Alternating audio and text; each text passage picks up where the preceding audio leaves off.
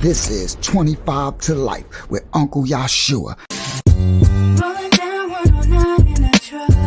Pull my ride up to the light, that's what's up. Look to my right and it's a ride rolling up. It's Lucci telling me tonight we in the club. He got the 24 road Escalade. He got the Lamborghini doors like they blades. His hammers ring cause that's how he was raised. His palace mob and tonight we get I'm from the ghetto, the slums, the rats, the roaches, the bums, the metal that stuns, the addicts, the cracks, the crumbs. The level where funds gets tragic and lavish is none. With rebels, they runs and rabbits like savages' sons. With did him and bigger and swiftly he shined the mug. That city appeared it with 50 took 9 of them slugs. This is 25 to Life with Uncle Yahshuah. What's good, everybody? Welcome to 25 to Life with Uncle Yahshuah. Uncle Yahshuah 25 to Life Testimony TV. What's good, everybody? Let me make this. How do I do it? Go down, make this bingo. That's center that. How everybody doing? Shalom to everybody. Peace and blessings to everybody. Hope everybody had a blessed day. I understand today is that heli day called Thanksgiving. We don't celebrate that over here. We don't. But I know a lot of my people over on Facebook, they're celebrating the Thanksgiving thing. I wanted to try to do a whole lesson on it, but that's okay. I was going to do a lesson on it, but I got so much I'm doing that I didn't have time, but I'm going to still do it to show y'all who the actual original natives were when Columbus and them got here and the whole thing. But hope everybody had a blessed day. Hope everybody have blessings out there worldwide. Hope everybody been doing good, having a good day. All right, so we back at Uncle Yahshuah 25 to Life Testimony TV. She rolling down 109 in the truck.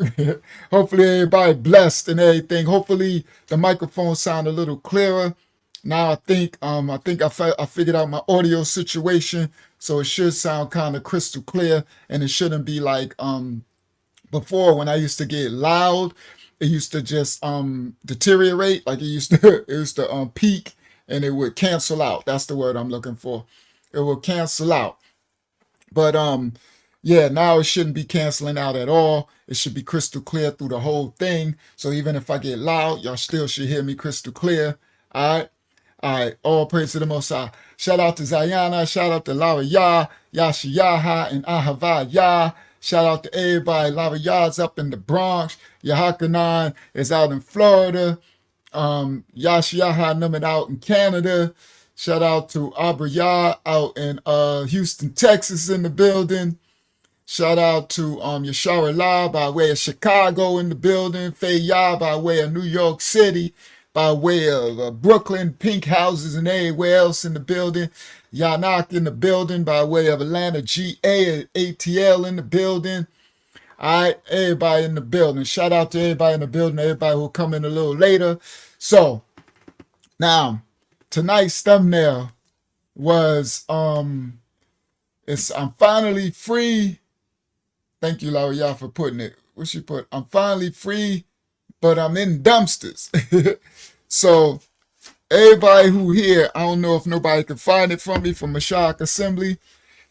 Do y'all remember the video? I tried to find it, but my computer was messing up and being attacked and stuff when I was trying to find the video. Y'all remember it would be perfect for this story. The video that I did on our Bible study on our assembly where I talked about the where I showed me in the dumpster, that video where I died in the dumpster, where they tried to kill me in the dumpster. That video. If y'all can find that for me, if y'all can tell me which video that is. I think we put it on YouTube. I looked on Patreon. I didn't find it. I thought we put it on YouTube. I know we did it on one of our Bible studies. I don't know if I released it though, but I thought it was on YouTube. It's the video I showed the dumpsters. I showed me driving. I showed all of that. But either way, if not, it doesn't matter. If y'all can, that would help. But if not, it doesn't. All right. So everybody, wake up, everybody. So I know people probably eating all that type of food and all that for Thanksgiving. I call it Thanksgiving. Everybody. We giving thanks for them killing our ancestors. That's some Fulio stuff. All right, so now let me see. I got my notes because I got a order here. Now we about to start the process of me starting this process of the hard part starts. Meaning I'm about to start turning into Uncle Yahshuah soon. Okay? So the last story I left off, that was when I was in Atlanta, right? In ATL. But but there was another part. So two parts are going to get fulfilled that I left off in other stories.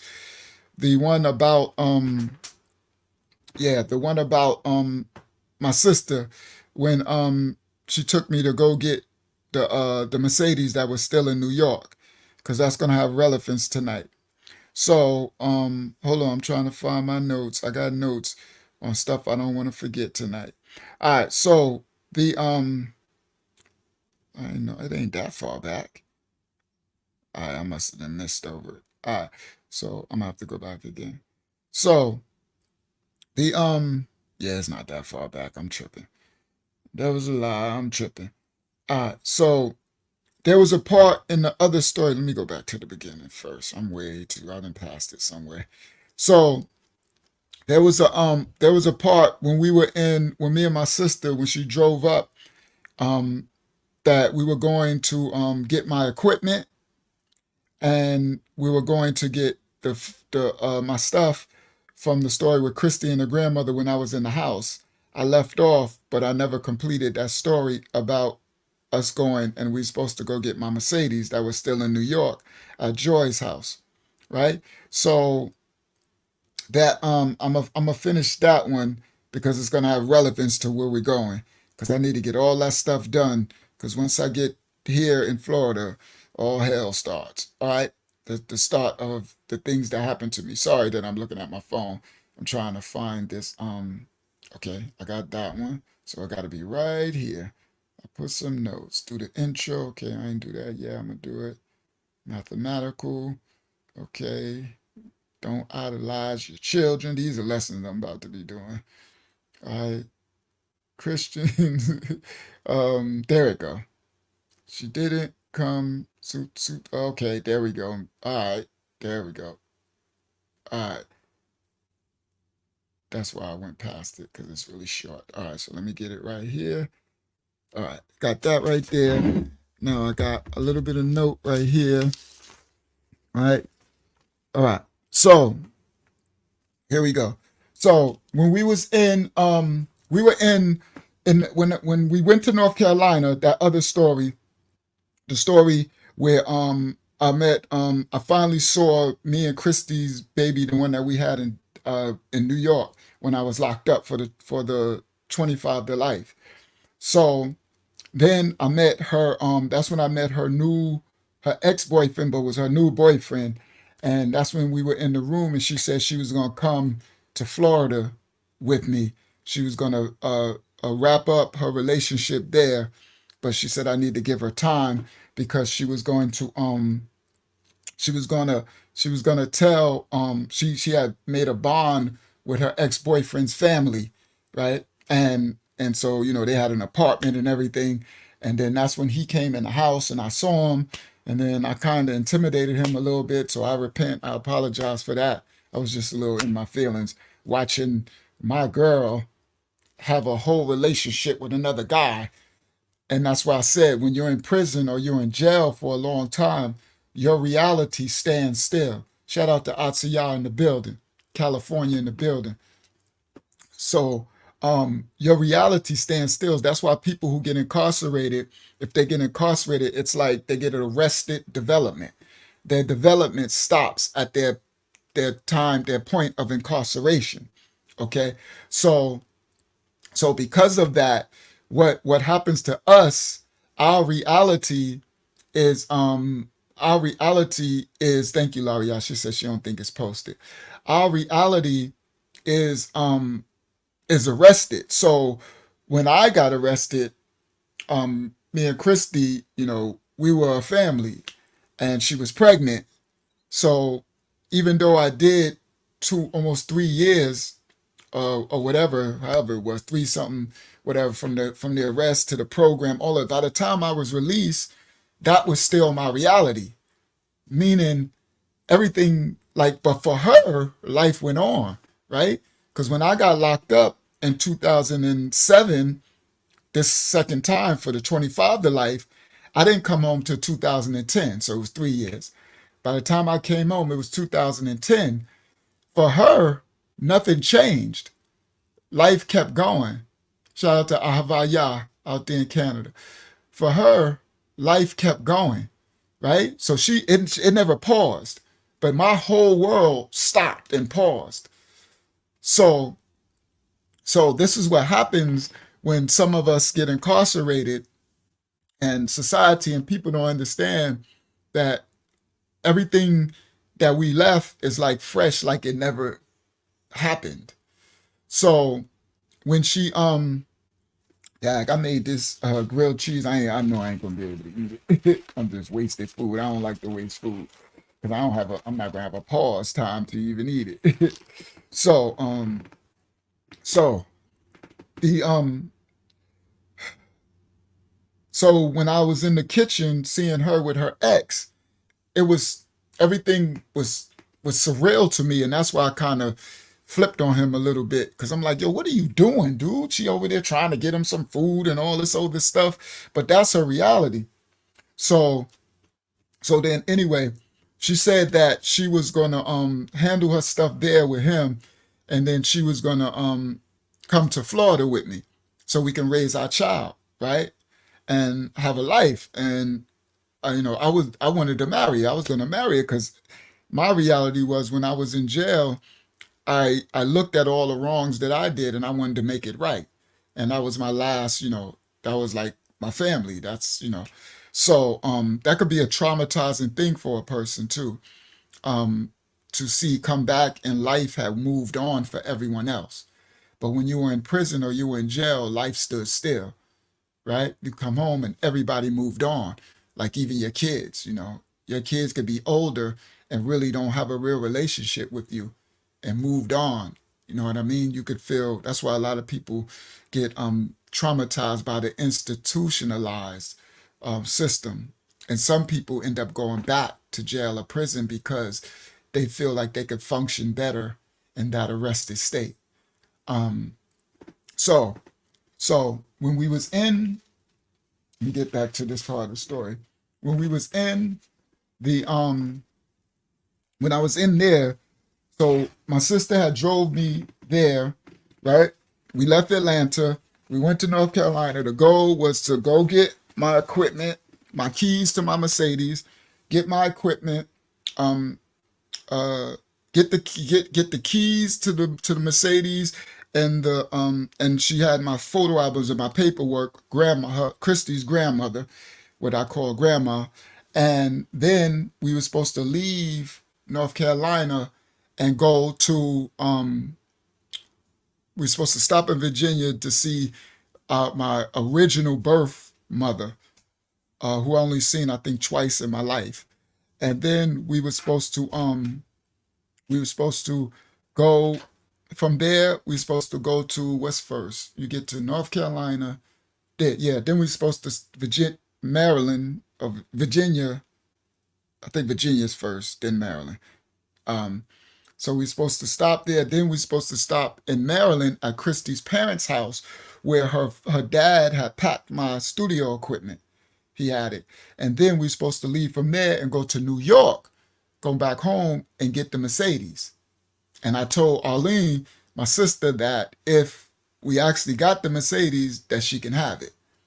And because I know it's going to be hard to get. So we're supposed to try to get my title and get everything, because the Mercedes was sitting so long.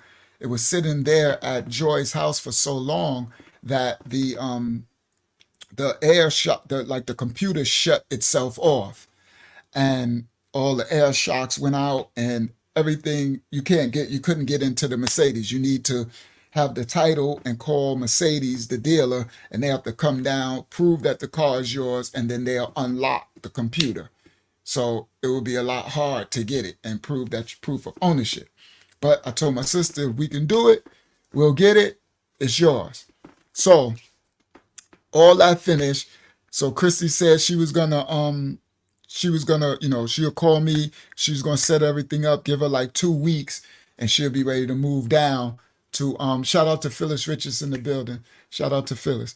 So she was supposed to move down to Florida with me, and so we could start our life with our family, right?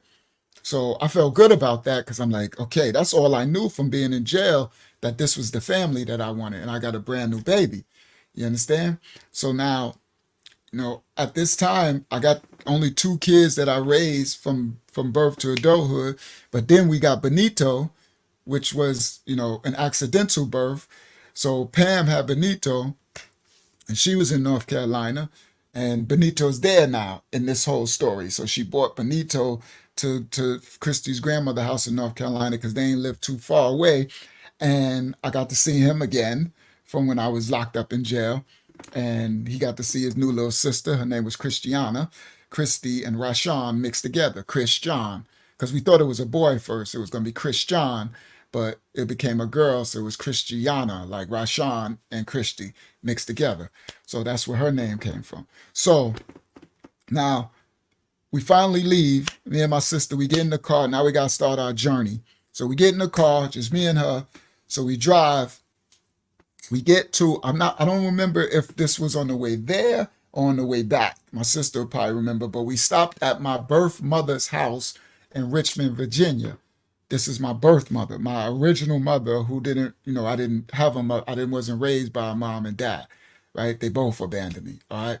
So my birth mama abandoned me, and my dad grabbed me from my birth mother my family in Bed-Stuy, Brooklyn. My family's from Brevoort Projects, they're from all over Bed-Stuy, Brooklyn, but we'll go back later.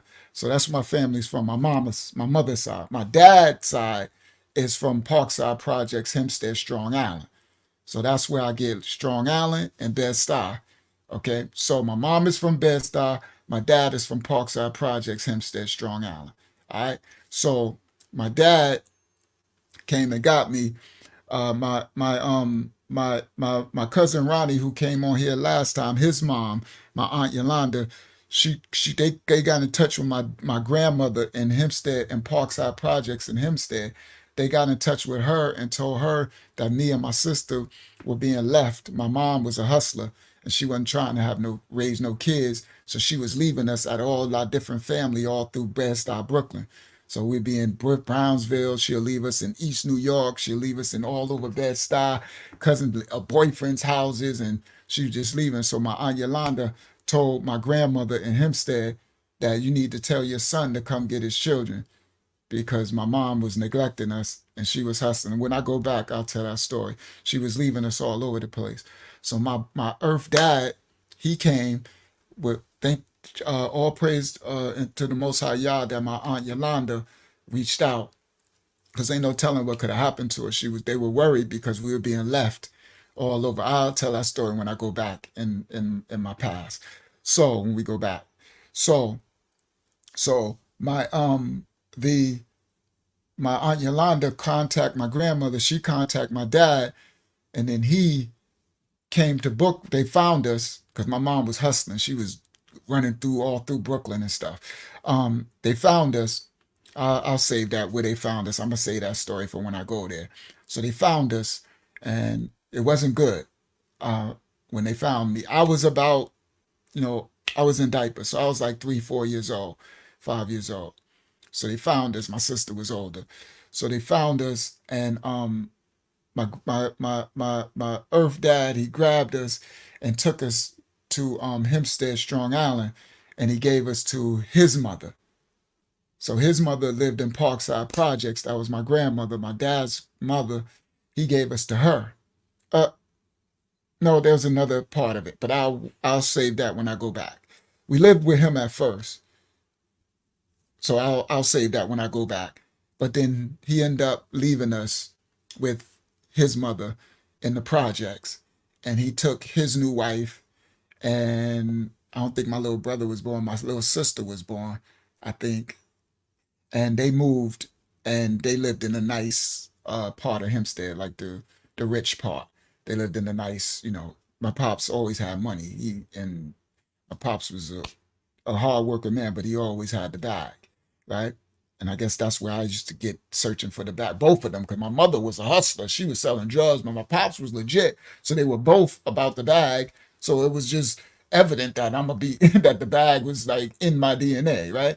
So so they and my pops gave me and my sister to his he left us with his mother. So me and my sister were raised with no mom or dad. So my dad, he would come see us. Share that but he had his family, right? So he ended up having kids with his new wife, and he raised them. They had their own life. And so me and my sister were in the projects with just our grandmother. All right. So now, my sister, she's been in contact with my earth mother, the one from Bed-Stuy, Brooklyn, who, but I only saw her twice in my life.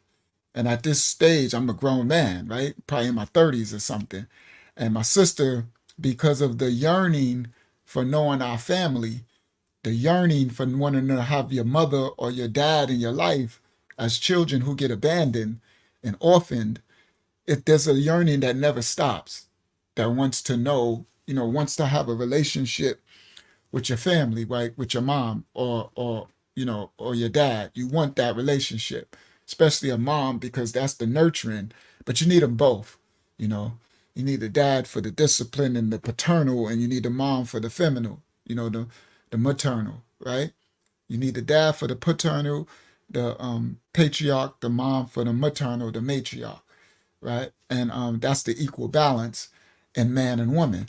So the little boy, he usually cling more to the mother because he needs that feminine, and the little girl, she usually cling more to the dad because she needs that masculine, right? The part of us that's void or as a detriment. As you know, as boys, we're supposed to have more masculinity than femininity, and as women, they're supposed to have more femininity than masculinity. So the parents fill those voids. That's why you have mama's boys and daddy's girls. That's kind of the normal aspect of it. When everything is done correctly in order, the way the Most High instructed us to be, that's how it would be. Daddy's girl, mama's boys is kind of, and then the dad brings the balance to make sure the boy don't become a mama's boy, you know what I mean? But the boy is supposed to have a special kindred to his mama, his feminine, and the girl is supposed to have a special kindred to her dad, her masculine. All right, and that's the order. So that when that boy starts to get developed by the dad and the mother both parented correctly, he'll be seeking like the like the image of his mother, the feminine, right, and his wife. And the daughter, she'll be doing the same with the mother and dad raising her correctly. She'll be seeking in her husband the physical, right, the masculine that her dad possessed. But society and the serpent seed in the world has destroyed that. So everything is off balance and kilter. All right. So when you are abandoned from your mom and dad, you don't have that part you're always seeking for. So my sister, now I blocked it out because I had to survive in the hood. So one of my survival mechanisms was to act like I didn't have parents, to like close, like I survived because I had to block it out. It's called not cognitive dissonance. It's called trauma. It's like a psychological aspect when trauma, and it could cause multiple personality disorders too, right? This got something to do with the lesson I just did in our ministry about the mind control and MK Ultra. So they would traumatize the MK Ultra patients, and then the MK Ultra, because the traumatic events, the person's ability, the mind has an ability to block it out, and then and if it's too many traumatic events, sometimes it takes on schizophrenia. It pulls disassociation. Good word, Asiyah. It pulls in different psyches in the person because what happened is the person has to compartmentalize the detrimental things that happen to them in their life. They'll compartmentalize those things in one of these personalities, and then another personality will take this trauma, and another personality will take this trauma, and that's how the disassociation and the body's and the mind's ability to survive, to sustain itself. It's like an ingrained survival mechanism if it's too much trauma. So in MK Ultra, they use that, the governmental systems, they use that as mind control, mind based. And so they would trigger which personality by keywords and stuff. And they did it by traumatizing them, right? And torturing them and all of that stuff. And compartmentalizing it in different parts of their psyche, their mind. Okay. So when a child is abandoned by the mom and dad, it never stops the longing. But the way that I was able to survive my upbringing and be normal, so all my people from New York who be here, they know me as normal. Like y'all see people come here, Junebug, Nas, and all, they all saw me as normal, unique, everybody. But what they didn't realize was I wasn't normal. Good. So here we go, Ralph Mann. Good. See, there's somebody here right now. Shout out to Ralph Mann. This is one from it's my brother from growing up from Hempstead, Strong Island, from little kids. It's A plus his uncle. Shout out to your whole family, Ralph. Right? A plus the rapper from my hood, right? So he knew me he a little older than me. So he knew me from a little boy too. I knew him when we were little. So a lot of, like, he didn't know. A lot of people, they saw me as normal, but they didn't know all that time that we were growing up, that they were seeing me as normal. I was compartmentalizing, meaning I was like, because I didn't have a mom, right? So most of us didn't have a dad, but in the hood, almost we all had moms, right? Shout out to Hope too. Shout out to Hope, his wife. So Hope, his wife, guys, is Corey Wilson, who comes in. Y'all know Corey on the Corey comes in on the ministry too. So that's Hope. That's Ralph married Hope. Shout out to Hope too. Shout out to the whole Wilson family. All right. So, and same thing with Hope in them, right? So now in the hood, most of us don't have dads, right? So I'm not sure if Ralph had his dad. I'm not sure if Hope had her dad really in her life, but they all have moms. So I know Ralph had his mom, and I know Corey and Hope and them had their mom, right? And I seen that, right? So everybody had a mom. So guys, the way that I survived and looked normal to everybody was from a little boy. I guess the Most High, right? The Most High put into me ability to block out that I didn't have a mom or a dad. And so I can function as normal going to school. But sometimes it would get hard.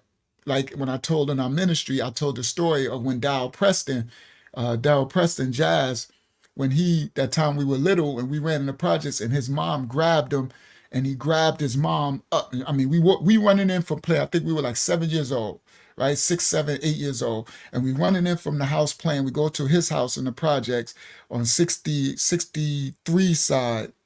He lived, no, not 63. He lived on 71 side.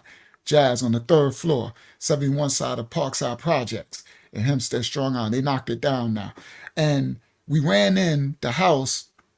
We little kids, we playing, right? So we run in the house, right? So we run in his house. We open the door. He opened the door. We run in. And first of all, it's smelling good because his mom was cooking, right? His mom was cooking food. And when we ran in, she was standing there and she said, "Come here." And he ran to her and jumped and she grabbed him and she started kissing all over him. And I'm right behind him as we walked in and I stopped. I'll never forget this, ever. I stopped. I had to be like 7 years old. I stopped and I'm looking. And it felt like everything went in slow motion, guys. It was like, this was one of the monumental parts, traumatic events in my life that never get erased. So it's like, I stopped and I'm looking at him and he jumped in her arms and she grabbed him and everything going in slow motion. And she started kissing on him and he was like wiggling, she kissing. She said, I love you. He said, I love you. And then she put him down, and I stood there looking, and I was like, right in the moment, everything was going in slow motion. It said, I don't know what it was in me. It said, you don't have that. Like, you don't have this thing. So I remember looking, and I'm like, because I blocked it out all of my life so much that it wasn't like a reality. So I was normal. And it was like, you don't have this. And she put him down. Everything is slow motion. She put him down. And then it just, whew, everything went back to reality.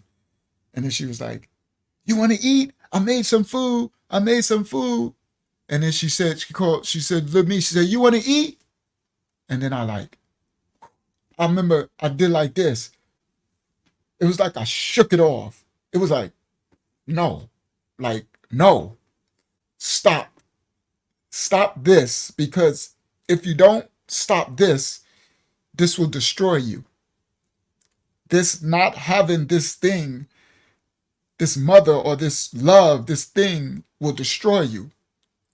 And I snapped out of it. And then I just blocked it. I never forget that. I just blocked it. And I was like, yes. And she said, all right, y'all come on. She said, y'all go in the bathroom and y'all wash up. And we went in the bathroom and we washed up. And I just blocked it. And then there was another time that it hit me. I would block it.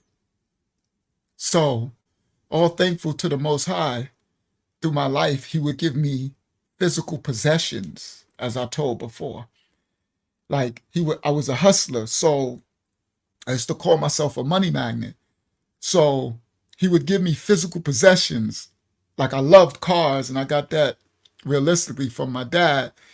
And he would give me, I would get these beautiful new cars, and I would get these new clothes, and I would get this nice, when I would get an apartment, I make nice things in it and shiny and gold. And the cars and the material possessions would make me feel like I had self-worth. So when I would get into a depressive state, like, because sometimes it would come on me like nobody loved you, like your mother, like these spirits, these dark spirits, right? Now I know there's devils, right? These dark devils and then demons would talk too. They would talk to me and be like, you ain't like you're nothing, right? Nobody ever loved you, right? You weren't worth being loved, right? Your parent, you're nothing. You're nobody. You're trash. Nobody loves you, right? You're not worth being loved. Like your friends, right? Look at Dow, look at Marcel, look at Lisa Turner, look at everybody who I grew up with. Look at them, right? Look at Chucky, look at Tammy Taylor, look at Ty Fields, look at Joyce, right? Give them everything. Look at everybody. Most of us didn't have a dad in the projects, but everybody had a mama. I faked it. I had to fake it. And my grandmother, all praise to the Most High that he at least gave me a grandmother, but she didn't know how to show physical love. So she just provided. So the way I looked at love was the provision, her providing things. She gave me clean clothes. So I always got best dressed in school, in class clown. That's what I always got from elementary. You know how they used to get you stuff at the end of the school year, best dress. I always got best dressed in every grade and class clown, right? So she always kept me fresh and clean. And she always kept our little house in the projects clean and always food.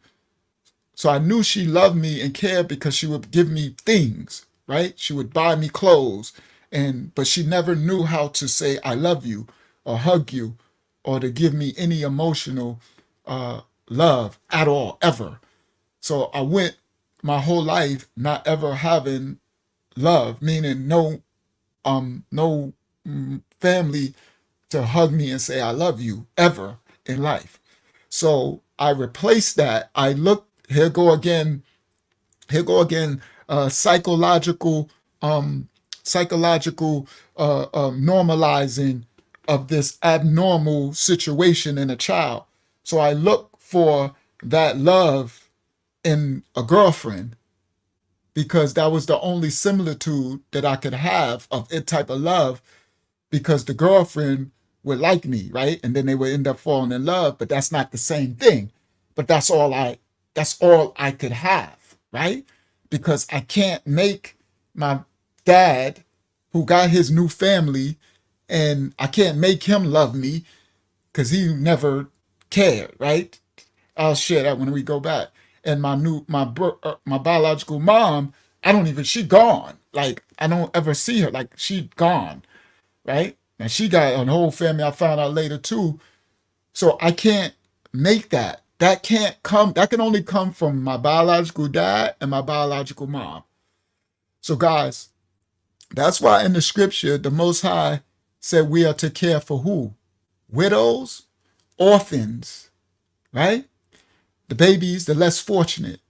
But he has a special place for widows and orphans. The reason why orphans, because the Most High himself understand that his order was for us to have a dad and a mom, the completion, the feminine and the masculine, to complete us, to prepare me to have a woman, and to prepare my sister to have a husband. But what happened to the child that have neither? It's only thankful to the Most High that I'm even able to function, guys. He gave me, shout out to Start a Gift. All right. Miss you too, Start a Gift. He gave me an ability, a coping mechanism. That's what it's called. And it was to block out this reality so that I could seem normal, so that when I would go to school with Start a Gift's sister, his older sister, she would see me in school and I'd be Rashawn, right? They own the guy Rashawn. They know Rashawn. They think I'm normal like them, but I wasn't. And certain times it would hit me. Like when my grandmother died and I ended up homeless, and Unique found out that I was sleeping in my car. Shout out to Ozzy Claxton in the building. Unique found out that I was sleeping in my car, and so he talked to his mom, Valerie, he just celebrated her birthday, her earth birth. She died though a long time ago. And Valerie said, yeah, he can stay here. And that was until I got my first apartment in Jamaica, Queens. And the first one was in,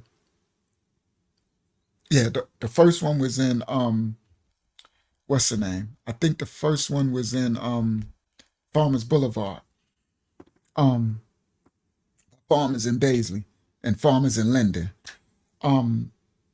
And I talked the lady, because I was too young to get an apartment, and I talked her into it. And the way I did it, I let her know I don't have nobody, right? There's nobody. And she gave me a chance. And she rented me an apartment illegally because I wasn't old enough. And ever since then, I've been on my own. All right. So I didn't know that was coming out tonight. That wasn't even planned. That wasn't even part of tonight's story. But praise the Most High. All right. So that makes sense because it ties in, because it also will tie into why I'm always looking for a girlfriend. Why I felt like I needed a foundation, like I needed a woman. So let me go back. So my sister, that's why I got there, because my sister, because both of us, we never had the mom and dad, but the Most High, he took care of my sister. He covered her. He always provided for her. And I'm thankful for that, because as a woman, as a girl, it probably would have really made it even worse than it was for me. But for me, he kind of left it raw. Like he kind of made me go through a lot, I guess, to build me up to be who I am now, so that I can teach his word and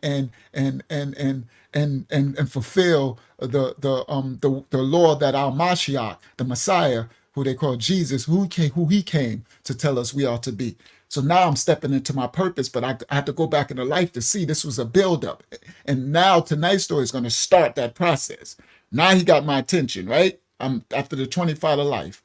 Okay, so now, so so my sister, all this time when I was in jail, she been searching for our natural born mother forever. But she would try to come tell it to me, and I'm like, I don't want to hear it because I couldn't open up that soft wound. I survived by keeping that door closed, right? That's called a dalayat in the Hebrew, a door, right? You have to be very careful opening doors because some of these doors will really damage you. That's why you got to be careful who you let in your life. Be a guarder over your life. Your life is sacred, your temple. Be a guarder who you let into your space, your temple, right? Make sure that they show themselves approved, right? So I was telling my sister no. Every time she like, I found our birth mother and I'm like, no, I don't want her. She used to be mad. You need, and I'm like, no, because I'm not opening that door, right? Because I'm healed. I'm not healed. I got a band-aid. I got a spiritual band-aid on my spirit man, right? It's a big wound, like a big bandage, right? And I'm not about to rip that bandage off for somebody I don't know who messing around. I rip that bandage off and she go and just stick a knife in the wound or right, throw some acid in the wound. Nah, I spent my whole life, I'm keeping this stuff at bay for it don't destroy me and have me depressive or on drugs and messed up. So I spent the like, no, I'm telling her no. And she kept trying to find and reach. And because she just had a yearning, and I understand as a woman, she had a yearning. She want her mama. She want her mother, right? And me, I blocked it out, right? I don't got no mother. I don't got no dad because it ain't about to kill me. That ain't about to destroy me. But my sister, I couldn't stop her. Shout out to Unique in the building. Unique, we'll do the nasty four. I just saw your mess. We'll do it another time. That's going to be a separate thing when we go back and break the nasty four down. So I understood her, but I told her, sis, do what you got to do. Because she like, I need to find who we are, right? Our family, our bloodline. I need to know my mama. I need to know my grandma. I need to know who are we, right? Because my father's side cut it all off. There was no history, right? I know that they came from Memphis, Tennessee. I seen some, but that was shut. And then my mother's side, I don't know who. So we children don't know nothing. We ain't got no history at all. Nothing. Nobody. We don't know nobody. Horrible. So I dealt with it. You know who my family was? My boy, Hempstead Strong Allen. My crew, whoever is in my same family now who coming in this chat right here. See, the same people who coming in here saying what up, Ra, and what up, that's the only family I knew. Hempstead Strong Allen, my people, right? That was my family. So, all right, now, now she's taking me to try to get my Mercedes back, right? And we left North Carolina. Now she's telling me I want to stop at our birth mother's house in Virginia because she found her and she been trying her best she just doing everything she can to rekindle. She want this love that we were denied. She want this love from her mother that we were denied. But I'm apprehensive. I'm apprehensive because I spent my whole life healed from the hurt that could come if that mother don't show that same love. That could damage me beyond. And I didn't have, the Most High didn't cover me like he did Arlene. He kept her, and I'm glad for it. I'm thankful for it. And I understand why he let me go through hell and through the shadow of the valley of death, because I need to build these tools to be the man I am now, to be able to preach the Basora, the Basada. That's the in Hebrew for the word, the good word, the Bible, to teach it to the children, to Yahadim and Gentile across the world, to the children of him, of the Most High, who follow under the Mashiach, the Messiah. Okay, so I understand later, but back then, that's why I didn't believe in God back then. There was because I used to think, how could God do this to a child? I didn't ask to come here, and I didn't ask to have no mother and father. Why would he do this to the child? Now I understand later what happened. But that's another, lesson of a story. So anyway, so she telling me we gonna stop, and I'm like, I've been stopped arguing with her, right? I've been stopped. I'm like, okay. But later in the story, we met my mother, we met her, and we met my whole family from Bed-Stuy, Brooklyn, and the Bronx. That's how I met my cousin Ronnie, who come in here, and my other cousin, well, I still ain't meet him yet. I think he's somewhere in Atlanta, some Khalid. He right? So I met my whole family from the Bronx, from Brooklyn, and from Long Island. And guys, I found out, listen to this, Unique and everybody else, and my Hempstead people. This is horrible. I'm just telling a little bit for when we go back. I found out my whole family and grandmother, my grandmother lived in Westbury. Listen to this, guys. My birth maternal's mother's mother and them lived in Westbury. And I lived in Hempstead my whole life, and nobody ever told me. I grew up my whole life with no family, no maternal, and they had moved from Brooklyn.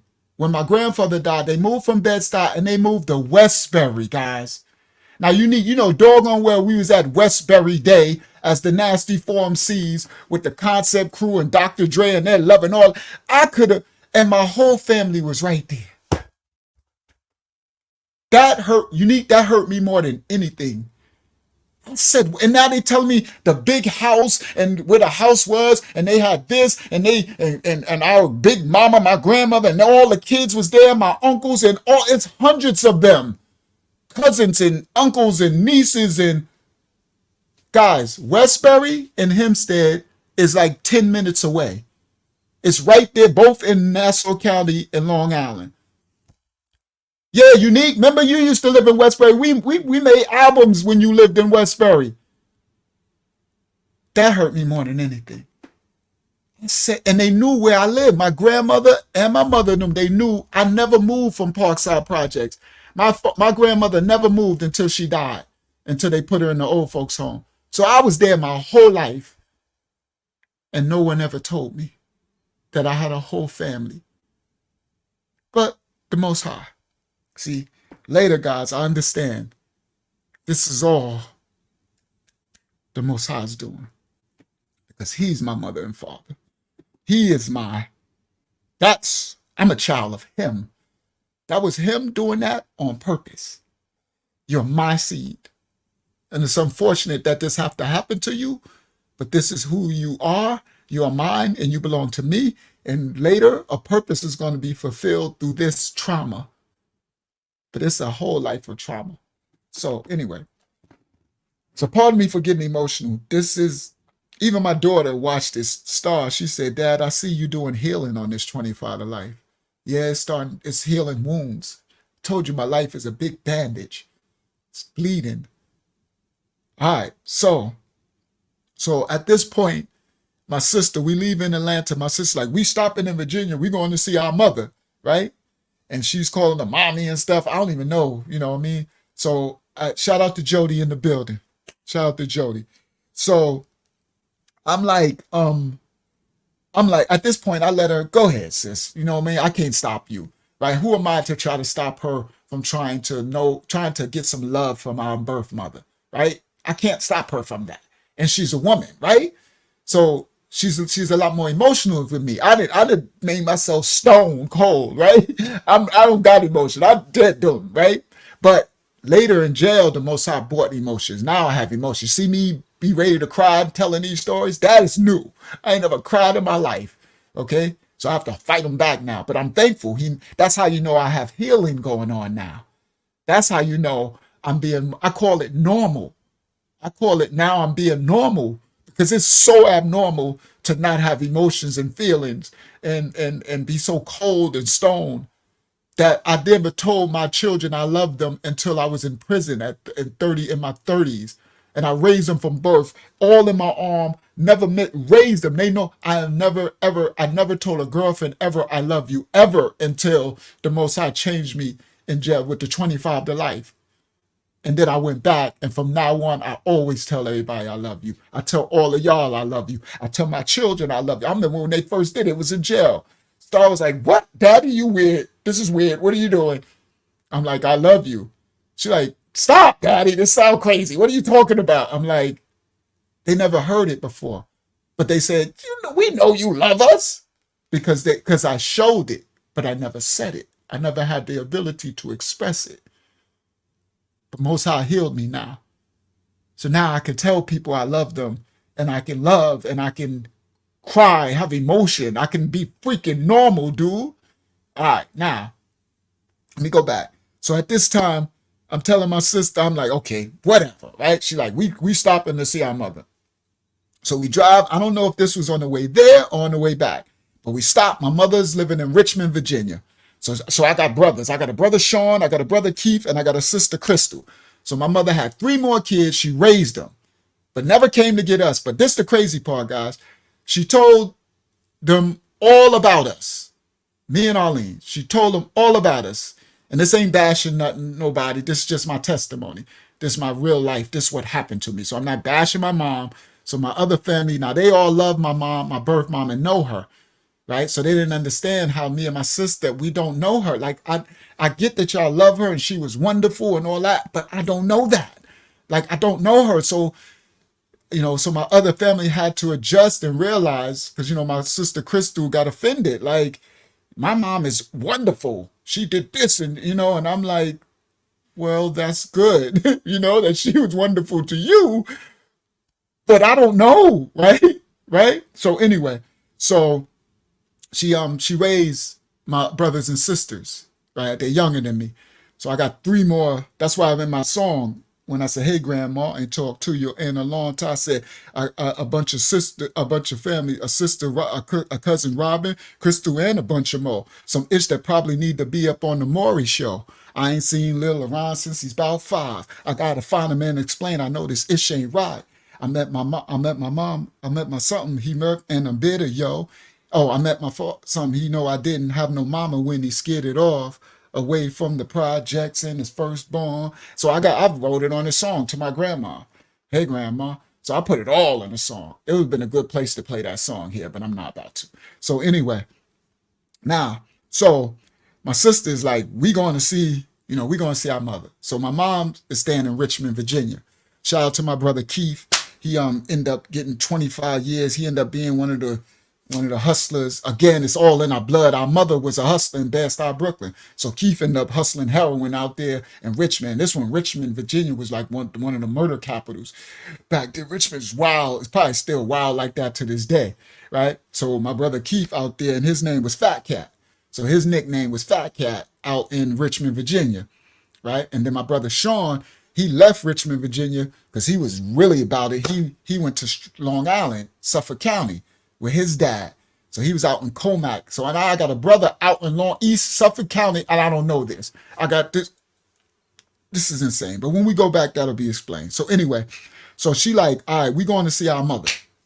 So we stop in Richmond, Virginia, and she got the address, everything. So she called, we get to the house, and it's like, I think this might have been on the way back. I don't know. They're up or back. We get to the house, and it's like 1 o'clock in the morning.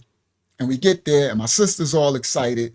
You know what I mean? I'm melancholy, right? I'm like, it is what it is, right? Because I'm not trying to set myself up to be hurt. Because she hurt me the first time I met her. So I'll tell that story back then.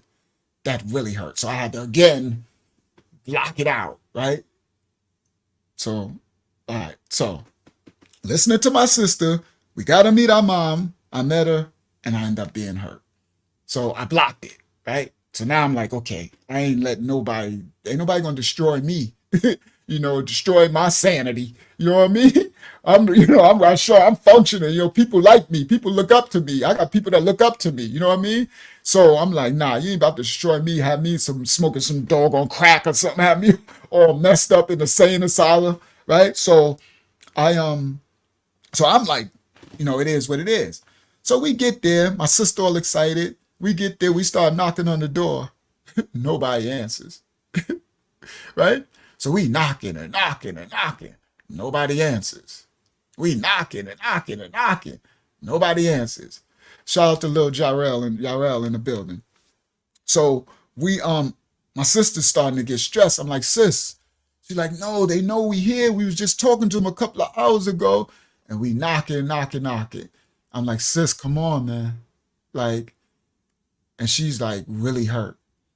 And she's like, no. So she get back in the car and we sitting there. I'm like, sis, we got a lot of driving to do. Come on, sis. They're not answering. She's like, no, it don't make sense.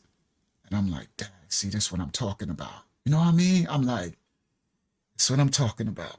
That's why I want to open that up. I'm not opening up nothing so nobody to hurt me, you know? So then my sister, she go back, she knocking again. She's calling, nobody answering the phone. Now a couple of hours ago, they was like, we like 2 hours away. We on the phone saying we like 2 hours away, right? So she like, no, they know. And because my mom is living with my little sister Crystal at this time. So Crystal's let my mom live with her. Crystal and her new boyfriend, I think. I don't think they were married. I'm not sure. I don't remember too clearly. So anyway, so my sister is like, no. So we sitting there now. We here outside for like 2 hours. I'm like, sis, no, like an hour and a half. I'm like, sis, come on, let's go. She's like, no. She go back. She bang again. Finally, a light comes on. And somebody comes downstairs. I don't remember who it was. And I'm like, ugh. So they open the door. So my sister's happy, right? Fine. They like, we're sorry we fell asleep, right? It was like they stayed up trying to wait and they fell asleep. And they can't hear. They sleep hard, right? Because it's like a brownstone. It reminds me of a brownstone in Richmond. For people from Bed-Stuy, Brooklyn know what I'm talking about. New Yorkers know. It's remind me of a brownstone type of house building thing, right? So we go in, whatever. I meet, we see them and everything. We see our mom, and my mom. The funny thing is my birth mom, my biological. That's the word. My biological mom is thug, like gangster, right? She from Bed-Stuy, Brooklyn, right? Born and raised, but then she moved and but she got Timberlands on. She got Timbos, right? She's straight thug, like straight gangster. So she's like, at this time, she probably like 70 years, she like 65 or something. But she got Timberlands on.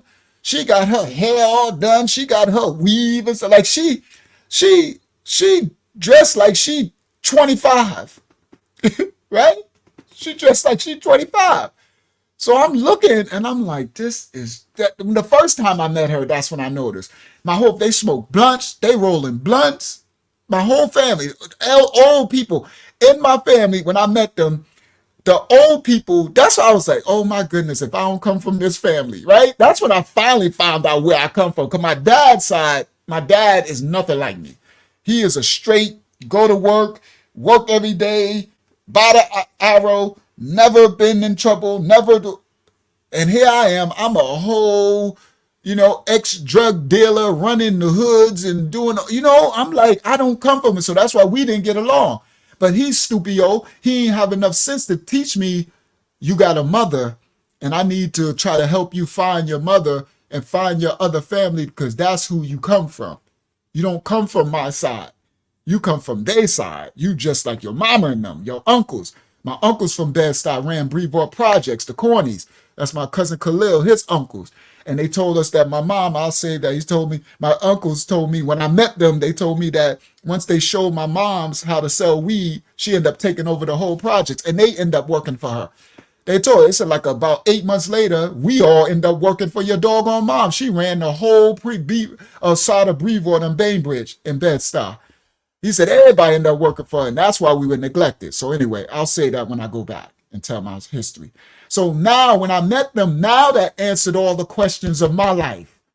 Now I'm like, okay, because I sure enough ain't come from this man. This man this man don't understand me. He don't like me because I'm not like him. And I don't know who I am. I don't know why I'm just a hustler. I don't know why that's why it's good to know your DNA, where you come from.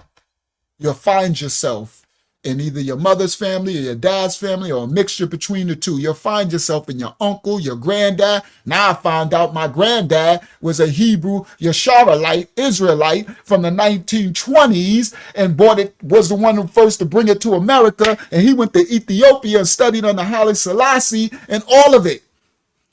Hence Uncle Yahshuah. This is all from my mom's side. Okay? That's my mom's dad. But if I never knew that, I would never have no answers. Now later I find out my dad's side. I see some of the characteristics in my dad's side too. See? But you need to know your history to know who you are in your DNA. And you'll know also what to die to, right? Because my mom have negative attributes and my dad have negative attributes. I need to know those so I know what to conquer in myself. You see? All right. So anyway, so my mom, she come down again. My mom, thugger. She a thug. She's 65 years old, but she's still a gangster. They still rolling blunts. She tell Crystal, roll up that blunt. Don't you got some blunts? Now this lady's 65 years old, right? It's somebody's grandmama. She talking about roll up blunts. Oh, if this ain't who I came from, the devil's alive. If this ain't my mama. I'm sitting up there. When I first met, I'm sitting there like, this is insane that I am watching this go down. So she's hold on, let me close this thing because I got somebody on the screen looking at me. Let me open up a new tab. There we go. So, cause I got another tab open and somebody on the screen over here looking at me. So she a thug, right? So she's straight thug. I'm talking about dating. She's 65. She's dating like a 29-year-old dude, right? So my sister mad at her, right? Because she always got some young boys, right? She a whole cougar, right? Because she young in her spirit, right? She young. Now she's 65. She don't look 65, first of all. She ain't taking care of herself, right? She's smoking, doing all that. Still like trying to, Crystal, like still trying to go out, right? Going to the club. She got a 28-year-old, so my brother Sean told me he used to get in fights with her boyfriend because the boyfriend is a little older than him, right? So this how mom always been, okay? So now, she straight thug, right? She like, my sister don't smoke. And at that point, I'm not smoking. So she like, y'all want some weed? Roll up, Crystal, right? So she rolling blunts. So she just thug. So she ain't got the ability to say, I'm sorry and give me my healing because she's still got an arrested development. She's still a thug. She's still 27. And of the other family, they know her like that, right? That's what they know. They're like, she the thug. So that answered a lot of my questions when I met my uncles and they told me about it. I said, now that makes sense because that's where I come from. And then I find out that my grandfather was Puerto Rican and all that. And Unique and them know they used to call me Puerto Rican because my cars and stuff, some of my cars have all lights and I wear bright clothes and all that crazy stuff. Just still different things from cultural aspects. So anyway, so we there and everything. And my sister is looking for a certain amount of healing, but it's not happening. Right? So my sister wants, and I love you. And, I do too. But it's blocked in me. I'm not about to open up that Pandora's box, right? So it wasn't okay. It was like cold. It was distant. It wasn't like these are the kids that I never raised, that never had a mother, and I'm going to try to make you feel a little, for this little time I got left on this earth, and y'all make you feel a little comfort. It was none of it. So later she was like, all right, I'm going to bed, right? She got her little weed high. They did their little talking or, just gossiping, nothing. And she went to bed. And I could see my sister was hurt, right? So I looked at her, I said, come on, sis, let's go, like, come on. And I'm like, just come on, man, So we we packed up. We said bye to my sister Crystal and her husband. And my mom's had already left. She already went to bed. We couldn't even say bye to her. We left. And when we got back in the car, my sister was more hurt. And I told her, I said, that's why I didn't want to go. But I got to understand she's always going to be seeking for that mother love, right? Seeking for that maternal or paternal love. Because it happens with the dad too. But most of us had a mom, you know. But some of them don't. Some of us were abused by our mom, and some of us are orphans and abandoned. So, yes, Ahavaya says she cognitively disassociated from both of you two, yes. But while telling everyone about us, so our whole family know us. So when I met my whole family, they all talking about my dad and this and all. And I'm like, so why nobody came to find me then? But anyway, that'll happen later when we go back. So anyway, let me finish the story. So I can get to the current story. So we get in the car. My sister's mad sullen. She's like, and I'm like trying to encourage her, like, it's all right, sis, it's all right. You know what I mean? Let's go. You know what I mean? So I got her spirits back up, and we drove off. So we get to Maryland. We call in Christy's parents. Now her parents are these rich people. They went to the military. They met in the military. They straight shooters. The mom works for Homeland Security in Washington, D.C., and the dad works for Johnson & Johnson. He's a CEO. So they got $1 million house in Silver Spring, Maryland, and all that. So they snobby, kind of. They snobby, right? They didn't even like her being with me, you know, because, you know, I was Sean from North Carolina, owned the club from New York and all that, whatever. But anyway, but the dad was cool because I had a discussion with them, right? They was going to buy one of my big houses in North Carolina. So Christy left my equipment and my music and everything there. So we get there. They come out. The dad, I see the dad. He like, how are you doing? I'm like, I'm okay. So okay, I hear your life change, right? I'm like, yeah. So I'm telling him that I'm a man of God, right? And I said, I'm gonna be a minister. But he's talking to me like I'm just doing the jail thing. You know how most people go to jail and that's where they find God, right? They go to jail, they find God, right? But then usually they come home and they get back to normal. You know what I mean? They lose God or whatever. You know, I'm just making a joke, right? But with me, it was serious. I didn't find God. First of all, he found me. That part. I didn't find him. He knocked my butt off the horse. Like he came and got me. I was not interested at all. You understand? I was not seeking it. I was straight in the bag. I was straight in Babylon. I was straight hustling, straight with my money, straight. Cause right now I'll be a trillionaire. You ain't no telling how much money I have, or I'll be dead and locked up. You see, that was my life. My life was get rich or die trying. I know that's right. That was my life, my old life, the old self who I died to now, right? Now I'm Uncle Yahshuah. That's why I got a new attribute. I come in the name of the Most High, right? His Hebrew name, Uncle Yahshuah, right? Yahshua, right? The Hebrew, all right? So anyway, now I wasn't looking for God. I ain't believe in no Christianity, didn't believe in God, didn't believe in Jesus. Now I'm the God, Rashawn, stand my truth for square. I still understand my lesson. I understand they still stand. Once you understand the true mathematics of the lessons, they still stand because they didn't say nothing that's contrary to the scripture. It literally said that do you not know ye are gods in the scripture, ye are yads in the image of the Father, right? Under the order of Melchizedek, under the Mashiach, the spiritual children of the Messiah. All right, but that's for the Bible study. So anyway, now, ain't nobody searching for no God. Y'all tripping. I'm the God. I am the God. What? God? I am the God. Everybody know me as the God. That's what they come here. Peace, God. The God of our Sean, right? So I'm like, that's how y'all know. That's why when Saquon come here, he say his boy Arb from Crown Heights, from the Heights in Hempstead, Strong Island. Arb saw my transition in jail. He saw it. So he told Saquon, like, Dag, I saw Ra. They saw it. Like Paul in the Bible transformed. So I got witness that actually saw me change.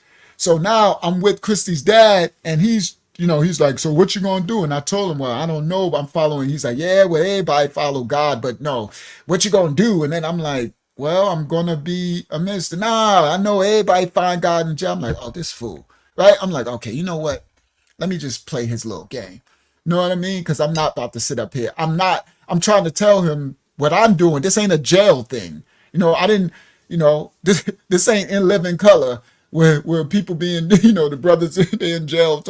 The hyperequilibrium of the equilibrium is the equilibrium. And this ain't In Living Color, dude.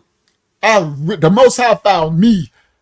I am literally in his image, and ain't nothing gonna stop me. He gave me a second chance at his life. My life is I'm still supposed to be in prison. The Most High gave me a second chance. Took me to the United States Supreme Court and got me a second chance to live. My life is his. All right. So I'm a new creature, right? I'm born anew. But this man, now they go to church. These are Christians, right? They God fearing, Jesus loving Christians. Him and his wife, right? They straight shooters too, right? They from military. They straight shooters. Beautiful home, all that, $1 million home, million plus. So he's thinking I'm just talking the street stuff, and I'm steady like, you know what? Just let it go, So he's like, yes, I saved your He said I saved your equipment. Good night, Ralph, and good night to Hope. He said, good night, brother. I have a phone call. However, you will hear from me again. Please be blessed. Or you too, Ralph. And you can watch the replay, I guess, when it play back too, King. All right, you and Hope, all blessings of the Most High to you and Hope. All right, all blessings to our Father, to you and Hope. In the name of our Mashiach, who they call Jesus. You know him as Jesus. In the name of Jesus, Ralph, blessings to you and Hope and your family. All right, love you guys. All right, Shalom, I mean peace.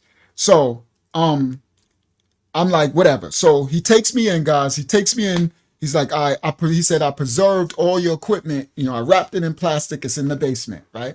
So he took me down. He got a basement, beautiful, because he got a multi-million-dollar house.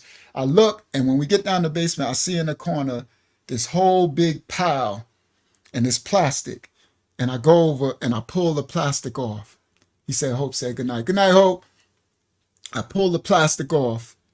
And I see my equipment that's over there. The same equipment I use now to worship the name of the Father, to worship righteous music for the Most High, right? For God. The same equipment. Yahweh said, peace to Ralph and Hope. So I'm like, wow.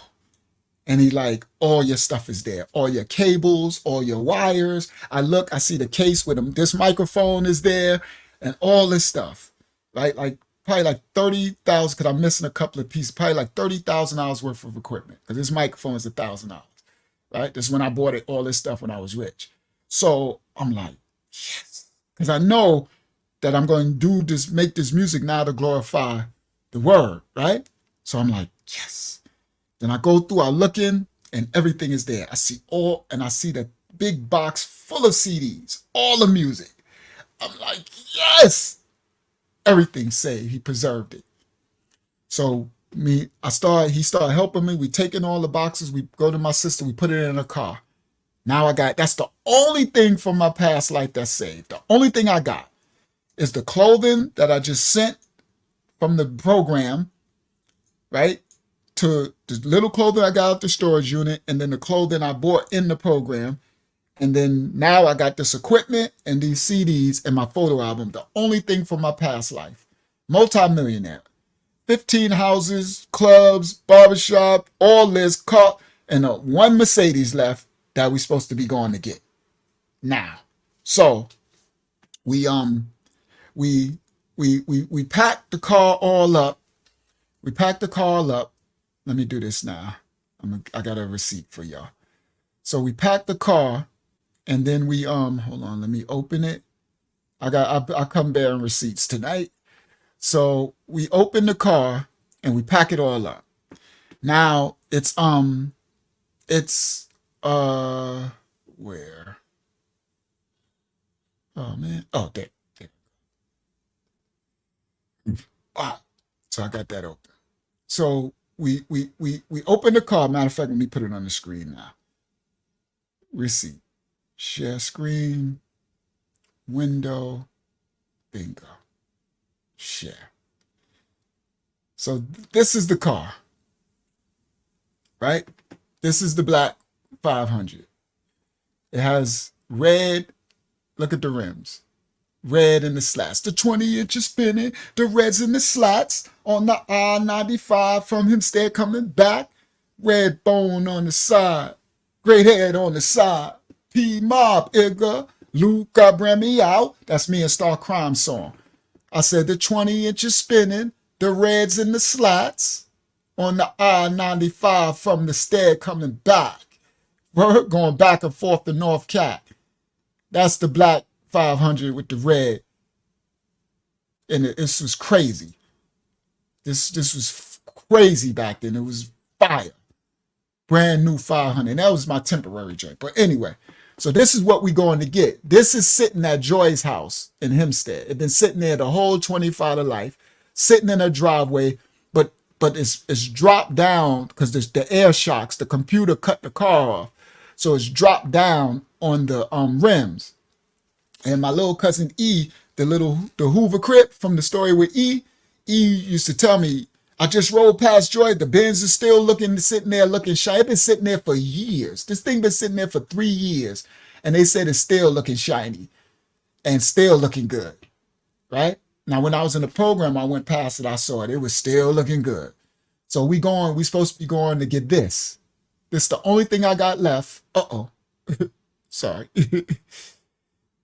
Hold on. How do I gotcha. That was how do I go back to it? Why that didn't work? Thought I should take it back. Let me see, let me go forward. What happens? It's not moving. All right, close it. Just open it again.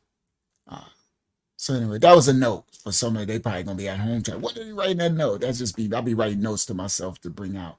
Oh, no, it wants to freeze. See, this what happened earlier. They attacked my computer. Now the whole thing wants to freeze. Uh-oh. I don't even know if I'm live.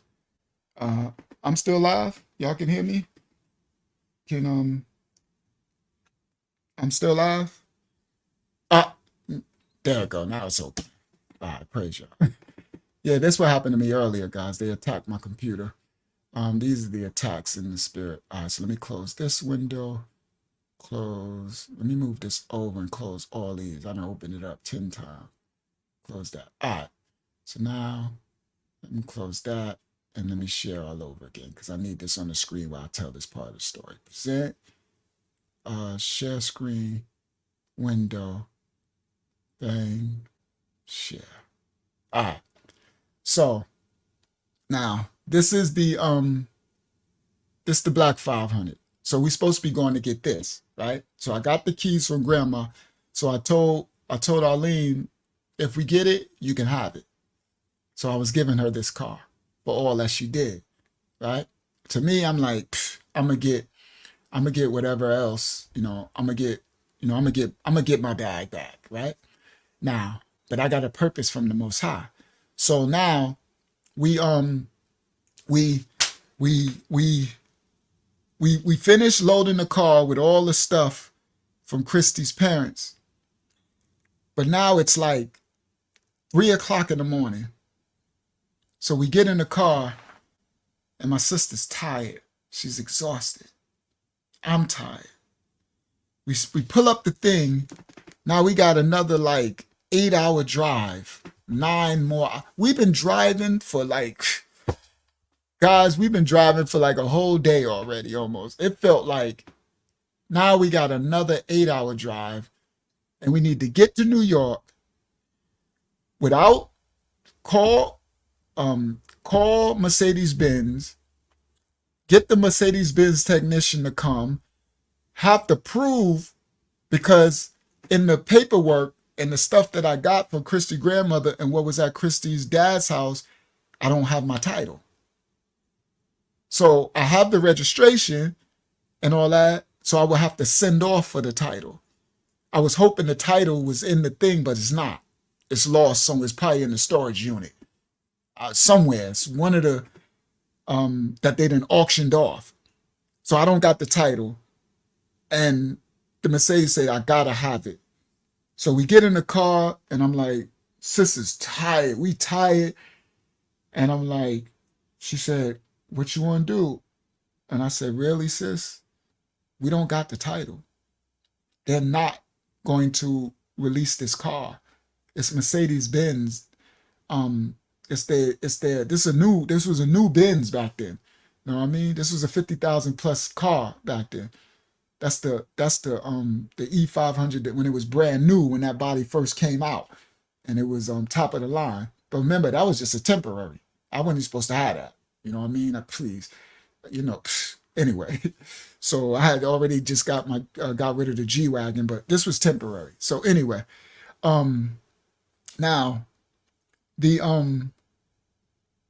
the reality is they're not going to release the car. They're not going to restart the computer so the car can be started again. We don't have it. And she like, so what you gonna do? And I'm like, we just gonna leave it. So what do you mean you're gonna leave it? I said, sis, I'm used to this. She said, but that's a 50,000 car. I said, I done lost millions, sis. Right now, I done lost about 1.4 million doing this whole thing. They already done took everything. That's just the last. I got my photo album and I got my music and its equipment so I could fulfill what I need to fulfill. And she like, but no. I'm like, well, we can go. Let's go then. So she's like, we're going to get that car. So we start up the car and we start driving. So we driving and she tired. We pulling over. She tired. I take over. I'm tired. We keep pulling over at rest stops. And then I can see her face. She like, you don't think they're going to give it to us? I said, sis, they're not giving it to us. I'm telling you. I felt, guys, honestly, in my spirit, I felt like God was saying no. I felt like he was like, this is the last of the old you. This is the last thing. The thing that I saved from your old life is the thing that you're going to use to glorify me with. The pictures is so that you can tell your testimony and have receipts. And the scripture says others are saved. Salvation is in the testimony of others. Salvation is in the testimony. And the music is so you got receipts of all this story, all this time, every life story you tell, you got music that tells, they got a soundtrack to your life. And you will be writing a book because your book will be a testimony of how I saved you. How you, a motherless child, an abandoned child, a fatherless child, an orphan child who nobody wanted and cared, who didn't believe. Shout out to Corey Wilson in the building. Ralph and your sister just left, Corey. I was just talking about you when Ralph and Hope was here. Shout out to Corey. How Corey and all of them could see you grow up and see who you was. You was the God, see all this. How I could change you. Because if I could change you, others could see anybody can be changed. If you can be forgiven for your sins, all the drugs that you sold, that genocide from your childhood, and I did my time for all the crime that I committed. All the genocide, the drugs that you sold, all the things that you did, if you can be forgiven, anybody can be forgiven. If you could change your life around and serve me, then anybody could. Your life will be a living testament, a testimony. Your life is a living testimony. So the music in the book, the music will be a soundtrack. It's a testament to me. in you that's in everyone else. Others will have healing and growth and development and salvation throughout you showing that it don't make you weak. You ain't soft. You ain't fell off. You ain't, you ain't all old and decrepit and speaking. No. Shout out to Jazz in the building over there in Germany. Good morning to you, Jazz. That's Daryl Preston, guys. I told Jazz, I just told a story before you got here about you and me when we ran into your mother's house. When you watch this back, Jazz, I just told it about a half an hour ago. You ain't gonna remember this story, but we as little boys, we was playing outside. We ran into Francis' house. That's his mama, Francis. We ran in the house and she grabbed you and picked you up and was kissing on you. So when you watch it, I ain't gonna give it away. Watch it back, Jazz.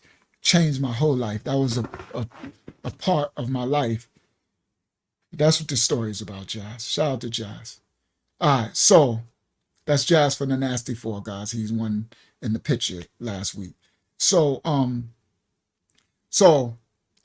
how if the Most High can change you, that we all got a chance. Because you were the forgotten child. Like no mother loved you. No father loved you.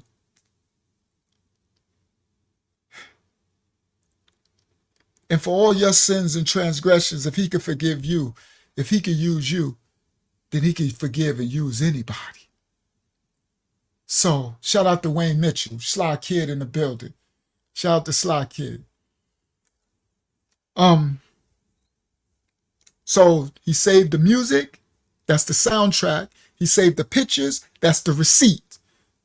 And he saved the equipment so I can use this mic right now. This mic is doing the work that he said. See, this is a live playing out of the prophecy of it all. And he knew that I would never forsake him. I would never waver. I would never go back to the old life. And he about to put me through hell. Y'all about to hear a little bit of it tonight. Hell. But this car on the screen was the last piece of the old life. And I wanted it though. Because that would have made me feel a little better in Florida. You know, right? To go get a regular jet. Because now I got to be regular Joe Schmo. You understand? I got to be, ain't no more hustle. I can't hustle a nickel bag of weed. I can't hustle nothing. I can only work. I got to give Caesar what's Caesar. I got to be lawful, abiding citizen in the land that I am in. I got to follow Caesar's laws, the law of the land I'm in, as long as they don't transgress the law of the Most High. I have to follow them. That's the scripture. That's the word. So I can't do no crime at all. Nothing. I don't care if it's white collar. I don't care if it's a little bit, because the Most High sees all things. My life ain't my own. It's given to him. So I'm a different being, and it's a different thing, and it ain't no joke, because I'm used to the bag. I'm used to this. This is my life all day, and this would have been my hoopty. This would have been the car I gave to my girl after I got my. Remember, guys, I had my Flying Spur Bentley, the money green. This is my second car. Y'all remember my Escalade and the ML and all that? I got second and third cars that I switch up. Like I drive around in this so people don't know I got the $180,000 Flying Spur, because you don't let your left hand know what your right hand doing. You keep stuff secret. That was my life. But now I got to die to all that. Meaning I can't get that no more unless I can get it lawfully. Unless I can get it, the right way. No crossing. I can't no more. So the Most High, I knew it when I was in the car with my sister. She was like, you don't think they're going to give it to us? And I had to turn to her, guys, and I looked at her. I said, sis, they're not giving us this car. She said, well, how are you so sure? I said, because I feel it in my spirit that God is not giving me this car. This is the end. This is the last piece of the old life. What he want me to have is in the back of your trunk. And I'm going to use that to glorify him. And she looked at me and she said,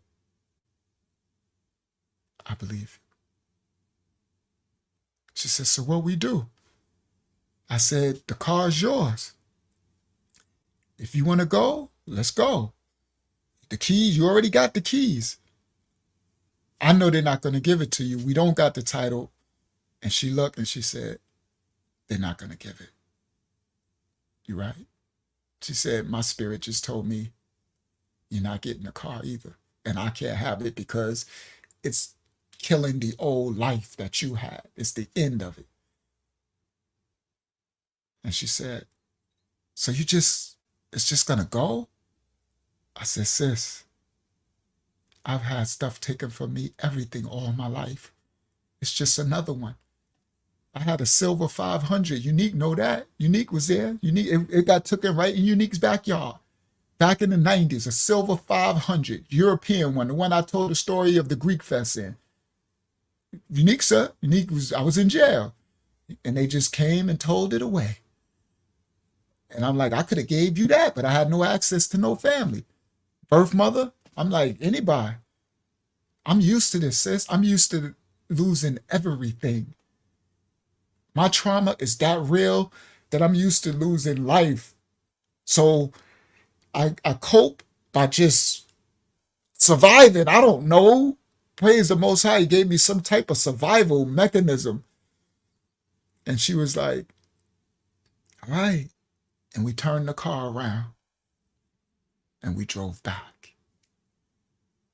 And I never seen this car again. So when I'm guessing, I don't know, Joy, I think Joy is live or dead. I guess they came and told it away, or I don't know, auctioned it. Same thing, I don't know what happened to my others. But whatever, they got a $50,000 Mercedes for free. The other the other car they got for free, all my stuff. My storage unit, that was over $100-something thousand.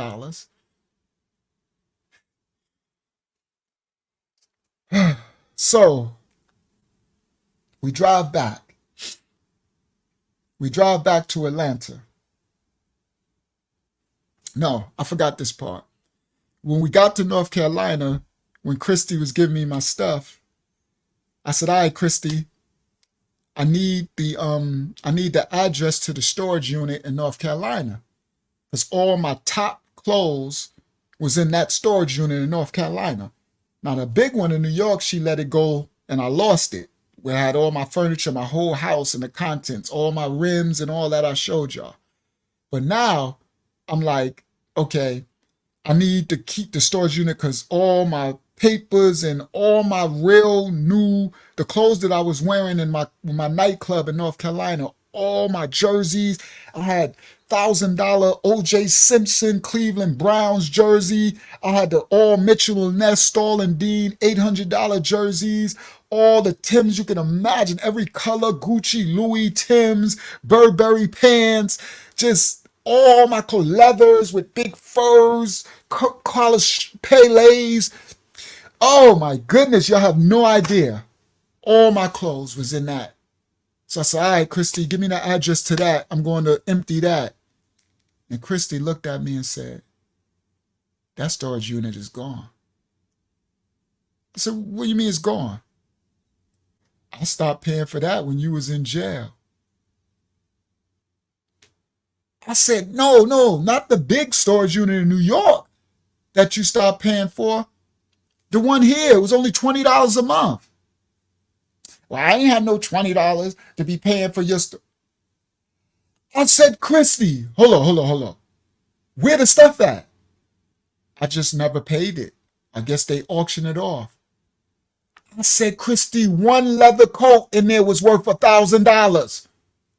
It had to be, guys, 30 Pele shot, all type of leathers, butter softs, every Timberland you could ever. I had like 50 pair of Timberlands in there, every Nike, every. Oh my! I said, Christy, one throwback jersey was worth like $1,000. For $20? I wasn't paying no 20. I said, but Christy, you knew what was in it. Well, I didn't. That one really whipped me because I thought I was going to have my clothes. You see? I thought when I get to Florida, I was going to be able to go get this Mercedes and get my clothes. So now, yeah, I got to work. I got to start over. But at least, I I got this and I got my clothes. At least I could feel like myself. Oh my goodness. Out to y'all, she could have went in there, sold one coat and paid for that for the whole year. You understand? Or anything. She let it go. I didn't believe her because it was too much money. I said, nah, give me the address.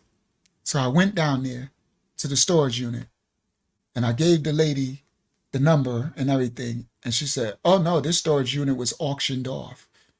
It stopped being paid over a year ago.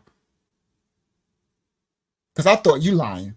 You went in there, you got all my stuff. You just, you got your ex probably wearing some of my leathers and my pants, my Fendi Burberry pants. And I'm talking about Gucci stuff from the stores, I was a millionaire, guys.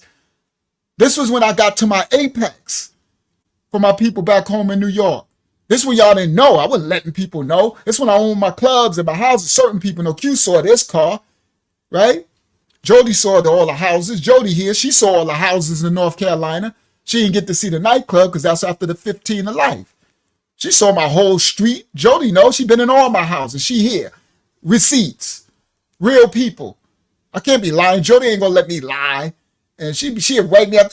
Boy, she won't come back. She be like, this boy ain't doing nothing but lying. Boy, the devil's like, you ain't doing nothing but lying. Boy, you know doggone well. She wouldn't be here in the chat talking about what's up, guys. Ain't nobody, and we ain't fake where I'm from. See, Jody said I did. She was there. We were in the palace. Jody was in the palace. Remember the palace, Jody? We was in the big white and blue house. Right? Okay? She seen. Remember, Jody, that's the time we was putting the people out the houses. Remember, Corey tried to play like we landlords. We putting the people out trying to, right? So, now, yeah, we don't play no games. Jody be like, I'm out of here. This dude up here faking on YouTube, right? She like, we're up there faking on YouTube. She been to call New York. Y'all know around YouTube faking, fronting, right? Like he had it going on. Nah, it's real stuff. Now, I did my time for all the crimes that I committed. I'm a man of the Most High now. It's my testimonies. So I'm like, all my clothes are gone. So I didn't believe Christy. I'm like, nah, ain't no way in the world because Christy knew what was in it. She seen I was wearing the stuff in North Carolina in the nightclub. Jody ain't got to see the nightclub. I know Jody mad at that. I know she like, what, boy? Jody, we had the biggest nightclub in Henderson and Raleigh and oh my goodness, you saw the stories. So Jody would have loved that. Yeah, you would have been the queen. I could see Jody now at the bar coming in thinking she Queen Madam Madam Trump in the club. That's my brother club. Like, it would have been a rap. Jody had been in there. I'm like, Jody, go. If you like, leave the ball alone, Jody. Jody been to have she been to met some old thug. Yeah, it would have been a mess, right? Only one who seen it was Africa, and he was a mess. Africa went crazy. He was in there, but when I go back, I'm gonna tell those stories. So anyway, Jody never even get to meet Africa and all that. So anyway, now, so I'm like, Christy lying because Christy, I know she know what was in that storage. I'm like, I don't believe you. I don't believe you. You know what I mean? I don't believe you. You need more people. I don't believe you. You need more people. So I went down there, and the lady said, yeah. They stopped paying it. And I said, you got to be the biggest fool. I said, Christy, one coat. I mean, guys, I swear to you, I'm not lying. Whoever got that storage unit was even better than who got my New York storage unit. Now, who got my New York storage unit? They were straight because they had washing dryers, Italian leather couches, all those rims, 24s, 23s, 22s, Mercedes. They got so much clothes and stuff. But who got the North Carolina storage unit? They probably only paid $1 for that. Because guess what, guys? All of it was in garbage bags. Because I packed up that apartment when we was going to fight the 25 to life. I mean, the 15 to life. When we was going to trial. When they was like, come take it or they're giving you 33 years. So we just packed all that stuff up in garbage bags and tied it big. I put those big, thick garbage bags. So whoever got that storage unit, y'all know Storage Wars in North Carolina. They was there. It was small. It was only a little $20 one, a little small 5x5 skinny one, right? So you know how they open. If y'all ever seen Storage Wars, you know how they open the storage unit up, and then the people look and they say $5. They've been wondering. Nobody paid over probably $10 for that, because when they opened the storage unit, it was only garbage bags on the floor. So it's probably like 10, 15 garbage bags piled in the corner on the floor. And I remember when we left it, right? Just it. So it looks like garbage, right? 15 bags full of nothing in there. Nobody gonna want that unit. What they didn't know was, in every one of those garbage bags, one of those garbage bags had every real Michael Jordan Air, from the 1s, 2s, 3s, all the way up, every Nike Air Force Ones, every color, and then another bag had every Timberland ever made. Orange, purple, green with the white bottom, red, yellow, rust, like every Gucci, Louis Berg customized ones. And then another bag had every jersey ever. O.J. Simpson and John Elway and Colt, Baltimore Colt. I mean Mitchell and Ness and Starlin Dean. Look, the real jerseys. Okay, $800 a jersey. Julius Irvin jerseys. Every foot, and then another bag had every Pele leather they made, the Indian head ones, $1,500 Pele's. Another one had every other leather, shot, SCHOTT. Look it up, Google it. Y'all can Google it right now. Shot leathers and see how much they cost. These white manufacturers, $2,000 leathers, butter softs.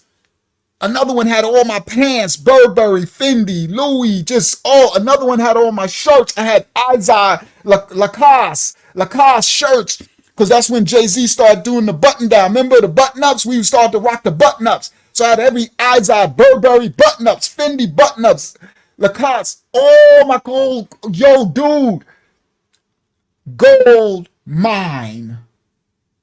Whoever got it, they probably got that storage unit for $5. I don't even know how much all that stuff was worth. It's probably like 100,000, 80,000, 90,000 worth of stuff. That was a reality check. That hurt me a lot. And Chrissy was sitting there with I said, but your stupid butt. I would have rather you sold it and got the money. My God, I would have rather you just sold everything and at least spend the money on my daughter or something. So I had to eat that. Now, that was before we left and went to try to go get the Mercedes. So we left the house. So now we left the house. We went to see my birth mother in Virginia. Then we went to try to get the Mercedes. So now, with my sister, I'm like, everything's gone, sis. Everything. So we drove back. We get back to her house in Atlanta, and she like, well, here are your keys. I still got the key ring. I should have found it to show y'all tonight. I got that same Mercedes. I got that Mercedes on my old key ring somewhere, one of these drawers. And my reality was, he wasn't allowing me to have nothing, none of the riches from the past life. None of the riches. I would be starting anew, brand new. Shout out to Jackie Pickett in the building. One love, Jackie. So now, y'all remember last week, I told the story how I left Atlanta. So last week, y'all got my whole experience in Atlanta with the girl peeing on me and the crazy people in the movie theater, that whole story. So here we go. So now I caught up. So now I leave and I'm going back to Florida. Now I'm finally there. Now I told the story last week about the T-Pains, right? The T-Pains. So now I get back to we get back to Florida. So now I'm gonna start from here. I say bye to my sister and her husband and all that, and me and my brother get in the truck and we drive back to Florida. We get back to Florida. He's like, all right, he's staying for a couple of days, then he getting back on the road. He's leaving me. We get back to Florida. I got my new bed. Remember, he got me the new mattress. I'm in my room. Everything's set up. So now my brother is like, all right, it's time for me to leave, to go back out.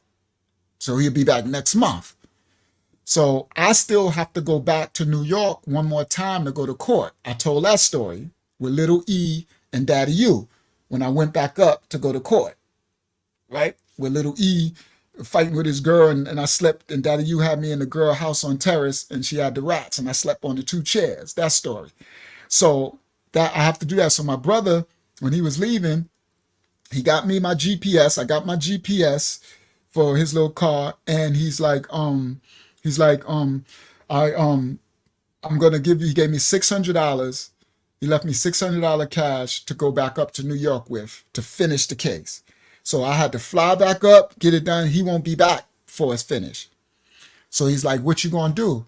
So I said, "Well, I gotta try to get a job." So he said, "Well, they have a day labor. It's called Labor Ready. It's a company called Labor Ready." Let me get the Mercedes off the screen. Bye. Bye, baby. Never seen her again. This helped. This car, I sat in it one time. Let me end this here, so I'm going to say bye to her. This is when Q-Dog, I was messing with Q-Dog, and we was in Joy House, and the depression of not having a mother and father came over me one time. So I told Christy, I said, "I'll be right back. I'm going to the store." She thought I was going to the store. So I went and I got in this car and I put the sunroof back. It was nighttime and all the beautiful lights. It's pretty black, shiny. Those windows are pitch black. And I got in the car and I started it. You know, all the lights and all the leather and the wood grain, because it's brand new. And the smell, it was because I was feeling so depressed in my spirit. Meaning these adversaries, these spirits will come to you and they'll make you feel like nobody loves you, right? And it was doing it. It was making me feel like you don't have a mother, you're worthless, nobody love you, you don't deserve love, you don't deserve anybody to care for you, a mother, like you're nothing. And that's why I say, guys, I was never normal. So I could be around you and you won't know that I'm going through this. I'm saying this because there's people that are around you that are going through it and you don't know. Okay? So Christy had no idea this was happening to me in the apartment. So I told her, I'll be right back. I'm going to the store. But I wasn't. What I was doing, guys, I was going for a drive. Because when I would get in this car, just the leather, the wood grain, the sinking in the seats, the smooth like you riding on air, the air suspension and all of it, I started driving and the system and the crystal clear. And I'm driving and I'm like, shoot, I'm talking to those devils. These are probably demons too, because it's probably the demons. You ain't nothing, you ain't nobody. It's probably demons doing all, because they the ones who chatter in your ear. So I ride. I'm telling y'all a specific event. This car, I rode and I went and I parked. So I rode and I'm like, I am somebody. I am something. I am something. And I'm battling. And they're like, and just the luxury of the car made me feel like value, like I had some worth. And I remember I drove and then I went and I pulled over and I just parked and I put the seat back. And it's like I wanted to cry. Okay? I wanted to cry. But I didn't. I'm at war, right? And I'm like, I am somebody. And I'm just looking at the gauges and all the illumination of the lights and the leather and the grain. And I'm like, I am somebody. I am somebody. It's their loss. It's their loss. My mother and father, they gave away a good thing. That's how I felt. They gave away, it's their loss. Because I'm loving, I'm kind, I'm smart, I'm loyal, my attributes, I'm wonderful. Guys, I had to build myself.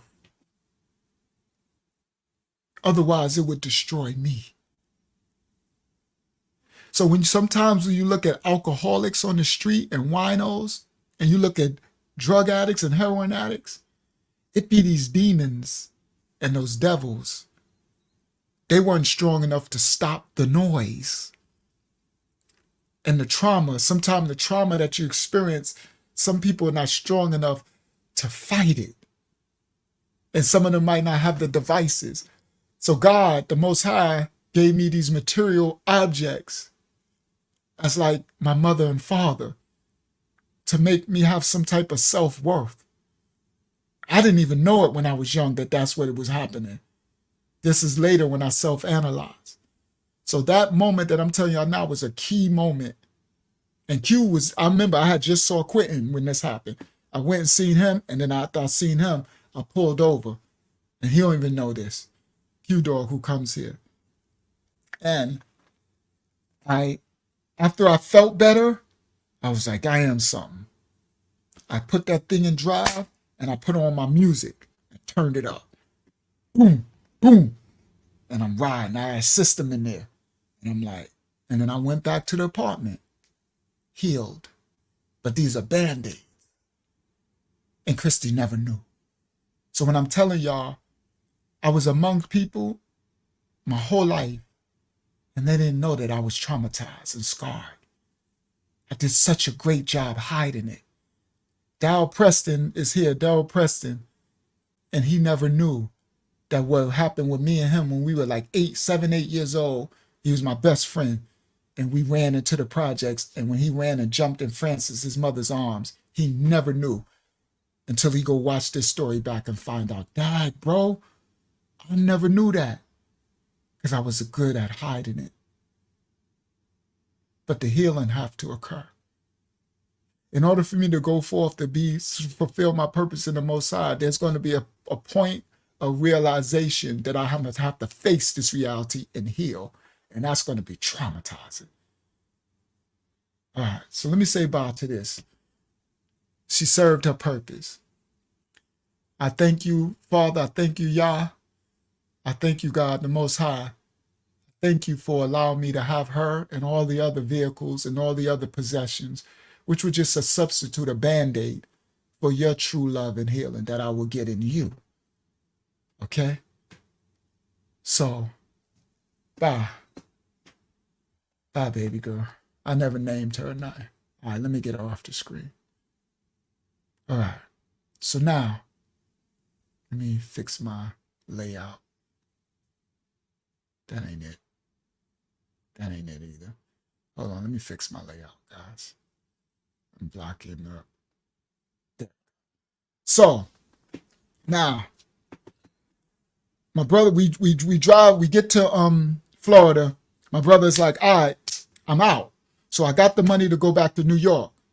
So he leaves, right? He leaves. No. Before he leave, so when I was in the drug program, I got my CDL. I passed my CDL permits. So I passed all the permits. So now I need to just go to the CDL school to do pass the driving test in the truck for them to train me to drive the truck now. But the hard part is passing the written exams in the motor vehicle. So I passed and I got the double trailer joint.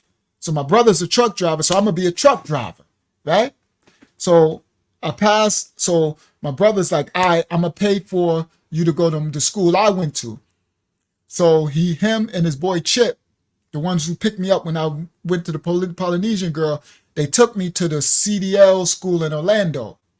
And we went in there, him and Chip, they big. I remember we went in and they signed me up. I think he paid $2,000 or something. The course was. My brother paid for it out of his pocket. And he spent $1,600 on my bed. Right? Now, my brother Vincent. And he paid for the school. And so everything was paid for. So we started it. So everything got approved. So only thing had to happen is when I go to start the school, then they're gonna pay, like everything is set up. So I went, I had to have the interview. So we went to the interview, everything was done. So I was supposed to start school that next month, right? Because I delayed it because I had to go back to New York to go to trial. So once you start the school, you go there, you stay there, and you complete it. I think it takes 3 weeks or something, you complete it. And when you leave there, you got your truck, you work for the company, all of it. CDL, right? I'm gonna be a truck driver, straight, right? So my brother, we took me there, everything is done. I got my start date. My start date is a month from then, like the next month. So everything's done. I'm gonna be a truck driver. Everything done. My brother feeling good, got me situated. So what I'm gonna do, I'm gonna drive trucks. I'm gonna be like my brother on the road. Now, okay, I left out a part.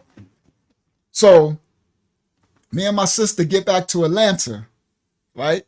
We can't get the Mercedes. We get back to Atlanta, and remember when we was in North Carolina, Christy told me that she was coming to live with me in Florida. She was gonna tell her new boyfriend she's gonna break it off, and her and my baby were coming. We was gonna start our family. So that's what I'm feeling. I'm happy. I'm happy, but I've never been the type.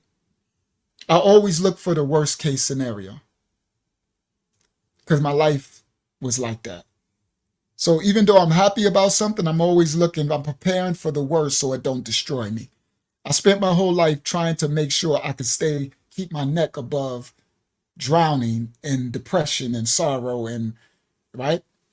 That's the reality of my life. So we get back to to Atlanta, and I'm in the room that I'm staying in, and my phone rang. So it was Christy. So I picked up the phone.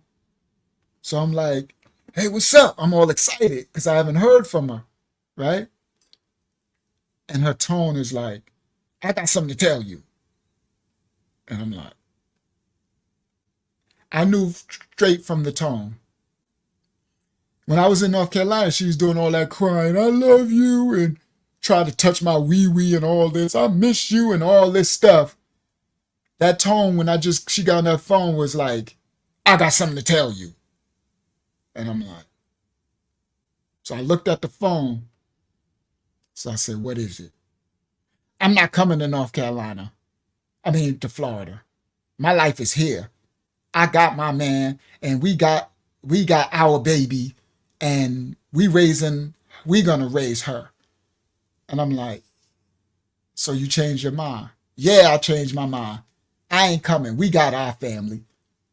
I'm like, she said, and you need to pay me child support. Matter of fact, I need $500 a month. I said, Christy, I ain't even get to Florida yet. I ain't even got a job. What do you mean you want $500? I'm like, first of all, I have to find a job. And I ain't giving you no doggone $500. What you gonna give me $500? I'm gonna take you to child support. I'm like, Christy, you know we don't play that child support stuff. Your mom didn't even put your dad on child support because she didn't want to ruin his life. I took care of you when I was in jail, when I was in the program. I never not took care of you. Give me enough time to get a job, and then I'll send you money for our child. Because I still going to want my child in my life so she could come. Well, I don't know about her coming to Florida or nothing, but I know you need to have me give me $500. I said, I'm not giving you $500. I said, I'll give you, once I get my job, first I got to figure out how to get a job. Maybe I'll give you $200. I said, eventually I'm going to be a truck driver, and then I'll have some decent money. She said, oh, you're going to be a truck driver? Oh, that's big money. Oh, yeah. You're going to be giving me more than $500. I'm like, yo, dude, now Guys, I'm not Uncle Yahshuah at this point. I'm still Rashawn from the street. I just had a Paul from the Bible, show you all moment. So I ain't built up yet. I'm still raw. When she said, oh, you're going to be a truck driver? Oh yeah, you're going to be giving me more than that. No disrespect, guys. I lost it. I said, itch, bae, facts. Itch, who are you talking to? I said, don't play with me. I lost it. Now I have control. I have more control because the fire, guys, this is a building to become who I am now. The removal of the survival things of the old me in the streets. You know, there's things that I use to survive in the streets. You don't let people disrespect you across no line. It's survival. It's like prison. You don't let nobody disrespect you. You'll never come back from it. You have to establish yourself. So I have a temperament. My thing is a light switch. So I immediately, and ain't nobody playing me. Don't play me. I'm like, I come to North Carolina now.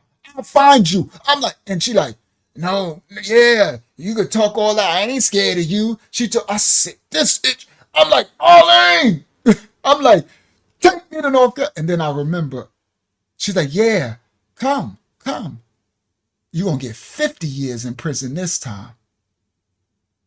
And I'm like, oh. I immediately know this is the devil. This is the devil. He's been trying to kill me my whole life. He's trying to get me to snap and lose it. Yeah, Jody, I lost it and go back.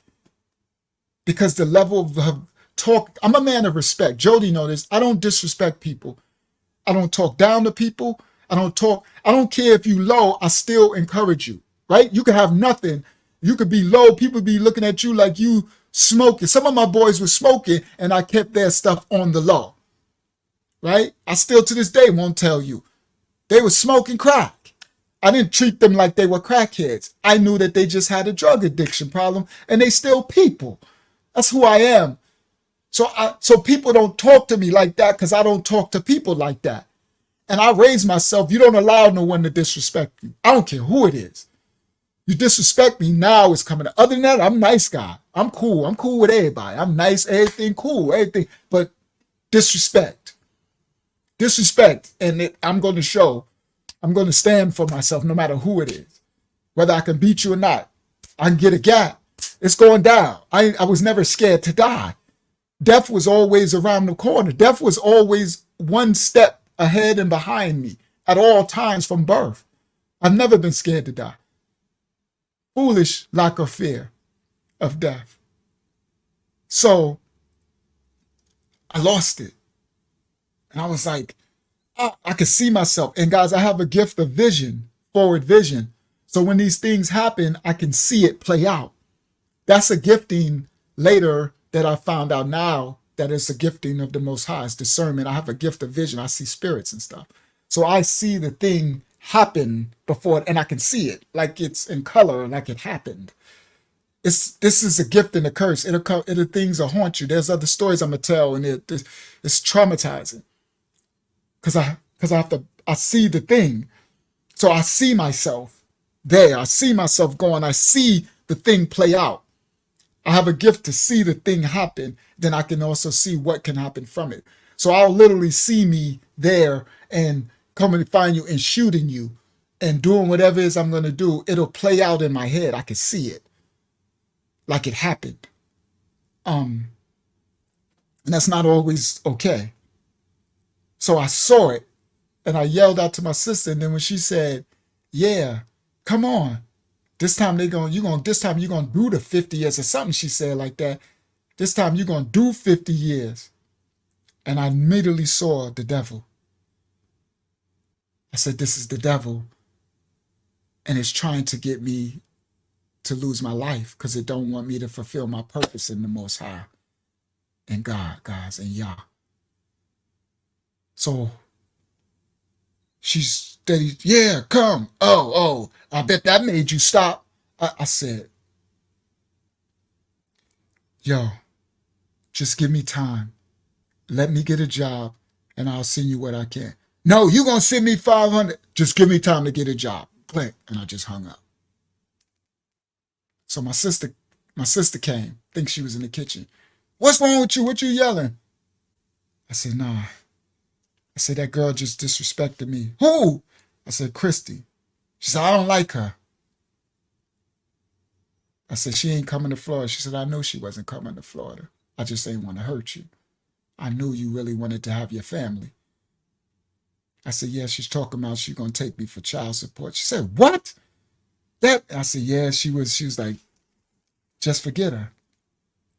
So I wanted to tell y'all that. That's almost the end of this Christy part ever in this rest of this story, the rest of this life testimony, almost. So anyway, that part happened. That was in Atlanta. So then I went to Florida. So now let me catch back up. So now I got my appointment for the CDL. I'm in Florida. Now I know I have no family. Now I know I'm alone. Before, I thought Christy and my baby was coming and we was going to set a foundation. I was going to get a truck driving job and I was going to raise my kid and marry her. So now my reality is I'm alone.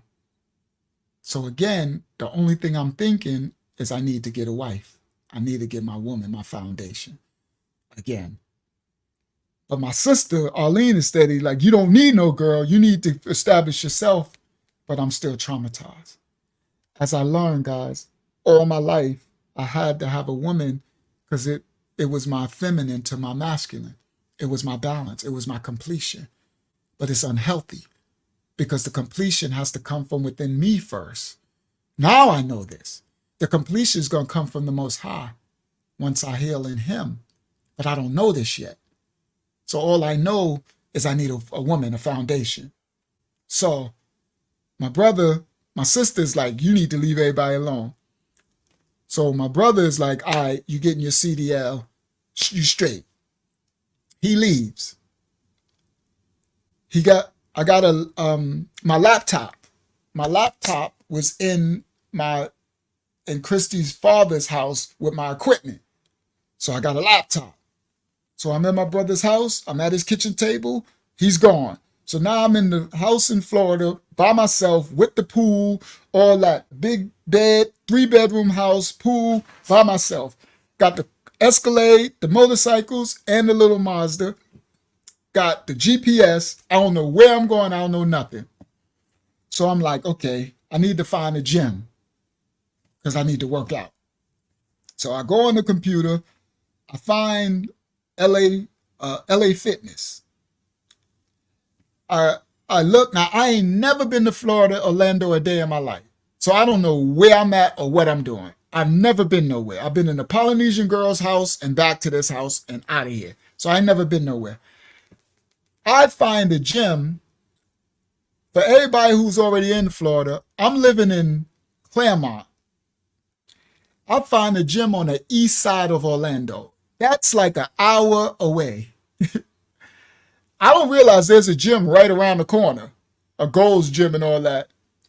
Later, I found out where I was going to the gym, and I was taking a highway and all that. It's funny. When you don't know where you at, you have no bearings. I have no idea where I was at. I passed 9,000 LA Fitnesses, and I'm in some gym on the east side of Orlando. Anyway, I find the gym, and so, I drive, now I got a gym. I'm going to the gym every day. I was taking the highway, but then the toll booths, because everywhere in Florida, Orlando got toll booths everywhere you go. So to take tolls. So I learned how to take the street. But anyway, so I'm on the computer and I'm like, all right, I need to find a chick. So I need to find my wife. So I go on the computer and I don't remember who I found first. Let me think. Because these things interlope. And I'm not about to tell a woman's story, but it's going to have relevance. Because because I didn't become a truck driver because of April from the T-Pain story. So I had to jump up. So I don't know. Did I find April first? I think, who was the first girl? It might have been April. Well, the first real anyway. So anyway, let me do it. So I'll figure out later what it was. So anyway, I go on the computer. I told y'all last week how I met April on the computer, the T-Pain story. So I go to Tallahassee, right? The whole T-Pain story.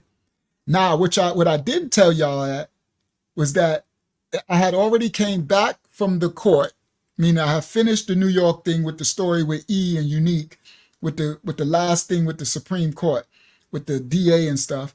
So I'm free now. I'm free. Everything's done. My new life is starting. My CDL class starts in 2 more weeks.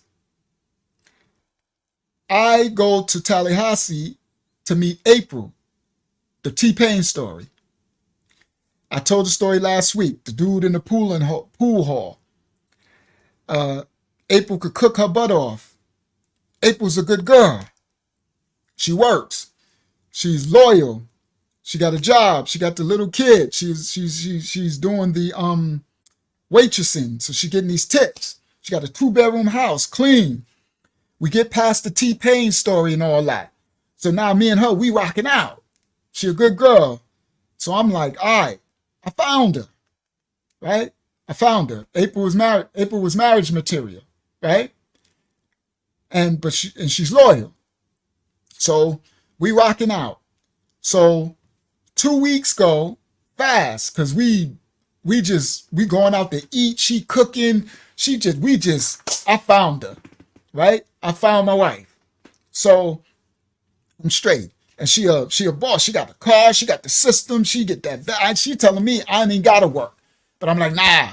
I'm getting my CDL. I'm gonna be a truck driver, right? And my school starts in 2 weeks. And for the truck driving school, I was gonna be away for a month. Okay? Yeah, cuz from the laundromat. Slow dude, cuz, right? So I'm like, so all that's good. When I first got this, she know that. So I'm leaving in 2 weeks. I'm going to CDL school. It's going to be there for a month. You know what I mean? I'll be away for a month. Then I come back. I'm be a truck driver, whatever. If we going to rock out, I'm be driving trucks. I guess I'm going to be living in Tallahassee and I'll be driving trucks from here. But the truck drivers, you're away. But she like, you going to be away from me? Or you going to be home only 3 days a week? Out of a month? And I'm like, I don't want to be away from you because I'm a family man. Me, I'm really personal. I'm the type, I don't really like to be away from my wife or my woman. Like my relationships, because of my power as a man, my spiritual gift, my power, just my energy, when I'm with a woman, she's really in love. And I'm in love, and they don't want to be away from me, and I don't want to be away from them. We don't have the relationship where it's like, ain't it a football game on or something? Ain't it a basketball game? Nah, it ain't that. We love each other. Like, we don't want to be away from each other. You get what I mean? And it's mutual. It's not like, some fake thing where, so that's just been my whole life. So I'm used to that. So I already knew when she was like, I can't be away from you. And I'm like, I can't be away from you like that either, right? But I'm like, but that's my job. So I'm like, you know what? I don't know. Maybe I'll try to find a local truck driving job. And she's like, yeah, why don't you just drive in the city, right? We could find you something. So we went around. She took me through Tallahassee and we went and found stuff. She's like, all right. So, you could just drive a truck here and you don't have to be away. So I'm like, cool. But she really like, you don't got to work at all. You know what I mean? I could pay for everything. But I'm like, nah, I got to work. That's just how I am, right? I'm a man's man, right? So I appreciate it, but, worst case scenario, at least I know you can hold us down, right? So we going on, we doing us. The whole T-Pain's thing happened, everything happened. So then 2 weeks is up and it's time for me to leave to go to the driving school. And I look at her, she look at me, the car is packed, everything, and she like crying like crazy, like I'm about to leave for a whole month. We've been together, we attached, like we practically married. We like one. And it's like, what am I gonna do? So I leave. She crying. I get an hour away on the highway, because Tallahassee to Orlando is probably like 2 hours, something. It's long, 2.5, 3 hours, something like that. So, or longer, I forgot. So I get like an hour, and I couldn't. I'm like, man, I can't bear weird away from this girl for no month. And I pull over and I decide. I turn around. But also I remember Christy. I remember that too. That played a part too. Christy saying, oh, you're going to be a truck driver? I'm taking all that money. You're going to be paying more than $500. I remember that. I'm like, so I turned around. And when I went back, I knock on the door. She come to the door and she screams, what are you doing here? Crying like, what are you doing here? She was crying the whole time. Face all wet. I'm like, you was crying the whole time? She's like, boy, I've been crying for the whole month. And she's like, what are you doing? I'm like, I'm not going. So what do you mean you're not going? I'm like, I can't be away for no whole month. And that ended my truck driving career. The CDL. No CDL. So she's like, what you gonna do? I said, well, we'll find me a job here. So she's like, all right, we'll find something, but you know you don't gotta work. I said, but I wanna work. So she's like, all right, we'll find a job here. So now we go on, right? We doing us. Good girl. Everything's straight. So now it comes to the point where my brother hits me up and say, we on our way back from their truck driving thing. I need to remember I had his partner's car, his wife's car that I drove to Tallahassee. So I got to get the car back. So I'm like, I got to take the car back. I got to take this little reddish burgundy Corolla, the brand new one, back before, this boy's wife car. So she like, huh? So I'm like, yeah. So she's like, I'm coming. So I'm like, you coming? She's like, I don't believe you're going to come back. I'm coming. She's like, you're not leaving me. So I said, you got to work. She said, I'm about to call in. I could take sick days. So I'm like, I don't care. Let's go. So we packed up and she like, let's go. So we got in the car. We packed up. So I was going to drive his car there. And I'm like, I got a car there. My brother gave me a little Mazda, but it's raggedy. I said, it ain't, it's not raggedy. It's just, it ain't hooked up. It's not raggedy, but it has no AC. So that's raggedy. No air conditioning. She's like, ain't no AC. She's like, well, I got my car. You could drive my car when we're here. Well, that's good. We got two cars. We got another car. So we drive and we go to North Carolina. We go to Orlando. So while we there, I tell my brother, yo, bro, now guys, he picked me up from Atlanta. First of all, he picked me up from the airport. He take me to some Polynesian girl. I come back, he take me to Atlanta. I come back from Atlanta, he goes off, he comes back. Now I'm telling him I'm moving to Tallahassee. I ain't never he like, what? How you? I met a girl. He like, bro, what about the CDL? I said I didn't go. He was upset at that.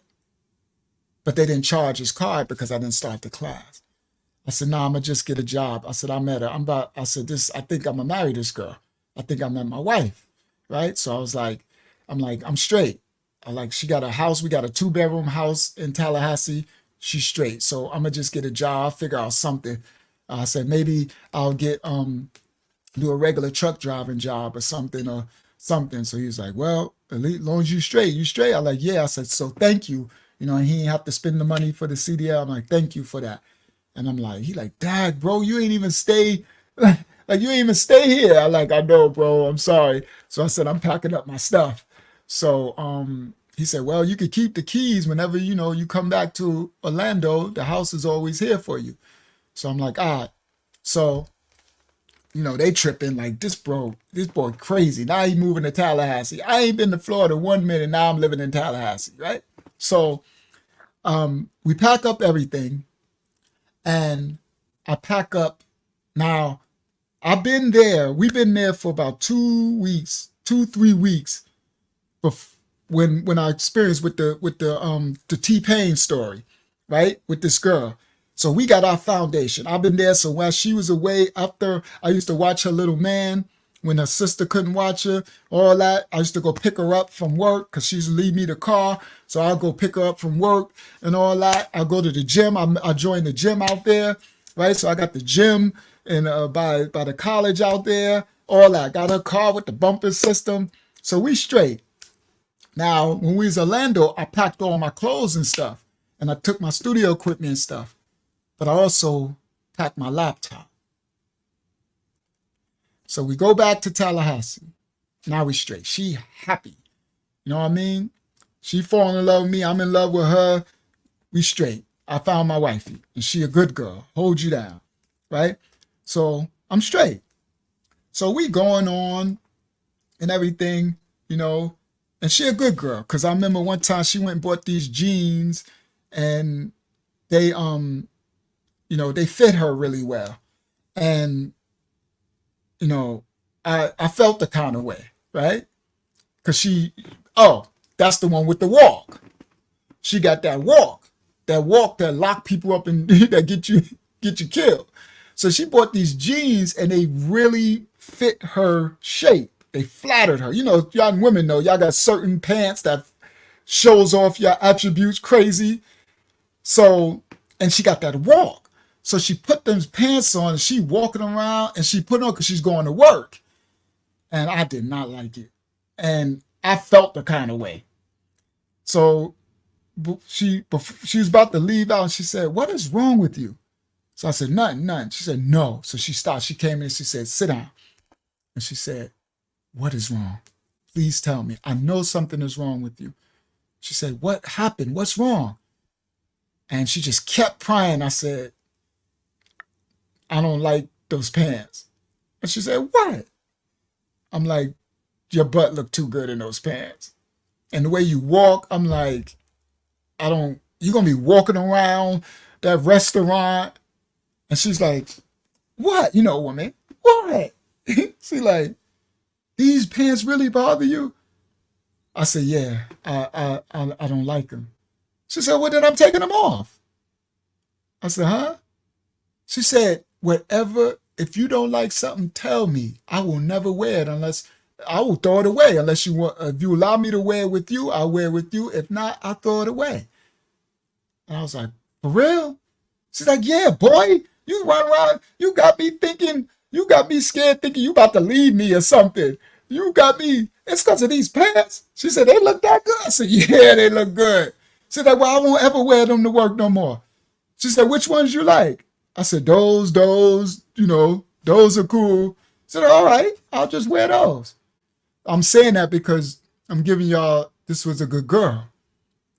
She was she said, is this the Tallahassee girl, what your sister Arlene was talking about? No, my sister never knew about this girl. Why? She never knew this girl. So, anyway, I'm saying that story because, so now we back, right? We back and we life is normal, right? We doing us. She cooking all these meals. I'm in paradise, right? I'm calling my daughter in New York. I'm like, no, this is somebody different, Wyatt. You got to watch last week. This the T-Pain Tallahassee, the one with that the kinky chick. That's somebody else. The kinky chick is Polynesian. That's Orlando. Wyatt, you lost. The kinky chick is Polynesian. That's Orlando. And this is the T-Pain story. You got to watch that one. All right. So this girl, she ain't kinky, none of that. She's a good girl. So, right. But, regular kinky, people regular. That other girl was crazy. That's beyond kinky. That Polynesian girl, that girl is a freak. So anyway, so we back. So everything's good. I'm going to the gym. She going to work. It's about 2 weeks, 3 weeks there. Everything good. She going to get a little weed. I'm rolling her weed. She making stuff. I mean, everything is good, right? And one day, she's at work. And we have the extra bedroom.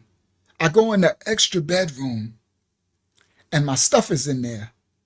And I see my laptop. So I grab my laptop, and I go downstairs in her living room. Now, she's at work, right? I ain't even got to work. But I'm finding a job, but I'm taking my time because I don't got to, right? So I got all this food. I'm doing my thing. I got the laptop, and I open the laptop. And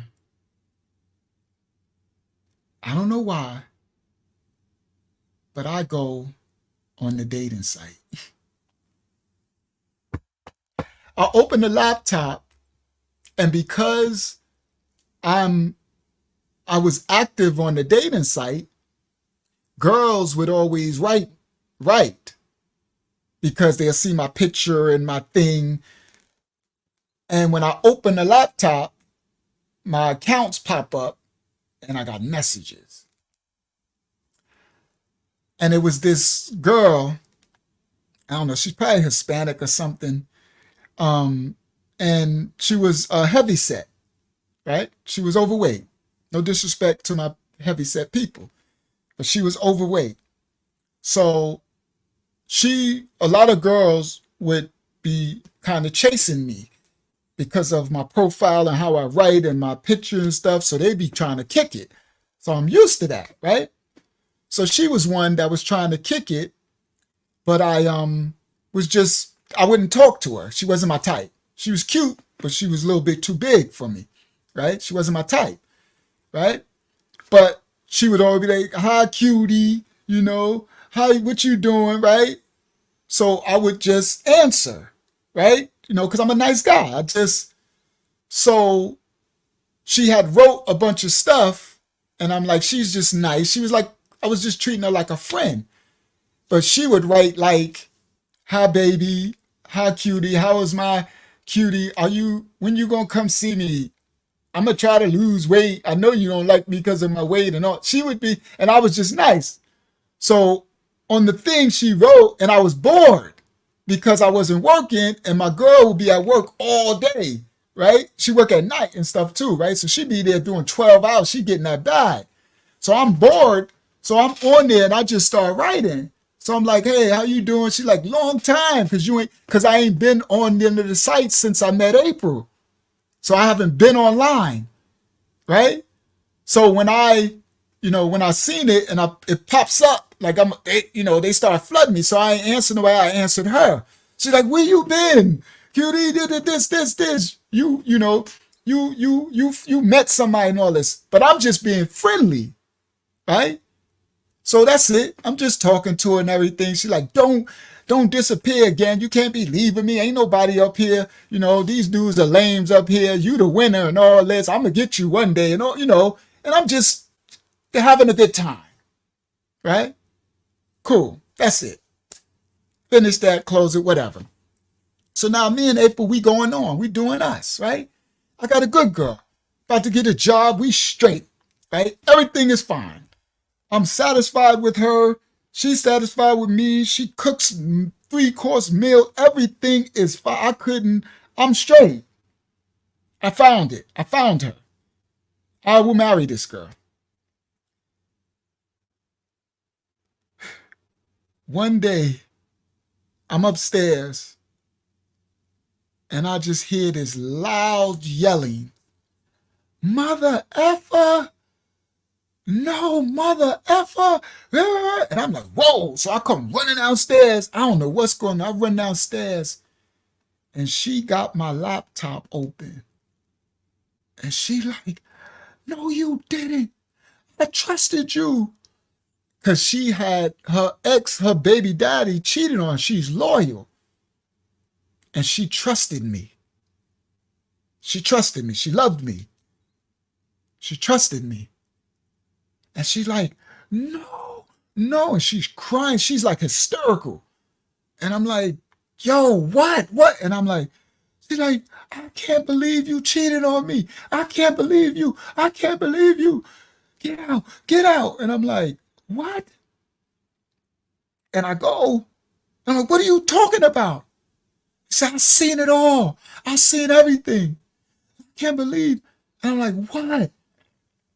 And she says, look. And I'm like, and she got my whole conversation up. Now the girl is saying all type of cutie and you gonna be, now I'm not really kicking it, but this is bad, guys. And I'm in her house. Honestly, I wish I would have never bought that computer. So anyway, I'm trying to explain. And I'm like, first of all, how did you, guess what she did? Now I learned this later. Now I don't know this stuff, this women stuff. And this is years ago, because this was like 2010. There's a thing, your browsing history. Now I know computers. All she had to do, because I wasn't erasing my browsing history. So the only thing she did, because I didn't have nothing to hide, because I wasn't thinking, so I didn't have, my computer wasn't locked. You know what I mean? It wasn't no password or nothing. So she just went in to check. She's smart. She's like, I need to see. Right? I ain't mad at her for that. She's smart. You need to see. You talking about marrying somebody like that. You need to find out who they are for real. So she went in my browsing history and just went and everything was there. So when you click on the thing, it opened up. Everything opened up. And she seen that I just talked to that person that day, early while she was at work. Man, this was bad. She was like, I tried my best to let her know, first of all, I would never cheat on you. And this girl, I was trying to say, this girl is fat, right? So I tried to pull up a picture.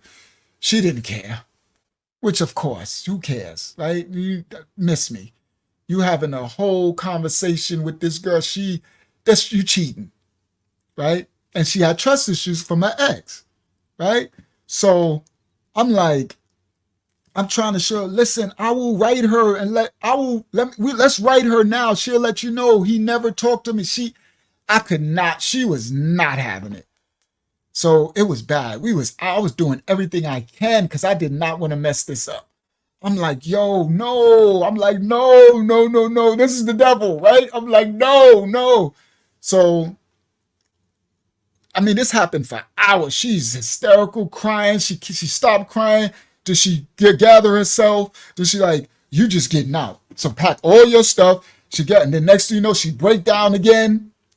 She's crying and on the floor and screaming and red. And she's just hurt. I know that heart hurt. You know, that hurt, right? I've been hurt before. So I know that hurt. And I'm like, and I know her hurt.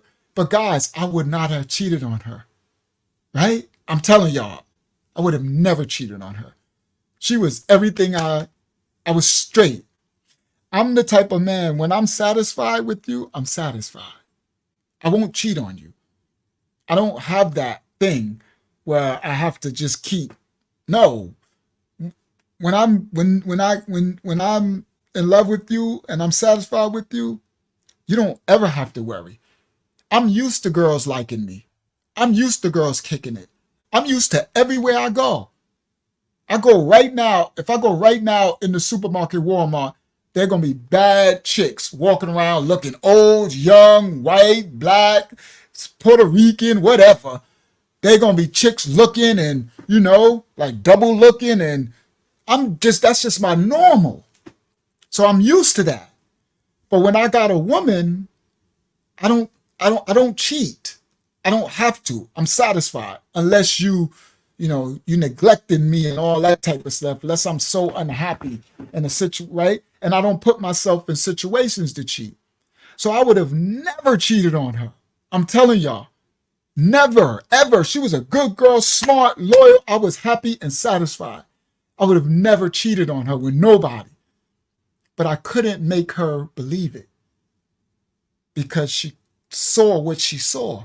And then her trauma. And I understand because I probably wouldn't have believed it either. But I did everything I can. I'm telling her up, down. I'm confessing. I'm like, I'm sorry. I would have never. I say, take the laptop. I said, I don't got to work. I'll stay home. Like, please give me a chance to prove it. I, I'm sorry. Like, I don't know what. And guys, those situations where you wish you could rewind time and not do the act? I was just bored. What in the world is wrong with you, dude? I really screwed up. She couldn't, she would gather herself and then break down again. Right? So this went on for like 7 hours. It's late. It's like 1, 2 in the morning. She gathered herself again. She came downstairs. She's like, all right, you packed up? So I packed the car. The car was all packed up. I went to her little man. He's crying. He looking like, so I'm hugging the little man. And I went to her and I just, I said, I'm sorry. I'm sorry. I was just stupid. I would never cheat on you. Like, she's crying again, face all red. So I walk out, I get in the car, and I start the car. Everything, I packed the whole thing to come. Now my whole car is packed. And I start the car, and the door open. And she said, wait. And she ran out. And I'm like, she like,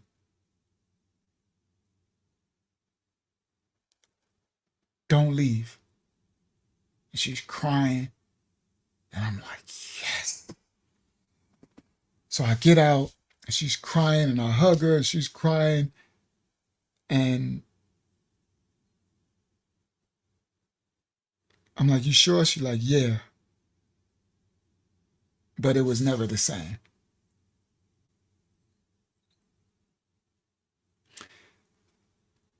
So I unpacked. We went back to our normal life. But now she doesn't trust me. See? And trust is everything in a relationship. And it shows because when I would go to the gym, now she's worried about where I go to the gym. Before, she trusted me, right? She trusted me. Now I go to the gym, she calling. When I drop her off of work, she keep calling from work. Where you at? What you doing? Right? So now she don't trust me. And these things are spirits in your relationship. And the energy change. Because now, where it was so much harmony and peace, it's trust, a lack of trust. Trust is an attribute of the Most High. He is truth. He is truth. So trust is a derivative of truth, right? And that's an attribute of the Most High. That's why trust has to be in your relationship. That's like saying God has to be in your relationship. The Most High has to be in your relationship. Yeah, the trust was broken and I couldn't repair it. And because of it, it started to trigger things in me. Because I've been in very toxic relationships where they never they were obsessed with me, and so they would do certain things because they were scared I would cheat on them. So those things was triggering me. But I should have known better to give it a lot of time and care and concern and patience. But I didn't know what I know now. So certain times I would be, who you think you talking to, when it called for more understanding.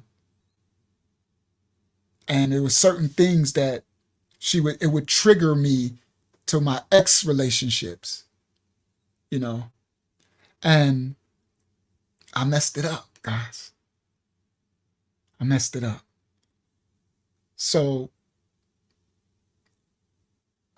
she didn't want no more children. She was straight. She had the one. I didn't want no more children. I was straight. I had my two from birth, and I had Benito. Now, once I got my foundation, she was like, yeah, Benito, she was like, her little son got a bigger brother. So we were straight. And once I got she was like, we can go get him anytime you want. He could come stay. We had a house. She ready to get a bigger house. I was straight. She didn't want no kids.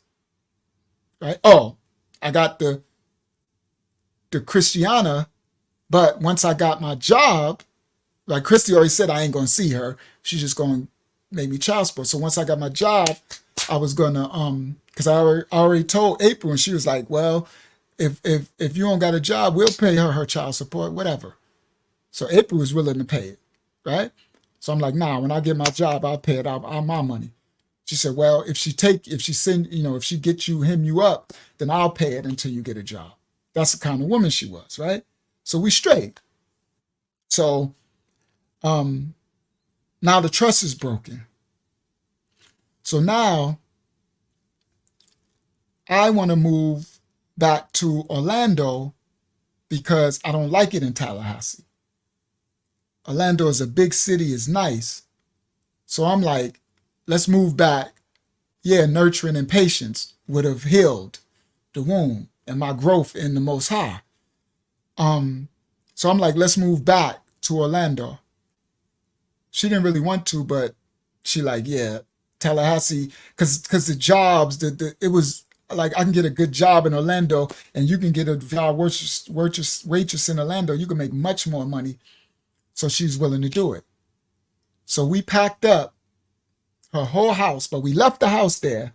We packed up everything, and we moved into my brother's house. So I called my brother and told him, I said, bro, I'm moving my girl. It's okay. I said, she's going to get a job here. Then I'm going to get my job here. And then we're going to get us a house here. He said, no, that's cool. Y'all can stay as long as y'all want. Y'all know I'm not there. So we packed up and we moved from Tallahassee to Orlando. So we got there. Her parents came to visit, her family. They live down in Florida, Vero Beach. So her aunt and them came up, and we met them by Universal Studios. So we met them by Universal Studios. We had a dinner. They loved me, right? They was talking about, they so happy. Her aunt and them asked me, I said, yeah, I'm going to marry her, right? So everybody happy. The whole family, everything is good. But our relationship wasn't the same because, it just wasn't like it was. She still didn't trust me. So like we at the restaurant, and she's attractive too, but girls look at me. Before she used to ignore it. Now she's like looking at the girl, looking to see if I'm looking at So when we was at the dinner, I had to get up to go to the bathroom, and she was like, where you going? And then her aunt was like, let that man go to the bathroom. And she looked at me, and she looked at her aunt, and her aunt looked like, uh-oh, what's going on? And I'm like, so I said, yo, hey, I'm just going to the bathroom. You want to come? And she looking around. I see her looking around the restaurant, girls. And I'm like, I said, I'll just hold it. And then her uncle like, man, go to the bathroom. I'm like, hey, just come with me. And she like, no, go ahead. So it never was the same. So now we leave the restaurant. We had a good time. We leave the restaurant, everything good. She feeling good. She like, they love you and all that. Now I'm already planning with her aunt. I'm like, I'm gonna surprise propose, right? I'm gonna marry this girl, right? I found my one. So that's what I'm thinking. So we get home. Now, when we got home, we still had stuff in the car because we never really fully unpacked, right? So I was like, we got home and I was like, man, we need to unpack this car. Because we drove from Tallahassee, we never unpacked her stuff, really, right? We just took the crib out. We took a little bit of stuff. So I was like, we need to unpack this car. But it was late. So she was like, let's just do it tomorrow. So I'm like, all right. Because we went to the place with the car stuff. They was like, what y'all doing? We was like, well, we just drove from Tallahassee, right? So we go in the house and we in there and she goes take a shower. I'm in the room. My little sister, Janaea, called me from Maryland. So Janaea is having relationship issues. So I was helping Janaea with her relationship issues. So Janaea called me. So I'm on the phone. I'm in the room. I'm on the bed on the phone. So I'm talking to Janaea. So she comes out of the shower and she walks in the room. And when she walked in the room, she scared me. Because I was on the phone and I'm talking like this and she just opened the door and I jumped, right? I jumped. And she like, what you jumping for? Who you talking to an itch? And I'm like, and she don't really talk like that. So I was like, no. I'm like, she said, so you jumped when I came in? What, you want to talk to her? I'll go back out. I said, this is my sister. And she like, yeah, right. I'm like, yo, this is my sister. And she like, I ain't trying to hear that. Go ahead, talk to her then. Talk. And I'm like, no, hey, I'm telling you. So I give my sister like, who that? I'm like, that's my girl. She think you another girl. I said, hey, no. So she goes out. So I go to follow her in the bathroom. I'm like, no, hey, this is my sister. And she said, no, no, you think, and I'm like, no, listen, please, listen, look, here, listen. And I said, say something there. She's like, I'm his sister. Hi, I'm Janaea. And she like, and I'm like, this is my sister, eh? I said, no, I'm gonna prove it. This is my sister. Like, and her insecurities was just, it was too much. So she was like, so I'm like, she was like, I don't care if it's your sister. I ain't trying. So she was too damaged now. So when the way that she was acting, and I'm proving that this is my sister, I needed to have more understanding that she's still hurt. This is still fresh. And the old me kicked in. Because I proved this is my sister. You want to get mad because I'm talking to my sister? Then get mad.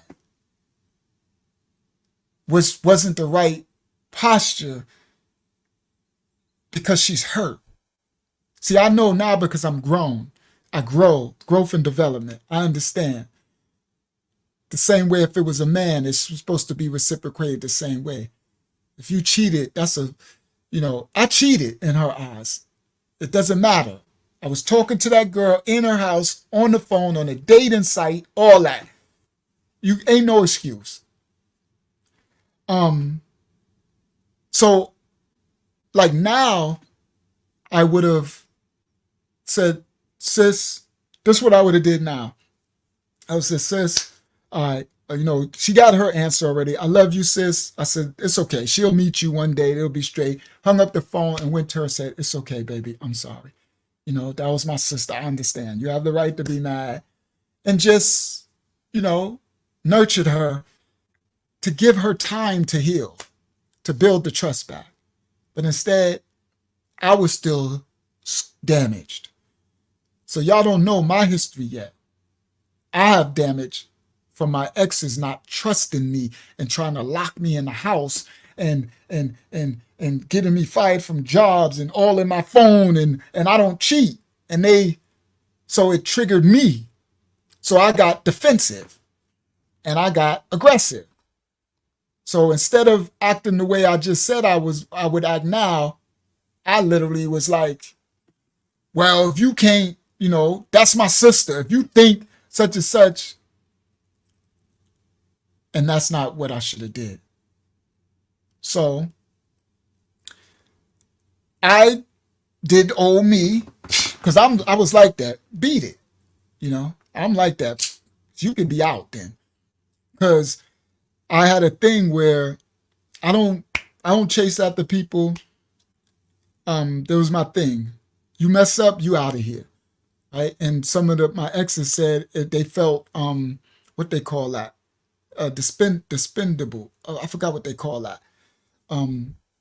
Dispersible. That's not the right word. Where you could just chuck them away anytime. They didn't feel a level of security, right? And that was my power, because I would never let a woman control me. I was always, that was just disposable. Thank you, Yahshuah. They always felt disposable, and it gave them a lack of security, because I'll be like, 1 minute, bah, get out. Like, facts. I don't care. We've been together 3-4 years. You mess up, it's out. And later I realized that's a horrible thing. But that's how I survived. See, I'm from the hood, right? Expendable. Yes. Expendable was the word I was looking for. Disposable is a good decimate, but it was expendable. That's the word I was looking for. Why, yeah. Expendable. They felt expendable. So later when I self-assessed, I realized, dag, that had to be horrible, damaging to them, right? And it would make them more. So anyway, so that was who I was, right? A piece of that is still in me a little bit. Like, you with me, you mess up. Don't think you can't hit the road. I don't play no games at all, right? I just trained myself like that from birth, right? So anyway, I was on me. I was like, psh, like, whatever. Like, I proved that this was my sister. You want to be tripping off of it? Psh, then trip. I don't care. So we really didn't talk. We were all tired. We went to bed. We went to sleep. I woke up probably 7 hours later. I woke up and my bed was empty. I looked and the crib was gone. And it felt weird. I'm like, April, right? I ain't hear nothing. So I go out, I take the closet and I open the closet and the clothes is gone. So I go run to the front door, I open the front door, her car gone. So I start calling the phone and I called her and she was like, I'm gone. I said, yo, you tripping. How did you? She said, you asleep. Now the car was already still packed. Only thing she had to do was grab the crib, grab him, grab her little bit of clothes, and take her little food, and she was gone. Yep, don't go to sleep mad. She was gone. And I was like, that hurt. But again, my self-preparedness is like, psh, whatever. You know what I mean? Your loss. And then she was gone. So then she called me back about 2 hours later and her car broke down. I said, what you want me to do? You left. And she like, you're not going to help me? I'm like, no, you left me. Help yourself. And I hung up. That was the old me. Very good man and all that. But my protection of myself, I always had a cold wall where I will I will close, I will break, I will act like we never, you mess up, it's over. I will erase you. That's how I survived. That's the coldness that I was talking about. The lack of emotion, it was a survival mechanism from when I was a child, from the trauma of me always being expendable, meaning everybody always threw me away. In the song, I said, hey, grandma, I said, I got a new girl, now she treat me all right. When that Scorpio beast, she's take it all night. We got a baby on the way, we doing okay, but I got issues, so she's probably gonna go astray. I'm used to it, everybody leaves me sometime. And since you died, nobody really cared if I was fine. See, I wrote everything in my songs. That was my song to my grandma. That was when I was talking about Christy. I wrote that during the 15 of Life did. See, I said, but I got issues, so she probably gonna go astray. I'm used to it. Everybody leaves me sometime. And the issues that I was talking about to my grandma that I got is that I can be really cold. That I can get out. And it would hurt the mess out of me, but I'm used to that pain. Self-preservation is how I survived. I would put you out and cut you off, and then I would be sick and cry, but that's what I'm used to. That's why I said, Grandma, but I got issues. Abandonment, issues. So if you feel like you're going to leave me, then go. I'm used to it. Everybody leaves me. Everybody. I've been alone. Shalayam Adranaya. I've been alone so much in my life that that's my reality. My normal is to be left. My normal is to be alone because nobody really loves me. My mother and my dad didn't love me. See? That's why I wrote that song. I got issues.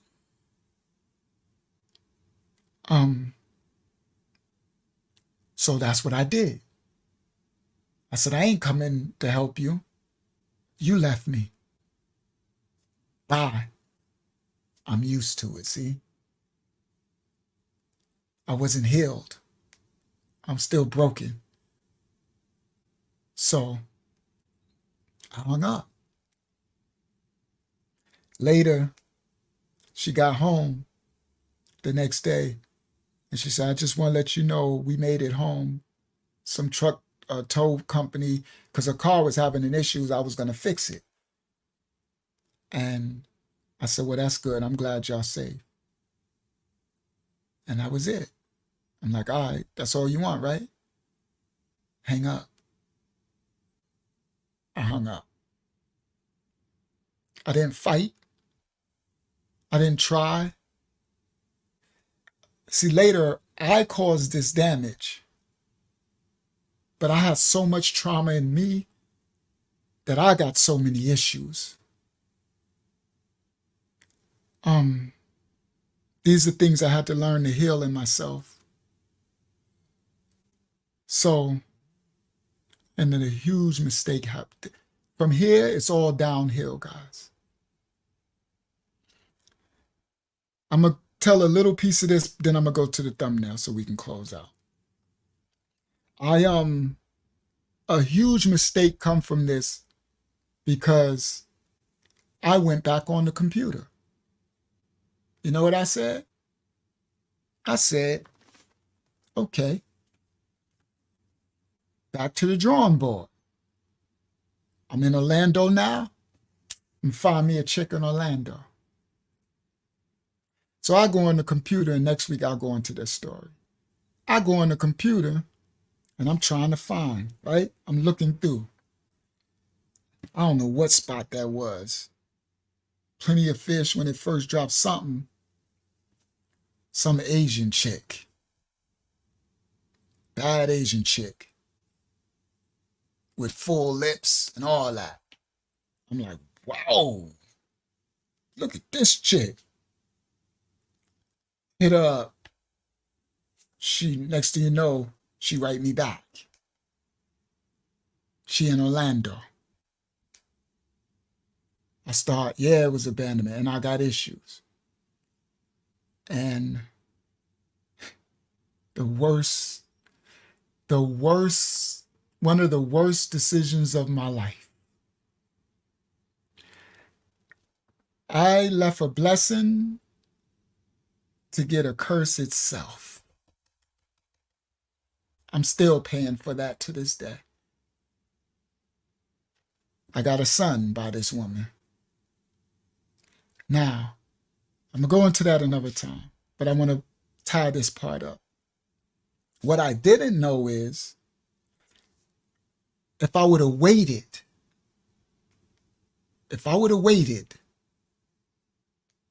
and gave April time, she was trying to come back. Because she gave up her job. She ended up missing me. But I met this Asian chick. She was bad. And the Asian chick was everybody's scarred nowadays, right? So they got issues. The Asian chick. So me and the Asian chick started rocking out. So I took my brother's Escalade and went and met her. So I'm pulling up in the new Escalade, met her, bagged her. She ended up not living too far from my brother's house. She in the next neighborhood over. So me and her connect, but she on it. April trusted me. April, we didn't have no issues. This new Asian chick, she more what I'm normally used to. This new Asian chick, she's on some lock it down stuff. That's what I'm used to. Them trying to be all in my phone, wanting the password, take me off the internet. So she come in locking it down. I'm used to that level of trauma. I'm not used to the trust that April had. So that the Asian chick, we get together, we smashing everything. She's open, right? Because I get girls open from my spirit. It's just the gift I have. And then, everything is the whole package. So they be open. And then my energy, my intellect, my spirit is the next level. So they feel they think every girl want me. And then when we go out, they see girls looking. So I'm used to that though. I'm used to them feeling like, I forgot what they call that word, where they so I'm used to that, them being overprotective and all of it. So the Asian girl, she immediately starts shutting down everything. She's like, okay, you about to close all of these dating things. So what the Asian girl did, this is Hasatan. This is the devil. It made me, not only did it shut down all my social media stuff, which I was cool, because when I'm in a relationship, I don't care. Okay? Yeah, insecure and paranoid. So I don't care. I'm used to insecure, paranoid women. That's all I've ever had. They crazy as all outdoors. And my energy makes them crazy. It's just what it is. That's all I know. Okay? So this is normal. So she want to shut everything down. Cool. That's what I'm used to. Because I've been there with Pam. That's all I've been through. Don't go nowhere. Nobody. You got my phone. You got the numbers. You got because I don't got nothing to hide. I don't cheat. Right? So I don't care. I'm used to that. I'm used to them just insanely paranoid and jealous to the point where they don't even want me going outside. This is insane. Y'all, Y'all gonna be shocked at some of this stuff that happens later. Y'all gonna really be shocked. So, but that's my normal. I'm used to it. I done had fights, stabbings, all that. Remember I told you, I bought Pam a Mercedes. She tried to stab me with a knife because someone called. That's the dude I bought to fix up her Mercedes that she crashed. So guys, I'm used to this. This is my normal. That they so crazy that Pam wouldn't even ask, like, bro, if you just, that's your car. I fixed your Mercedes, dude. And she's trying to kill me and stab me. Right? This is my normal. That they're that insecure and paranoid. Honestly. So later in these other stories, y'all gonna understand that. Because a lot of people like, I wouldn't want to mess with you. And later I know there's a spirit that take over them. Guess what I found out, guys? That was Jezebel. Jezebel would possess every woman that I was with because Jezebel thinks she's my wife. Oh, later on, when I become Unc and the Most High start revealing everything, I found out everything. Because a lot of these girls would they start off nice girls. People were like, oh, they're beautiful. I'm not telling you, Unique and them was like, Pam is a flower. Remember I told you Unique and them was on here? And he was on here and I said, if Pam killed me to him and Dow, she did it. Don't let her get away. And they thought I was, they was talking about me and joking and saying all this because she's so nice and gentle to everybody. I'm like, Pam will kill me. I told you. And later on, they found out when that thing happened, when she tried to shoot me with the gun, that story. Okay? It's because Jezebel would possess every woman that would ever get close to me. Because she says she's my wife. She's mine. I belong to her. This Eve spirit of Jezebel, this spirit dark adversary wants me, always did from birth. This is later that I had to find that out. So I was used to this. I was used to this Jezebel behavior because that's all I've ever had. Okay? All I've ever had. So this new Asian girl, she that's what she all of my normal. So she makes me shut down all the social media and all of it, right? So I shut down everything. It's all good. That's what I'm used to, right? It's all good, right? And yours is going to be shut down too. Don't get it twisted. So don't think I'm shut down and they not shut down. No, this both ways. That's what I'm used to. Cool. You ain't got none. I ain't got none. I got her passwords, everything. But she went a step further. The Asian girl even closed my email address accounts. She went a step further. That's how I lost my first Facebook account. I had a Facebook account with everybody and all these pictures and she got really jealous over the comments that I'm like, these are my people from day one. It's like the people that are here, right? So I'm like, she ended up, I closed that. I wish I still had that account. But anyway, so she went a step further. She was like, close every email account. Now I didn't have these email accounts. Email? Yes, Ayana, and guess what happened? I'm giving y'all an insight. I didn't know this. But later, April was trying to reach me to come back. But the new Asian girl, but if I would have just waited and not try to mess with somebody, April was calling to come back. But I met this new girl the next day. I went right on the computer. The next day, she was in my house. So this is what April tells me this story later. About a week after she left, she tried to call me. My phone number was changed. She tried to everything, all the way to the email. So she had no way to get in contact with me. So she thought I was doing it against her. And she was in Tallahassee and she actually needed me.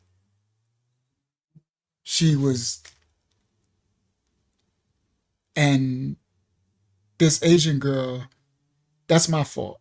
But again, it was part of my story. So I just wanted to tell that part because that's the end of April. I never saw her again. But later, another time, when I did get back in contact with her, she thought I did her wrong, meaning abandoned her when she was trying to come back. And I changed all my numbers but that girl changed my email. And she showed me, April sent me the email thread of she was emailing me. So anyway, let me end that. I just went further ahead. So now, April left. So now I'm like, all right, it's time for me to get a job. So I go, no, I met another girl. Sorry.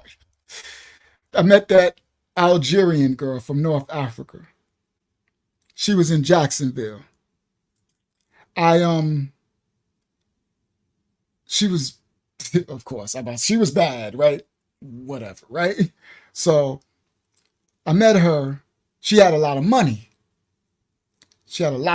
Good job. So I'm like, all right, I'm coming to Jacksonville. 3 hours, 2.5 hours. So I'm going because she had a lot of money. You know, she had this beautiful house, Mercedes. She was gorgeous. So I'm like, all right.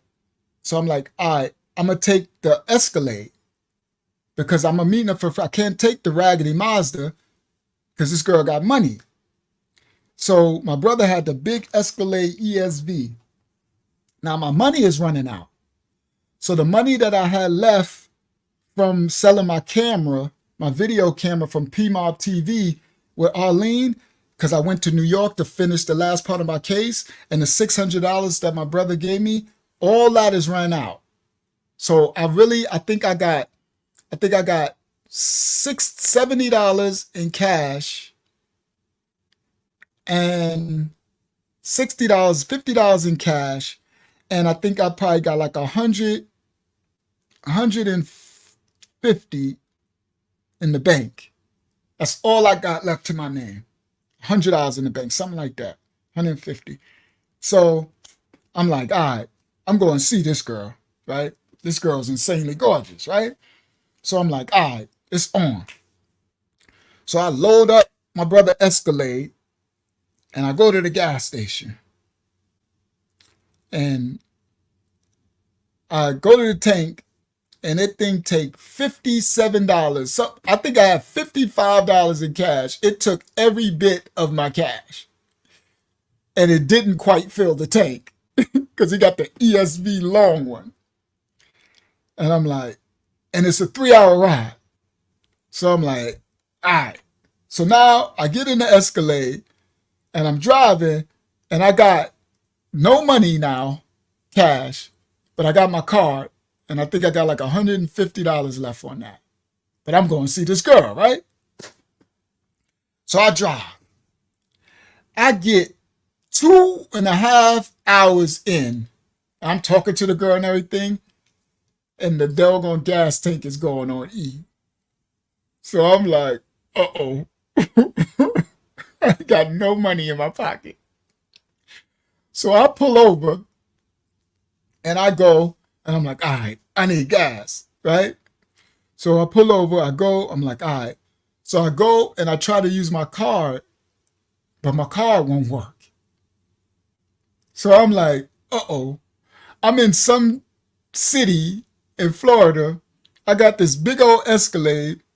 I got no dollars in my pocket and my card won't work.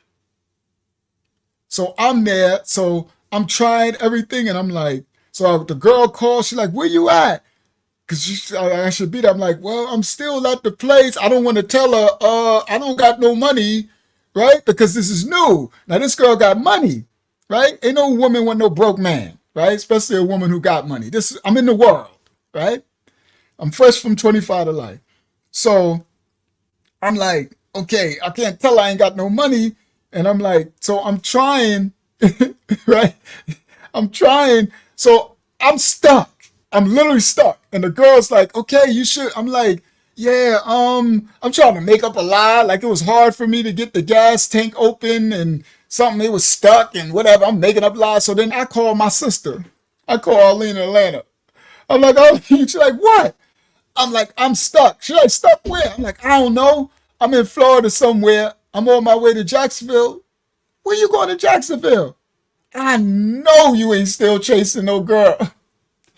I'm like, oh, sis, come on, don't do it to me now. She's like, I told you, leave them girls. Now, she don't know nothing about April. She don't know nothing about nothing. Now, this is after April, I think, but before the Asian girl, this Algerian girl, before before the Asian girl. So my sister don't know nothing about this, right?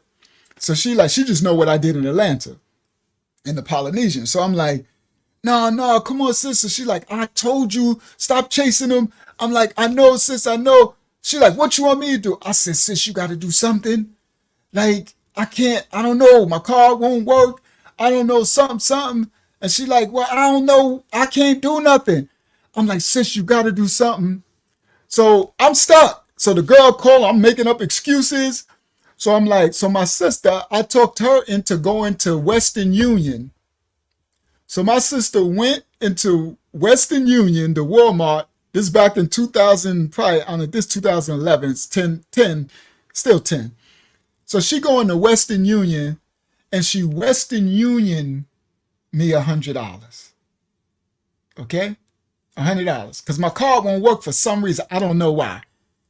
So I'm like, thank you, sis. Thank you. Right? So I'm like, or maybe she gave me 150 because she gave me enough because I needed to have enough gas to get back. Because I'm like, sis, I need like $200 or something. So I think she gave me 150 or something like that. So I'm like, thank you, sis. Now this taking forever. Now this girl been waiting. I had told her I'm only like a half an hour away. It's like an hour and a half later, right? But I was making excuses for her, with her, right? Whatever. Just whatever. I don't remember what I was making up.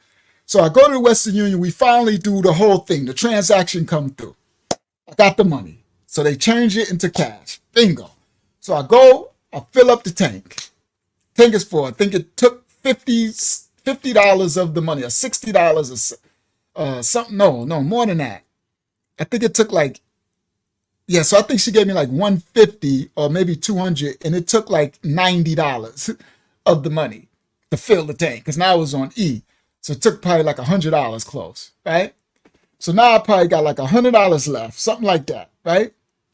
But the tank is full. So now I'm like, okay, the tank is full. Now I got enough to get home, right? I got enough to get back, no matter what. So I know it's going to probably take the tank is full. I'm almost there. So I got most of the day back, and I still probably got like almost $50 or something like that. So I'm good, right?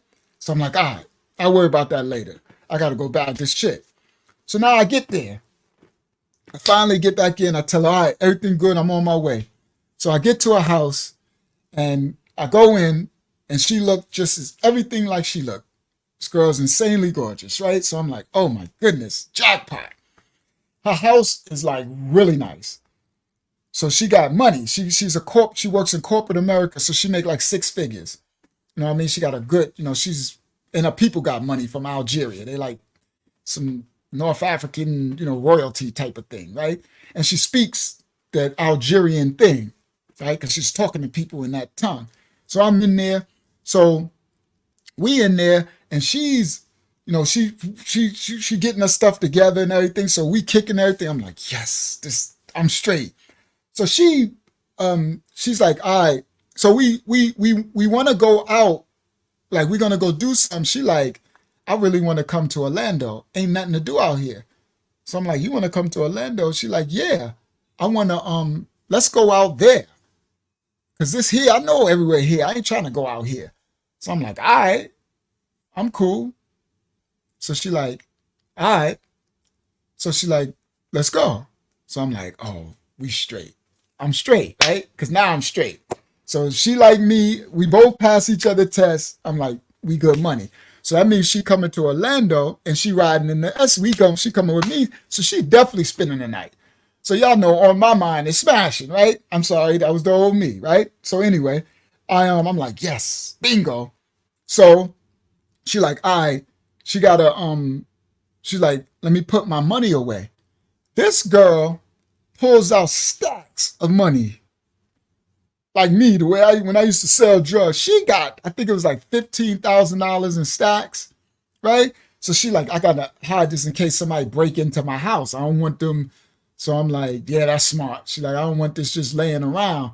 So I'm like, Dad, girl, you got a lot laying around. She said, yeah, that's some Algerian thing. We don't trust banks too much, right? So she stashed all the money. So I'm like, okay, she got that bag, right? So I'm fronting, right? I look good. I got the Escalade. She think the Escalade is mine, right? So I'm fronting. So we get in the car, everything good. We driving. Beautiful car, beautiful girl on the side. I'm in the Escalade. Used to be doing 25. I'm like, yeah, life is good. So I'm driving. She on the phone with her people talking Algerian or whatever, you know. So we get to the house. Now, before we get to the house, to take the truck run out of gas again. So I'm like, all right, I put more gas in.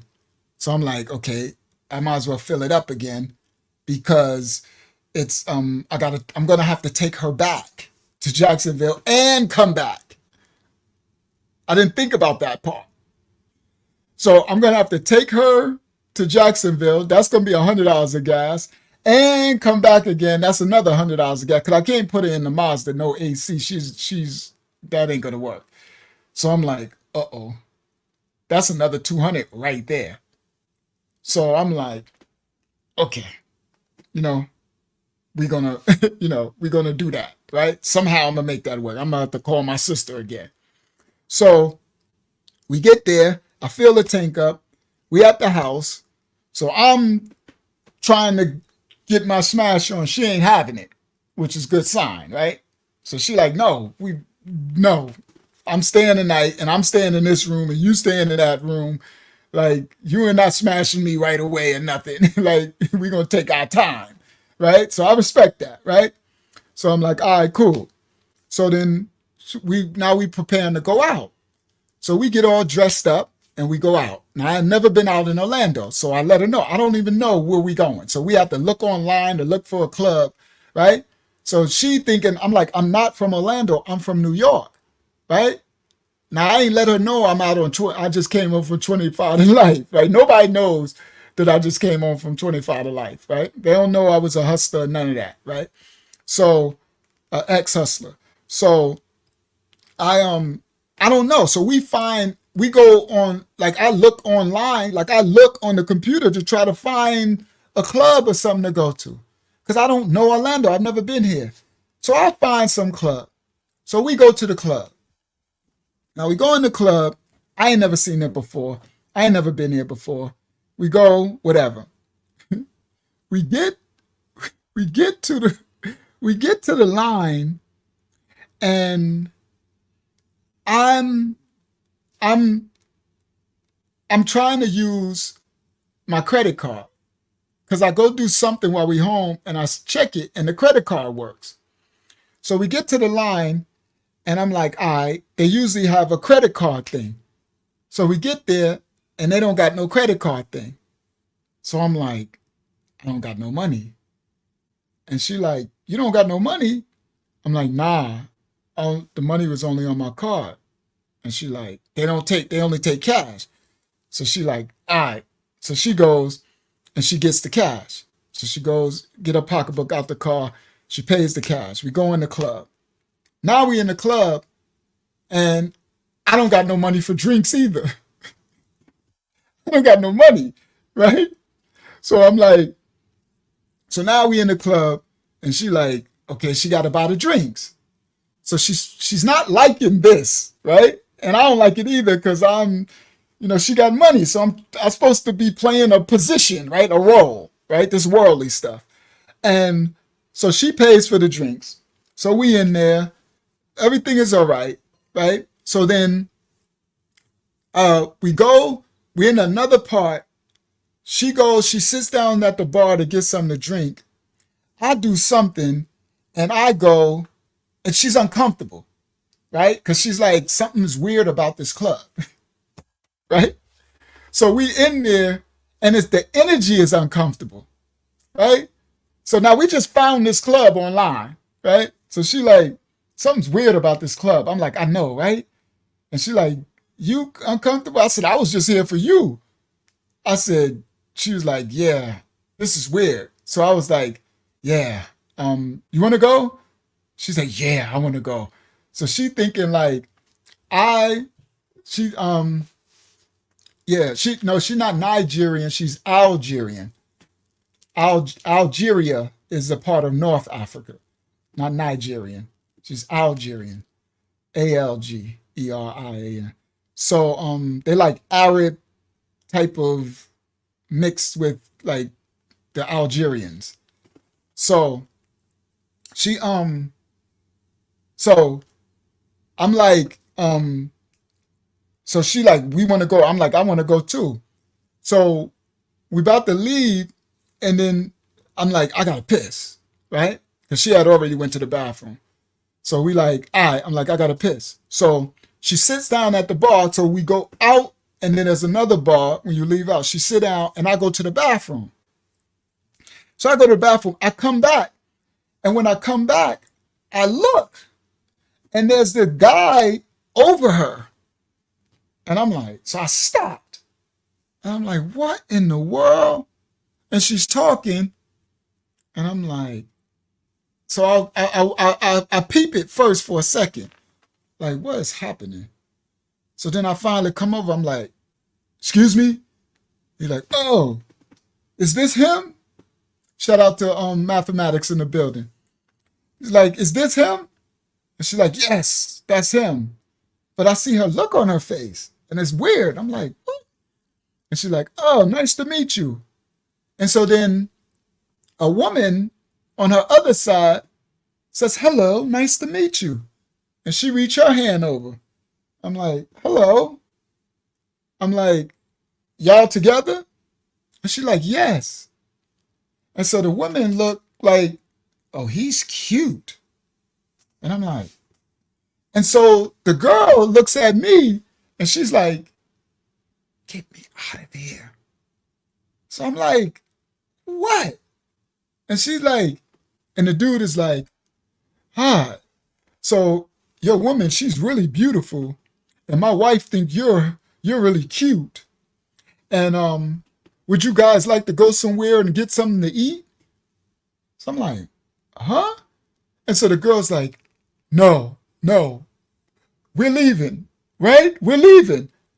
So I'm like, yeah, we leaving. And and I'm like, but I'm thrown off. I still don't know what's going on. So I'm like, what? And but the girl's really traumatized, right? So I'm like, yeah, we leaving. So then they're like, oh, well, what? Can we get your numbers? No, we'll leave too. Can we? And I'm like, what is going on? So I'm like, so the girl's like, she grabbed my arm and she like, come on, could you please? So she looks at me and she said, could you please take me out of here? Please get me out of here. Please. Like she's traumatized. So I'm like, what happened to you? So I'm getting upset. I said, what happened? I said, what happened? I said, yo, what you do? She said, no, please, just get me out. I just want to leave. I just want to leave. I just want to leave. And I'm like, okay. So I'm like, yo, bro, get away from my girl. Like, what did you do, man? He's like, no, I didn't do anything. I didn't do anything. You sure you don't want us? You sure you don't want to come to dinner with us? You sure we could buy you a drink? You don't want any drinks? I said, no, man, we don't want no drinks. And she says, come on. She got up. She's like pulling me, ushering me. So we started walking, right? And she's like, I just want to go home. I just want to go home.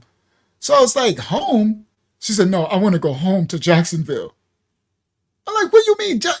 What happened? No, please, just get me out. So we walk out. We get outside. She's like, please just take me home. I just want to go home to Jacksonville. I want to go home to Jacksonville. I'm like, bro, first of all, it's like 2 o'clock in the morning. It's like, it's late. I am not about to drive. We just drove from Jacksonville. I'm not about to drive 3 hours. And I'm like, so we get to the car. We get to the escalator. We in the escalator. She get in. So I'm like, what happened? And she's sitting there like, I just don't want to. She turned away from me, guy. She turned away like this. I just want to go home. Please take me home. Please take me home. I said, so now I'm driving. So here come the New York in me, right? The New York in me is like, now I get my old me, whatever, right? I'm trying to ask you what's wrong. You don't want to answer me, right? So whatever. So I'm driving. But as I'm driving, because now we got to drive from Orlando to Claremont, that takes like 40 minutes. So I'm driving and I keep looking over there. She is so bad, right? That stops all my stuff because I'm like, you know what? In my mind, I'm still trying to smash, right? Again, Fulio, right? So I'm like, okay, I need to patch this up because she think I'm going to, what you call that? Jacksonville. We going home. I'll take you tomorrow. But the whole night, I got to try to get my smash on. So I'm trying to talk to her and everything. And I finally, calm her down. I said, what happened? She said, first the woman came over and she befriended me.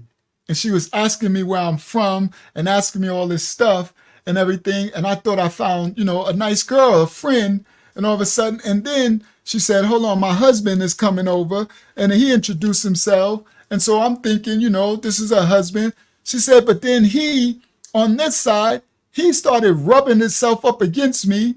And then the woman started rubbing herself up against me. And then I'm trying to figure out what the woman is doing, talking to her. And then the man is talking in my ear. And I'm like, she said, so I'm scared. I am not a swinger. I am not. How dare you take? I said, yo, mama, I don't know. I said, I'm not from here. I've never been to Orlando in my life. I'm like, I literally got off the plane. I went to Atlanta. I can't. We picked that club. I literally had to convince her that I did not take her to a swingers club. They were swinging. I don't even know what that is, basically. I ain't never been to a swingers club. We picked something just out of the blue off the yellow books or something. That's how we picked it. I think we picked out the yellow books or something. And I don't know. She was trauma. Whatever they said to her was so damaging that she was talking to her people, her family on the phone in the other language. And she was like practically crying. And I'm like, what did they do to you? She's like, because she would be like, I cannot believe that happened to me. I cannot believe that experience happened to me. That is the most disgusting thing. I don't know what they said to her or what they did, but she wouldn't tell me. So we get to the house. She's like, I had to talk her out of, I'm not driving you back tonight. Just so you know. I am not. I'm too tired. It ain't working, right? So we're back at the house. So I calm her down. I'm like, well, we just going to have to sleep through. I'll drive you home tomorrow, right? So we get there. Now we at the house, right? So I calm her down and I keep talking to her. I let her know like I had nothing to do with it. So she finally kind of believed me, right? Because I'm proving to her like, mama, I'm really not from here. Like, I don't know nowhere. I got the GPS thing that I don't even know where to go, right? So we calm down. We talk everything. We made some little food and everything. So now I'm trying to work my smash up, right? But it ain't working, right? So, she softened up. But then at the end, I'm trying to like, okay, we about to go to sleep, right? I'm trying to get her to sleep here. She said, I'm sleeping in the other room. So I'm like, come on, man. And she's like, no, I am not sleeping with you. She said, if we're going to be a couple, we will have to be in a relationship before I sleep with you. Right? So I'm like, okay, I respect that. So she like, if we're going to do this, then you're going to have to, I have to know you before I sleep with you. So I said, okay, cool. I respect that. All right. Struck out. All right. Not used to that, but it is what it is. Right. So anyway, so I set her up in there and I keep trying because right? Doing little things and everything, and she laughing at the trying, but I've got her laughing and stuff, so it's all good. So everything is cool, right? So I'm like, all right, cool. That's even more of a keeper that she ain't trying to just smash, right? Cool. She got integrity, good. You know what I mean? Good. She ain't comfortable with the swinger thing. I didn't know we was in the swinger club. She's really disturbed. So those are good signs, right? So I'm like, okay, these are good signs, right? She ain't okay with that. She's really disturbed.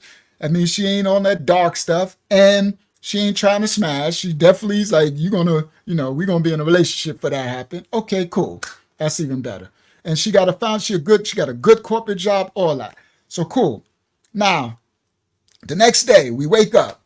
So I'm like, all right, you want to stay? She's like, no, I gotta go back.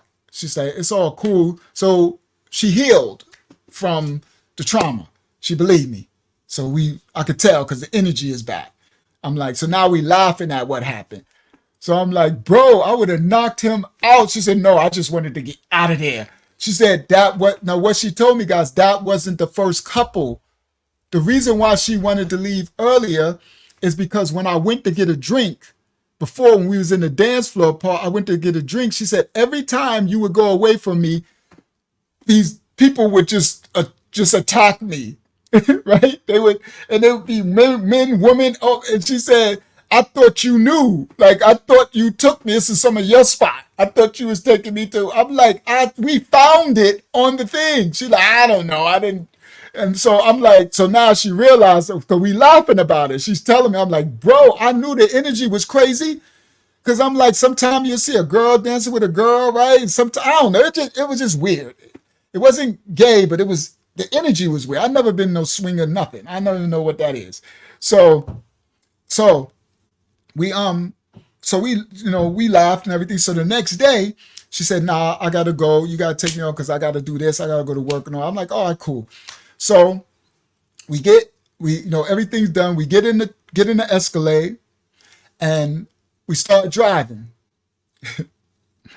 We start driving, and the gas that was left from what I put in, we got about an hour into the ride and I needed gas again. Now, I spent money somewhere. So the money that I had left on my card, I think to get food or something, I spent it somewhere, but I didn't remember. So I don't realize I got no money on my bank card and I got no cash. So now we driving and everything is good. She's healed. She got her feet up on the dash. We talking about the next. She said, next time you come, I'm taking you. We staying in Jacksonville. She like, you just gonna bring you a change of clothes because I am not coming back to Orlando. I'm taking you to a nice spot. Cause she's like, I'm taking you to a nice Algerian where they got food and nice music. And, she like, yeah, I'm taking everything on me, right? So everything cool. So I'm like, all right, cool. We having a good conversation, everything. So then I pull over and I got the thing don't work. Like, so no, I pull over and then I go try to get gas and the thing says decline. It's not enough money on it. So then I'm like, oh crap. I'm like, oh man, I don't got enough money. Now guys, this first date stuff. Now remember guys, I don't want y'all to look at it like, look at her bad. You don't want no dude taking you out on the first date and he ain't, he ain't supposed to be dating, he ain't got no money, right? So that's my sister saying, you need to get yourself together first, right? Now, I messed up because if I would have just met somebody in Orlando, I had way more than enough money to take somebody out in Orlando, right? Because the $100 in gas and $100 in gas going back and $100 of this and then right? So all that's an easier date. I'd take you to dinner. We can go do a whole thing. You will never know, So, so yeah, y'all already know where this is going, right? So I'm like, I don't know what to do, right? So I'm like, oh man. So she like, is everything okay? She rolled the window down. Like, I'm like, yeah, mama, hold on. So I'm like, oh crap, I don't know what to do. So I got time to call my sister. I said, I'll be right back. I gotta go make a phone call. So I call my sister. So I'm like, yo, sis. She's like, what? I'm like, I'm stuck again. You stuck again, boy? I'm like, sis, I got this girl. I need to take her home. She said, I am not giving you nothing. I told you stop messing with them girls. I am not sending you nothing. I said, no, sis, I'm really stuck. I don't care. I don't care. I'm not sending you nothing. No, no, no, no. I'm like, sis, come on, sis. No, I really, no, no, no, no, click. And I'm like, she said, I'm not answering you if you call back. So I'm steady calling back and she won't answer. So now I'm like, oh. So now I don't know what to do. So I go back and she's like, what's wrong? I said, Ma, I said, I need you to, I need you to put gas in the car. She said, huh? Now she had already been paying for the club, the drinks, everything. She paid for us to get in the club, all that. She been spending her money this whole time. So I'm like, I need you to pay for the gas. She said, you don't got money to pay for gas in your truck? I'm like, no, my card, it won't. She said, but you said the card, you bought the food, so the card works. I'm like, there's no more money on the card. Oh, it's very expensive. I'm already up, Delaria. Well, she spent, but this thing about $400 because my foolish butt trying to drive this Escalade XL to 3.5 hours when gas is gonna go. Boy, so I tell her, sorry guys, I didn't even get to the thumbnail. I wanted to do it early too, but I'm gonna touch on it and then because I need to get rid of these relationships. The reason why is because all these relationships lead to what's coming, when we'll meet. But these things have a reason why these things, there's a buildup of what these things are happening. The Most High is doing something, right? So I'm like, yeah, I need you to, yeah, Kevin Hart, the way my account is set up, right? I'm trying to make it is, she's like, so you're telling me you don't have money for this car to move. I'm like, no. She's like, oh my goodness. So she's speaking the Algerian tongue, right? You already know when someone speak another language, she was Spanish, she'd be like, oh, blah, blah, blah, blah, blah. You already know that's when they talk about you, right? So she get out, she goes, she take her card, she do it. That thing be like, I think that was like another, because we just started. We was like, we got another 2 hours to go. So she's like, how much? I'm like, you might as well put like $100. She's like, $100? I'm like, yeah. So she puts the fills it up. She puts $100 or something, right? Whatever, fill it up. So we get in. Now we get in. We was cool before. I get in the car and she turned away. I'm like, Ma, you mad? She's like, don't talk to me. I'm like, come on, Ma. Now we driving, right? I'm like, come on, Ma, you can't be mad. I'm like, listen, I'm gonna pay you back. She said, you don't have money for your own car? I'm like, now I didn't tell her, guys, that I just came home from jail for 25 to life because she might be like, you a criminal, right? I ain't telling her like I'm a criminal. I was an ex-criminal. I just had life bid. You know what I mean? Like you a whole convict. She be scared, right? Because I'm not telling her that, right? But if I was able to tell her my whole thing, like I was a multi-millionaire, I own this and I own that and, past life, but this is too new. I just met someone, so I can't, So I'm just like, yeah, so she's mad. So now we riding, it's quiet. You know what I mean? Then she'll get on the phone. It's mad distance. She's talking in another language. I'm like, oh, now I'm gonna come through. I'm gonna say, could you speak English? Because I don't know if you talk about me, right? So, yeah, it's horrible. This whole thing is bad, right?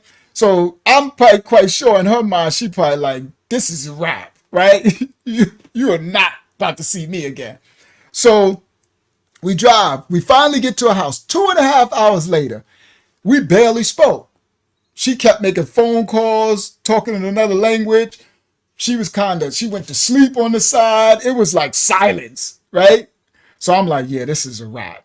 So we get to a house and I'm trying to mend the last bit because I still want to be able to, you know. So I'm like, so we get there. She start packing her stuff, right?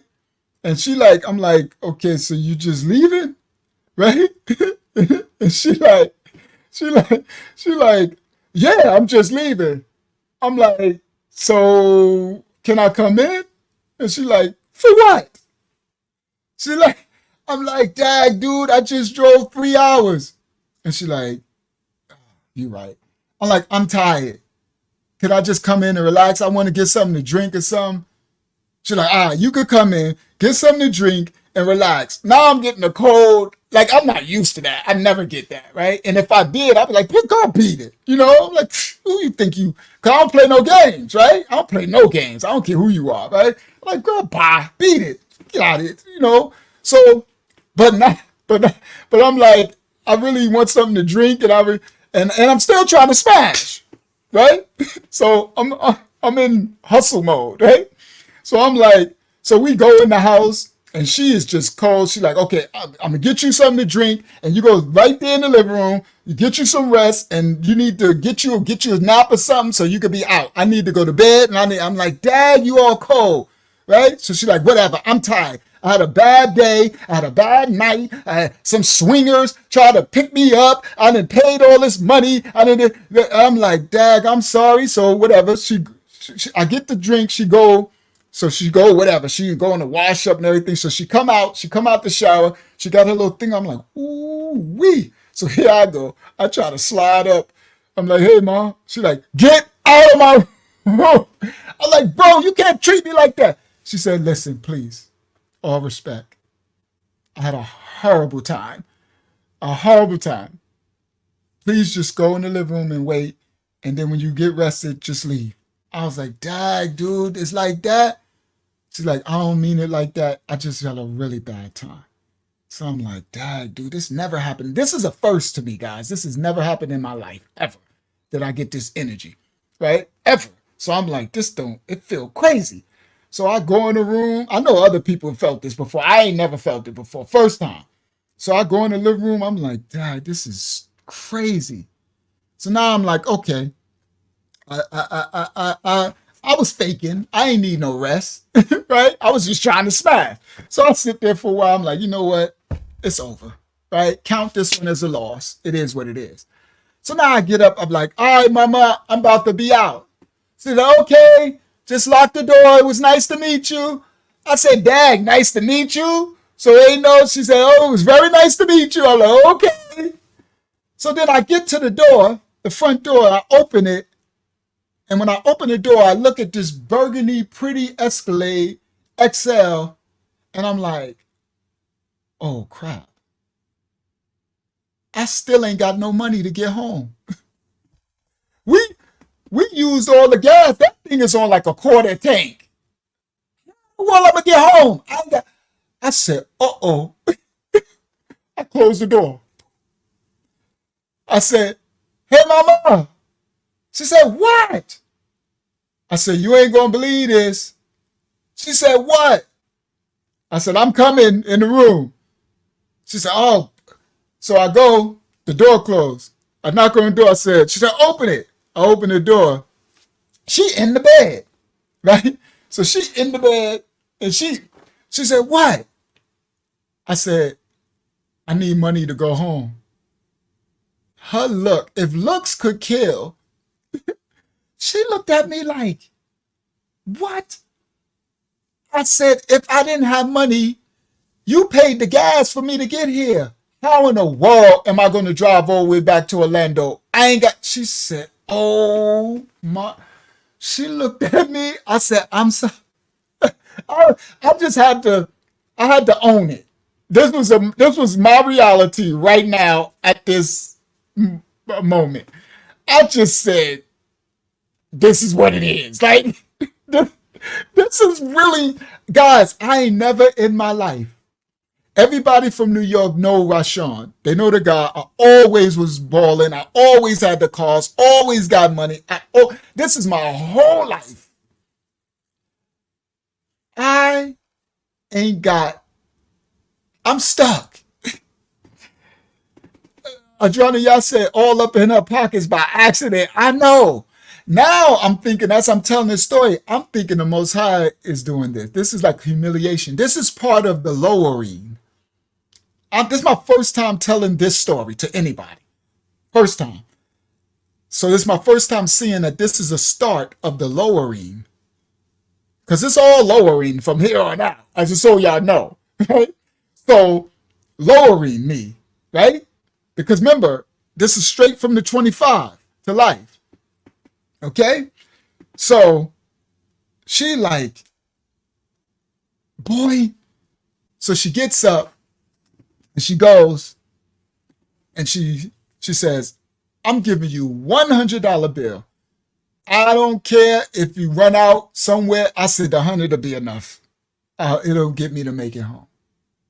Yeah, humbling me. She gave me the $100. I said, thank you. But she got up out the bed, so she got her little nightie on, her little feet, and ooh, I said, woo. She gave me the $100. I said, girl, you looking good. She said, get out of my house. I was like, okay. I got to do work for the road. She said, you are the craziest person I ever met in my life. Get out of my house. I'm like, dang, mama, come on, bro. Like, I said, the funny thing is, I used to be a millionaire. She's like, if you don't get out of my house. No, I want to tell the truth, guys. I'm like, I said, the funny thing is, sis, I said, I used to be a millionaire. She said, if you don't get out of my house. I'm like, no, because guys, y'all know me. So y'all know the story. I'm really Rashawn. I was a multi-millionaire. Girl, your little car, this little apartment, girl, I would own this whole subdivision. If you gave it time and found out who I really was, then you would understand. So now, ain't nothing else to lose, right? So I'm like, I might as well. I'm like, girl, I used to be a millionaire. She like, get out of my, now I look like I'm just lying, right? But now I'm telling the truth. I never said anything about myself. You know, I never told her like who I was or nothing because I don't do the bragging. But now I ain't got nothing to lose. I said the funny part because now I'm living in it. Because this is a joke to me. Guys, I've spent my whole life. I ain't never have to ask nobody for no money or nothing like that. I'm sitting up there. I said, more worse than this, sis, mama, I used to be a millionaire. She said, get out. If you don't get out of my house. I said, no, I'm serious. I was a multi-millionaire. I said, I just came home from jail. And she said, oh my goodness, you just came home from jail. Get out. I'm going to call the police. I'm like, yo, you cannot make this up. I said, yo, don't call the police. She said, you a criminal. That's why you have me in that club. I said, no, mama, listen. She said, see, that's why my parents told me don't be dating all these Americans. Now she's doing the whole American, like, because she's Algerian. She said, my mother told me don't be dating these Americans. And I said, no, I'm not a criminal. I said, but I was. I had 25. You had a life sentence. What did I said, no, she said, please. She said, then she went, then the fear, like scared, came over, right? I could see it because I'm in her room, right? I'm in her room. She's in her bra and panties, right? So you know, because she covered herself, right? So she like, please, I gave you my money, right? She like, I gave you the money. So I've been nice the whole time. I gave you money to go. I said, oh, you scared? I said, mama, I'm not going to hurt you. She's like, no, could you please just go? I said, oh man, this is getting worse and worse. I said, no, I was just telling you that I was in jail before, but no, now I believe in God. Like I'm a man of God. She said, okay, so you and God, could you just go? Do you want more money? You need more money? I said, no, I don't need no more money, mama. The 100 is thank you for the money. She said, thank you. Okay, could you just go? I said, yes, I'm going to leave.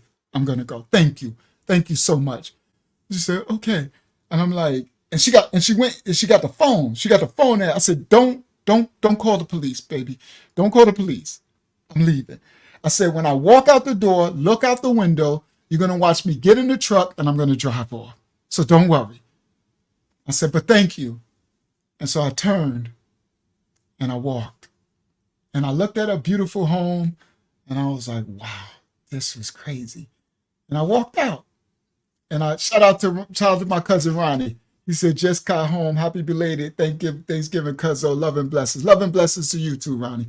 I talked about you a little early in this story. And I walked out, guys. And I got in the truck and I'm like, okay, let me start it and drive out of her thing. I want her to see me leave before she called the cops, right? And I drove out and I was like, dang, dude, that was crazy. But at least I got the money. I got $100 to put the gas in because I was screwed. Thank the Most High, He take care of babies and fools, right? Right? Because I was all in my foolio mode. So I got the gas, I went to the gas station, I filled it up, and I got on the road. And I drove, and then I called my sister, and she answered. I said, sis, you left me hanging. She said, where you at? I said, I got the money. I'm on my way home. How you do it? The girl, she said, that's right. I knew you going to get that girl to pay it. You got her, you drove her from there. You going to get her to drive you back. I said, since you left. She said, I ain't paying for you mess with these girls. All right. So now, all right. So, yeah, about you guys from the United States. She's talking about dating, because they, people from other countries. They talk about the blacks, the black Americans, right? Because she's Algerian. So, they like North African, but they like Arab type of, you know what I mean? So, so they African, but they don't call themselves black African or whatever. They ain't nothing but these Arab invaders invaded North Africa. That's all that is. And Mohammedans and stuff. So anyway, so now I think that was the last, that's definitely the last one tonight. So I need to get the thumbnail. So I thought I was going to get right into the thumbnail. It just, all these other pieces, they align. So it'll make sense later, all of it. Because you can't leave out certain pieces. That's why I got to double back. And there's so many pieces that's going to come out later in certain things. When I say it, y'all know what I'm talking about. So, yeah, she's scared now because I didn't told her I was a criminal. I didn't told her I was in prison. Because guys, we talked. That's how the internet was. We talked. So I know that sounds crazy, but you can discern a person's personality from, that's why you got to be careful. And I got a good talk game. I got a good personality. So I make you comfortable, because I'm transparent, right? You could feel, discernment. You could feel like, okay, this person seemed cool, right? But yeah, she did take me, but we've been talking for a while over the internet and live Zooming, and she's seen the inside of my house, and, and my brother's house is really nice. Her house is really nice. And, I pull up. So when I pull up, I got the, because it wasn't a house, it was not a house, apartment, but it was a condo. So it was a rich condo. So it wasn't the only one. So when I pull up, she see the Escalade. I come up, I'm looking fly. She like, okay. So when, all right, cool. Everything checked out. So, but yeah, she's scared in there. Once I said I was, I just was 25 to life in prison and all. After now I'm in that bitch. She like, oh my goodness, that was funny. So anyway, so now I'm back, right? So now talking to my sister, I'm like, now I know I need to get a job. Because now, guys, I got zero money. So I'm back in Orlando. My brother's still gone. I ain't got a penny. Basically, I got dollars. So my brother had told me that there was this, and I'm looking for jobs, right? But I can't get a job, right? So my brother told me there was this day labor place around the corner called, I think it was Labor Ready, right? And so it's a day labor thing where you go to this place. I don't know if they still got it now, these places, but you go there and you got to be there at 5 o'clock in the morning, right? And night, it's dark at 5 o'clock in the morning. 5 o'clock in the morning, you got to go to this place and it'd be 100 people there. And everybody's there to try to see if they could get a job. Okay? Now, so I go to the, I look it up. I call it on the phone. They're like, yeah, because I had already been trying to look for jobs and I can't get a job, right? Nobody's hiring me because I got no job history. Guys, I had 2 jobs in my whole life. I worked at Nathan's, the restaurant thing, for 2 weeks, and they fired me when I got my check. Y'all learn later. And then I had a job in Port Washington for 2 weeks. Every job I ever had was 2 weeks in my whole life. 2 weeks, I got a job in Port Washington at a warehouse, and I think that's it. Dry Mark Products was Port Washington, and Nathan's. I think that's it for the whole life history. So I ain't nothing to put on the sheet. The job. God, I've been hustling since I was 12 years old. Those no jobs because I was trying to do right by my grandmother and them, trying to get a little job, and it never worked. 2 weeks, 2 times. So ain't no history. Because if I write Dry Mark, I'll just try to write it. So I'll write Dry Mark Product, Port Washington, but the year was like 15 years ago. Right? They're like, Dad. So they're like, this gap, what Nathan's when you was 15 years old? What? So what could I put? Right? I own my companies. I own my barbershop. I own my development company, my construction company. I own my nightclub and everything else. I was hustling. Right? So only the legit stuff is the stuff I owned. That ain't going on no job. Like that ain't. So there is no, every time I try to get a job, I got nothing to put. So nobody's hiring me, no matter where I go. So I can't get nothing. Right? So I'm screwed. So I've been going around and I've been trying, filling out applications, doing everything, and not one person will hire me because I don't have a resume. I don't have no work history. And I'm old. It's not like I'm 20. It ain't like I'm 18 years old with no work history. Dude, you like 40 years old and you got no work history? They scared, right?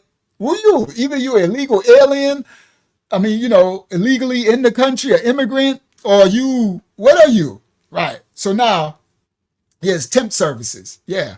So I got no choice. So my brother tell me about that because I told him over the phone. He said, man, go to the Labor Ready around the corner. So I called, they go there. So I go there. It's 5 o'clock in the morning. Bang. So I go there. I pull up. I got the little Mazda or whatever. I pull in. It's a bunch of people there. Bunch. So I walk in. I look like me, right? I always stand out. And I don't fit because all of the people who are there, they're like, no disrespect, but they're like the poor people, right? They're like y'all said, you milked her like a cow. They like the poor people, right? So it's drug addicts, homeless, all of them. That's how they get their money every day. They get their money like that every day so they could get their drugs. And then the other poor people, they get it to pay their bills. Like the poor people. Honestly, that's gonna come out later. They call Jesus people. This is what I found out later. So everybody in the awakening, y'all know Yahshuah, right? Yahshuah, right? Y'all know the Messiah, Mashiach. But now, guys, I don't know Mashiach. This is 2010. I'm not awakened yet. So I know Jesus, okay, and God. So later I found out these are Jesus people. Jesus, Mashiach, went to the poor, the downtrodden, the forgotten, you see, the low, the homeless, the beggar, these were his people. Okay. Now, yeah, and I was a chemist too, Delarshah. I could have wrote down pharmacist from 12 years old until I bought my first barbershop. I think that was my first business, was the barbershop, right? Then I bought houses. Then I started a construction company. Then I started a real estate development company. Then I bought a nightclub. That's an excellent work. And I became a multimillionaire, right? So that fits, right? But I was definitely a pharmacist, and I could proof to prove it to you. I was a chemist, alchemy. I could whip that pot right now, y'all. If you want me to, I can make this company make money. Oh, I'm a CEO if you give me a shot, right? Let me meet the CEO. I can make this money make company, right? I'll be like, dude, you got all these dudes out here. We could do this, we could do that. Okay, but anyway, right? So, but in Babylon, yeah, I'm a street pharmacist. It don't fit on Babylon paperwork, right? On Babylon. So anyway, so this is later I find out, guys, this is part of Yah's doing. This, guys, is the start of Uncle Yahshuah. Now we start in Uncle Yahshuah.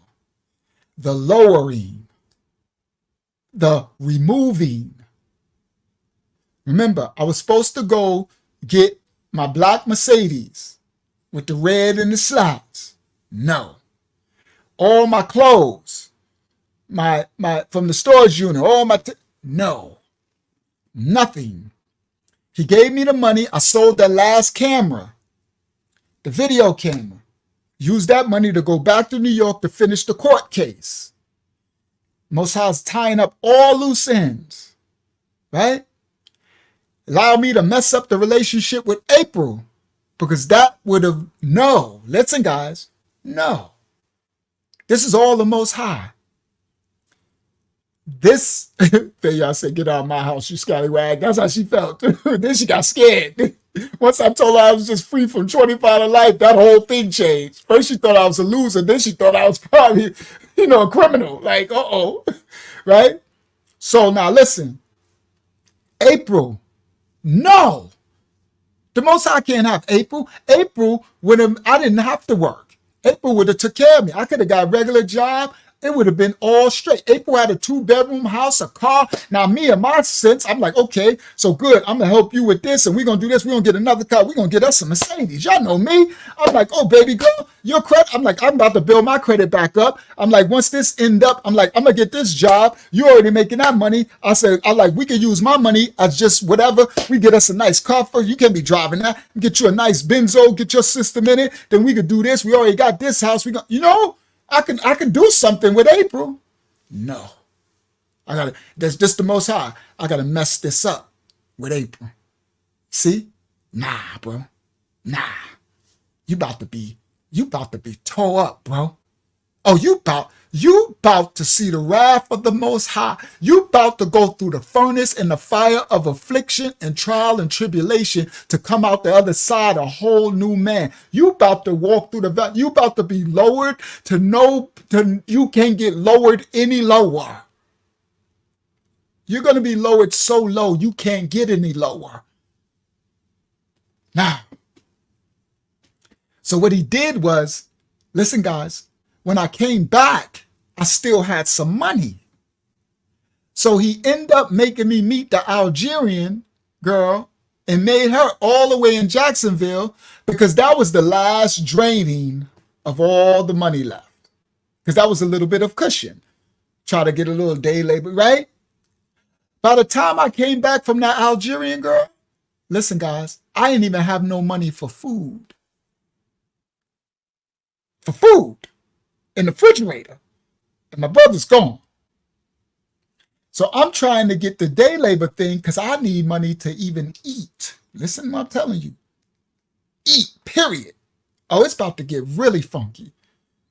So I go to the day labor thing. All these people, right? They all outside. They know a new face, right? And I look young, right? So they're like, oh, I look like a jit. I look like a young dude that sells them their drugs, right? So they look in and they're like, I'm an outsider. So I walk up, I go in there. Now where my brother lives in Claremont, it's Hispanic. It's a middle class and upper middle class. So it ain't like the city of Orlando with a hood. It ain't in the ghetto. So, so they're poor people, right? And so they got white people running in and stuff like that, right? So I go in, and the white people behind the counter, they look at me like, oh, a young, you know, a young black dude, probably some from the hood, right? So I'm like, well, I came to get a job. They're like, fill us out, right? So I'm like, okay. So I fill this out. Now remember, guys, I'm a multimillionaire. I'm Rashawn. So everybody at home in New York, this is the guy Rashawn. You know what I know, guys? You know what I know? I know either find out who getting money in the hood, find you a gun, stick them up. You got a nice bag to start with, right? Stick up a drug dealer, or find out, get you some weed, or start hustling. That's all I know in the past. And I did my time for any crime that I committed. This is a testimony of how I was changed. Now, but that was this job. Yeah, I spent the whole, I spent the whole 6 months of food, like by myself, because I know how to be frugal. Oh, I'm screwed, I got no food, I got nothing, right? Now, so I go, he give me the application thing, I fill it all out. So I'm like, okay. So I get up. Now I think I'm going to work. I think I'm going to get a job, right? I'm going to work. That's what I'm here for. My brother said they day labor, they send you out, you go to work, and you come home, they pay you that day. Bingo, that's what I need. So I fill out the paperwork, I hand it to him. He like, all right, all right, take a seat. So I'm like, all right. So I go sit down. So everybody's around. Now it's 5 o'clock in the morning. It's nighttime, still out. So I'm sitting around, and everybody's sitting around. Then about 6 o'clock, some dude pull up with a van, and he come inside, and everybody run to him, and he's calling out people, and they're like, yo, such, right? And he's just like, now I don't know what's going on. I'm just looking around, and he's like, all right, such. They come up, he grab a clipboard. He's like, all right, Johnny, Mary, whatever. He's calling people names, Chuck. And, so they're like, okay. So he's like, okay, you grab you a vest. And people go in the back, and they go, like y'all said, you forgot about the food because of Smasher. Yeah, Smasher is all I was trying to smash. That's it, right? All I'm worried about is smashing, right? And trying to find a wifey. Now, they go get hard hats and safety vests. So they go and check off the thing, and he come and everybody up, and he pull the thing. So about 30 of them, they go get in the van, and they go out. And I'm like, okay, I don't know what's going on. So I'm sitting there. Now it's like 6 something, light starting to come out. And then the dude come back again. He come back, more people run up to him. He grabbed the clipboard. They start calling out people names. So I'm like, okay, all right, they're gonna call me. And they call all these people, and a bunch of them get up. Everybody get up, they go up there signing stuff, doing all this stuff. And then they go and they leave. They get in the van and they take off. Now it's probably like 10 of us left. And it's 7 o'clock in the morning, it's daylight. So they going up, people going up. So then the dude at the front, he start calling people by name. Sheila, come up in the front. So she come up, white lady, you could tell she probably used to be a crackhead or heroin addict, stuff like that, right?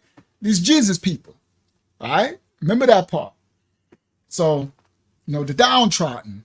So they come up, they talk and everything. And he like, okay, I'm gonna send you. Then somebody else, come here, Johnny, and this one. And they go up, he does all that. But it's like I'm being ignored. They like, I'm not even there. So they do all that. He send people out. And then everybody's gone. And I'm just sitting there. And now it's like 8 o'clock, 8:30. And I've been sitting there since 5 o'clock in the morning. And I'm sitting there. And they just going on with their day. 9 o'clock. So about 9 o'clock, get up. So I'm like, Sometimes I'll go outside and stretch. And I come back, so I say, excuse me. And they come up, yeah, hello? I'm like, are you going to send me out on a job? They're like, nah, ain't no more jobs. Yeah, be here tomorrow at 5 o'clock in the morning. I'm like, that's it? He said, yeah, 5 o'clock in the morning. I'm like, oh, all right. So I turn around, I walk out. It's 9 o'clock. I get in the car, sun all out, it's hot. I've been sitting there for 5 in the morning. I drive back to my brother's house. I get in the house. I'm like, okay, well, tomorrow I go out, get a job. Get up again, 4 o'clock in the morning, washed up, go down there again. The same thing happened. About 9 o'clock, 9:30, I woke up. I'm like, are you going to send me out? Ain't no jobs. See you at 5 o'clock. I did it day after day after day. Friday came, the weekend. I'm off. I ain't got no food. My sister said, boy, you better get you some oatmeal.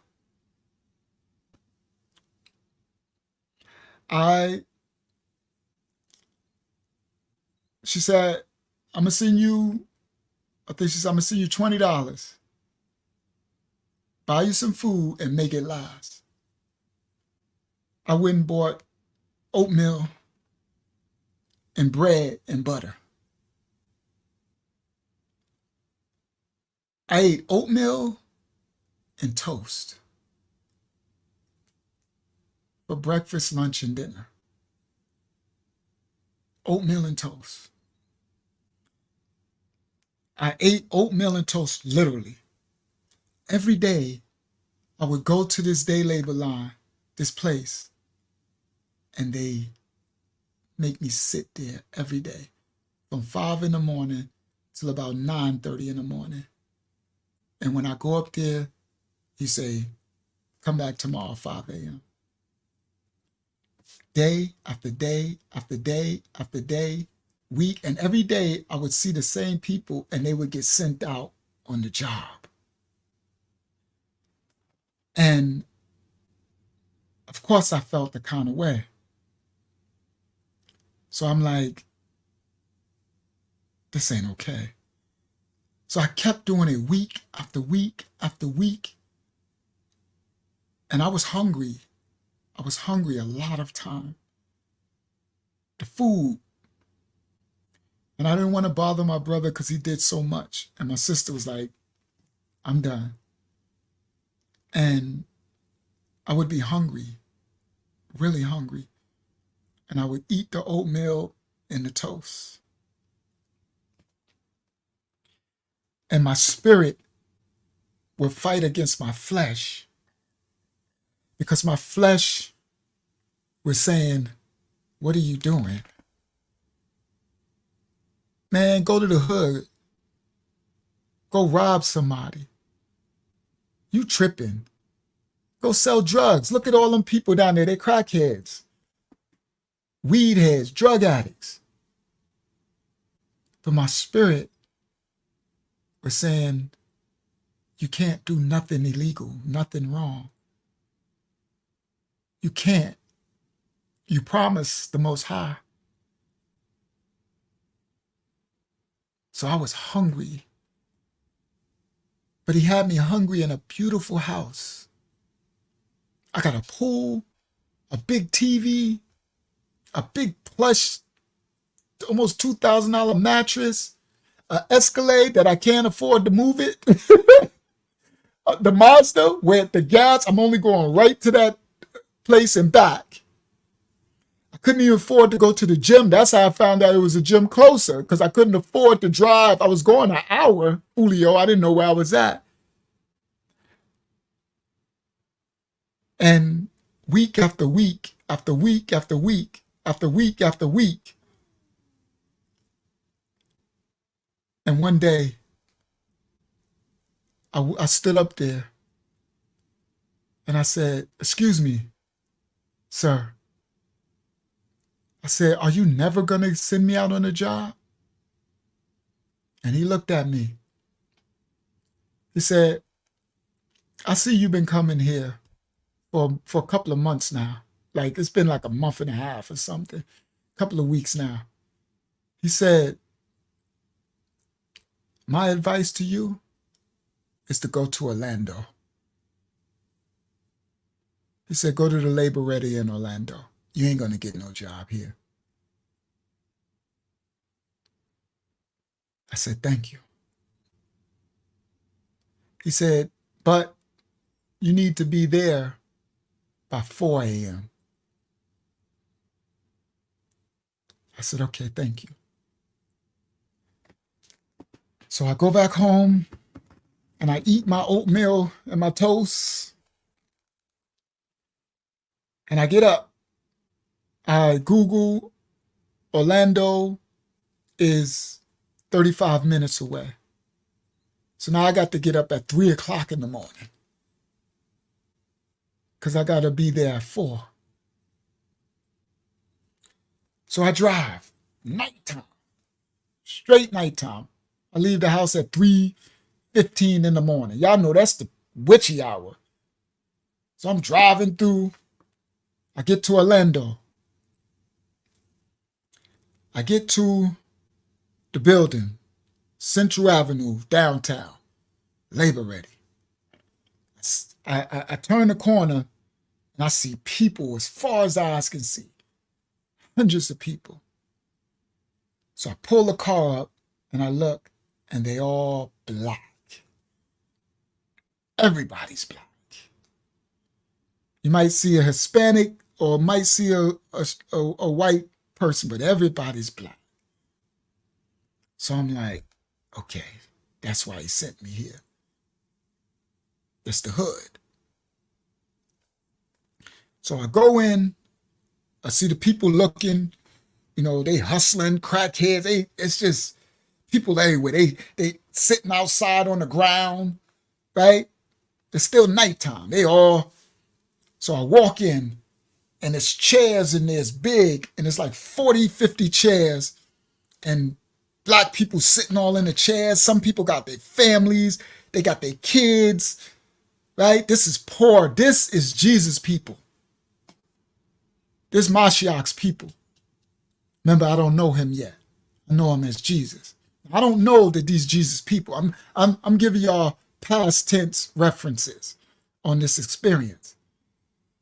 So I go in and I look, and it's black people everywhere. They look at me. They could tell because I'm dressed like this. I'm clean. They all dirty. They poor, homeless, crackhead. Like this the lowest of the law. Okay? The day labor. They're giving you minimum wage. At that time, minimum wage, I think it was $7 or something. Something like that. $7 an hour. Okay? You hope you can make $40, $50. Now, I walk in, I look, they all look at me. I look behind the counter, it's this bad black chick. Bad. Clean. Bad. And I'm like, I immediately feel humiliated because it's a bunch of homeless people and crackheads and stuff, and I'm with them. So this girl is so clean, and she's really pretty black girl, beautiful. And she look at me and she look like what you doing here? Right? And I'm clean, but I'm amongst the homeless. More humbling, more humiliation, more lowering. So now I'm so embarrassed that I don't even want to go up there and say I need a job. Like, I'm like, crap, dude. Why did it have to be a pretty black? And she looked like she's probably like 26, 27, gorgeous, straight, straight, young black, she dressed, laced. I'm looking somebody that I could bag, right? Who would be looking at me like, ooh, he cute, but now she looking at me like, you among the homeless, right? Lowering. But I want y'all to remember, I'm the God of Yahshuah on the inside. I'm still Luch. All I know is money and cars and, right? I'm a rich itch, you know? There was that Dave Chappelle, I'm rich, itch, Like, I'm still rich, guys. What I want you to understand, that doesn't leave you. The circumstances, because I ain't got the money, don't mean I can't get the money. Y'all hear me? I'm still Rashawn. Oh, don't get this twisted. Give me a month, I'll be back popping. You heard? I'm a money magnet. I can turn $1 into 15 cents. That's just who I am. I'm a survivor. But this is the lowering. This is the submittance of, are you willing to lower yourself? How far are you willing to go to serve me? This is my testing journey. So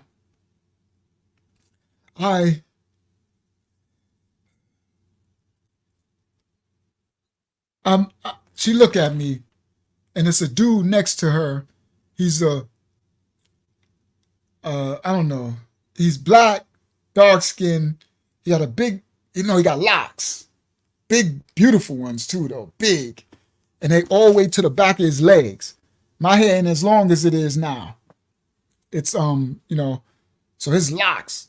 His name Jojo. I won't forget that. Because they're like, Jojo! You keep hearing it. So he back there. And the girl name is Tasha. Wow, I can remember their names. So Tasha back there and Jojo. So they working. Then you got the other people behind the thing working. So I got to muster up enough heart to, people ready. People ready is another job. I'm talking about people ready. I worked for them too. So it's, so I muster up. I'm like, all right, I got to do it. So I walk up. She's like, can I help you? I'm like, yeah, could I have an application? She said, you want an application here? I'm like, yeah. She said, you know where you at? Are you in the right place? So I'm like, yeah. She said, you making my dog look around when you say Jojo. That's his name? That's funny. So I'm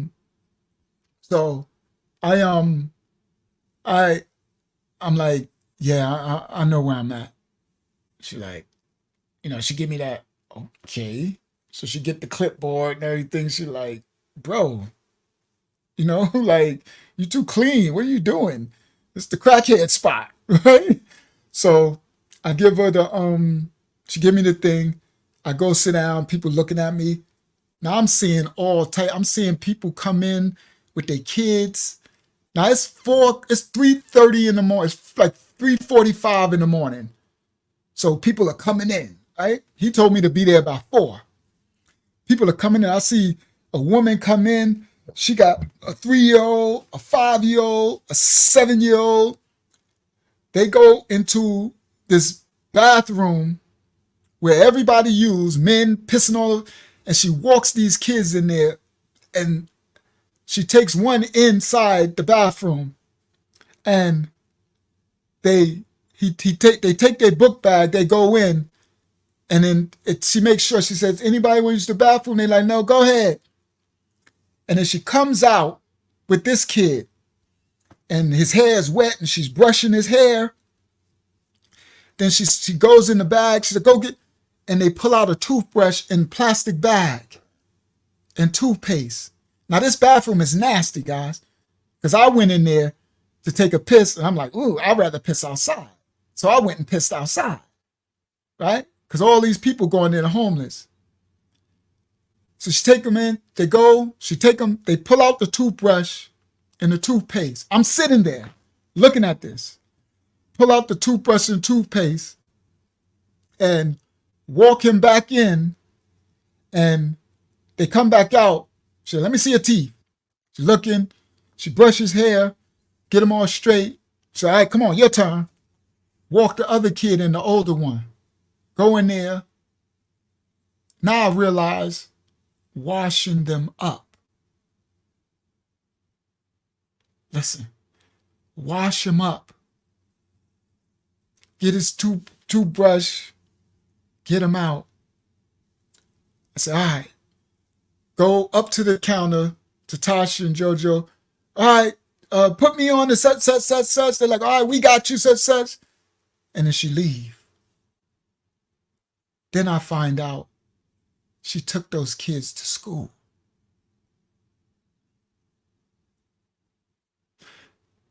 But she washed those kids up in this public bathroom in this day labor spot.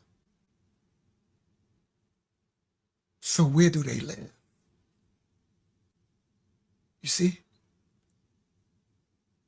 So I'm sitting there and I'm like,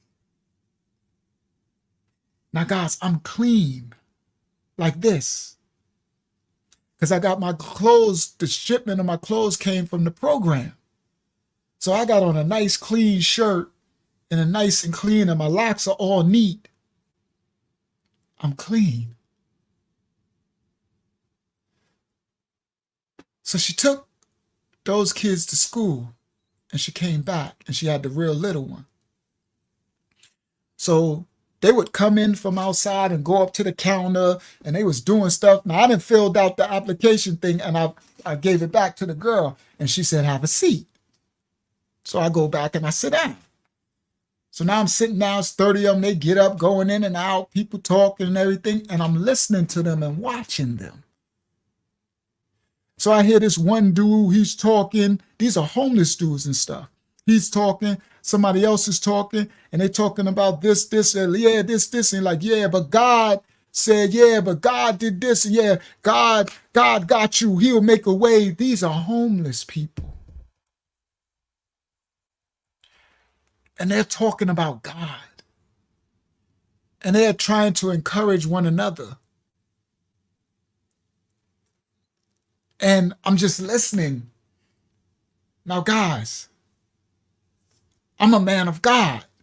Now, yeah, I'm just trying to find the girl and trying to smash. That's my flesh. That was me just coming home from the 25 to life. But inside me was still God. That's why I wasn't selling the drugs. I wouldn't. The flesh was trying to make me sin, but I wouldn't. The only sin was me trying to chase. That's my trauma, trying to get a woman, trying to find my wife. But other than that, so I'm watching these homeless people encourage one another and talking about, where did you sleep? Because I can hear them, they right there. And they're like, where did you sleep?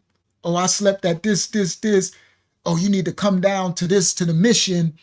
He's like, nah, they don't got no beds. They be robbing, doing stuff. And they say, yeah, well, outside of it, they got a bridge, and everybody gather under the bridge, and you could come there, and this, that, and he's like, yeah, God, listen. The brother is like, yeah, God, if God willing, I can bring my box there, and you can find me a spot.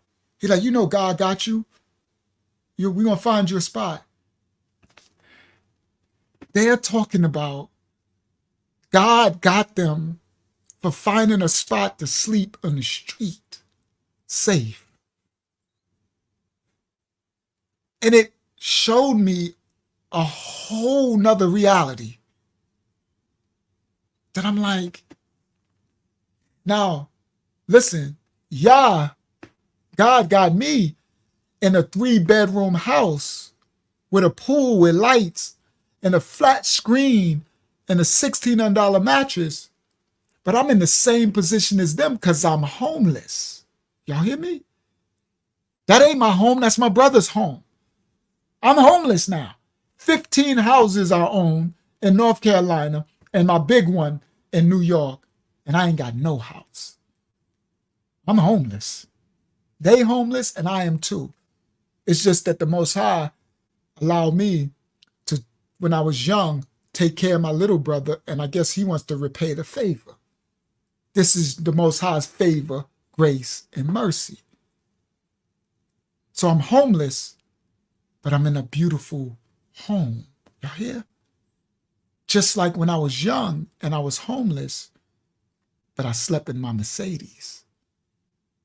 I was homeless, but I was in a 500 SEL Mercedes. And Unique found out I was sleeping in Pathmark parking lot and let me stay in his mother's house. Now I'm homeless again, but he got me. It's a wheel within a wheel. So as much trauma as I'm about to experience, he still had me cushioned because these people are taking the bus. When it's raining, they're standing at the bus stop, soaking wet when they come into day labor, drenched wet. Now, I ain't got no air conditioning in a Mazda, but I got a car. So I'll be hot and taking paper towels and wiping the spog off the windows because there's no AC, right? And all that, and wiping but I got a car. When I walk in there, I'm still dry. I could take the Escalade, but I can't afford the gas, right? See? So again, his favor, grace, and mercy. But I'm just like them. But he's showing me that with them having nothing, they got God. I'm like, they got the Most High. And I'm watching them encourage one another. Okay. So the lady, she comes back after dropping the kids. And then she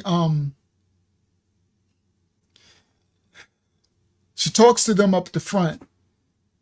And they're like, she like, you sending me out, right, JoJo? You're like, yeah. You want to go to such and such? Where you want to go? She said, oh, I want to go to such and such. She's like, all right. So then she said, all right, I'll be back. She said, hey, hurry up. Don't miss the van. So I'll be back.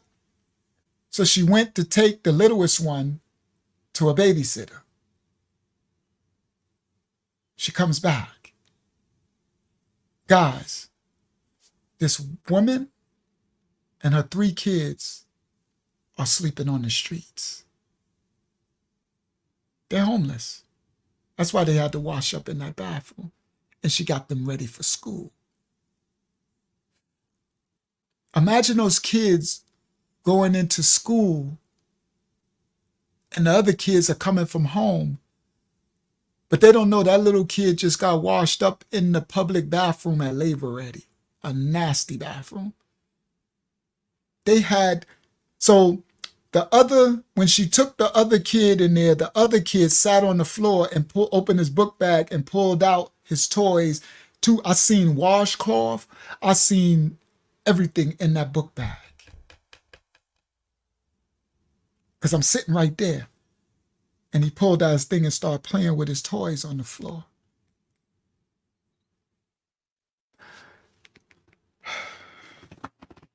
But Johnny, I said, look at the birds of the field. They neither sow nor reap, yet the Most High feeds them. Okay, so she comes back, and the dude JoJo, everybody like, JoJo, they'll come in. JoJo, like, yeah, your dog gonna go crazy with me today. They're like, JoJo, right? You're like, oh, JoJo, put me down for such and such. They like, so I'm like, okay, JoJo the man, right? So I'm like, okay, a big black dude, got some weight to him, big locks, but he screw-faced me. He looked at me like this, right? So I'm like, I'm used to that too, right? I'm used to that. That's why I like to try to hide under the radar. Because some people just they don't like my presence. They think, I don't know what they think. If you ever get to know me, you'll realize I'm humble, nice, loving, like I'm a protector. I take care of people. So he he screw faced me. So I'm like, all right. So it goes on. It turns, now I'm here at 4:00. It turns 5:00. So mad people come. So JoJo come from behind the counter. He walk out, he open the door, he like, all right, everybody, let's go. So all the people from outside, they came in. So they all gathered around. He got his clipboard. He stood in the front. He said, all right. He said, he called out, going to this place or whatever. He started calling out names. They're like, check, check, check. He's like, all right, such, go. Get your hard hat, get your safety vest, Everybody, going to do what they do. He calling out names. All right, that van is outside. They go get in. Boom. Next, everybody going to, they come up. He basically do the same thing the other place did. He called all the people and he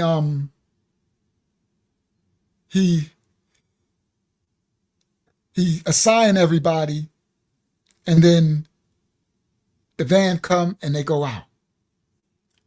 Now I've been there since 3:45. Now it's about 6:00 in the morning. Now I've been there 3.5 hours. I'm just sitting there. Now he finished that.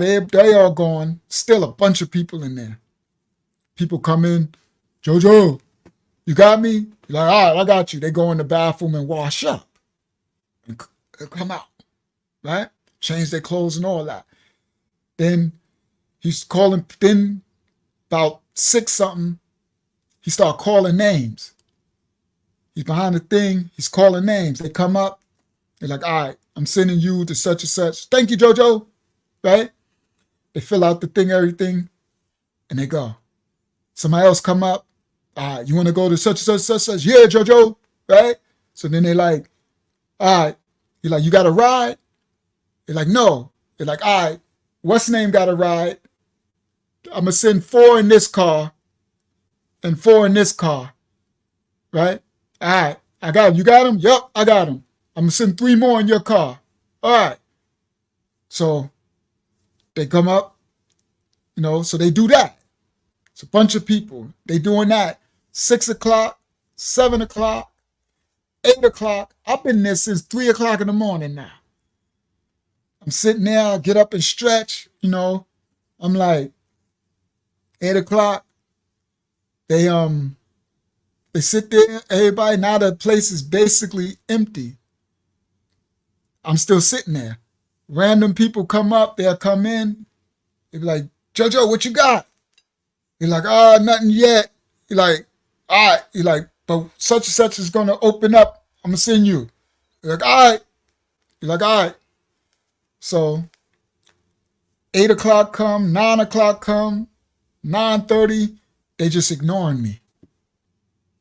So I get up, I walk up, I say, excuse me.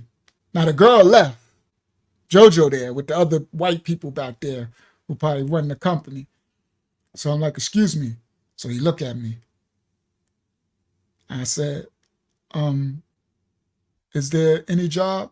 Ain't no jobs. I said, okay. I said, it's no more work? He said, ain't no jobs. I said, all right. I said, will it be some tomorrow? He said, be here at 4 a.m. and you might see. I said, okay. Now, every bone, every bit of New York in me, my lip is jumping, my attitude, my pride. There's still a couple people there, and the people that's behind the thing.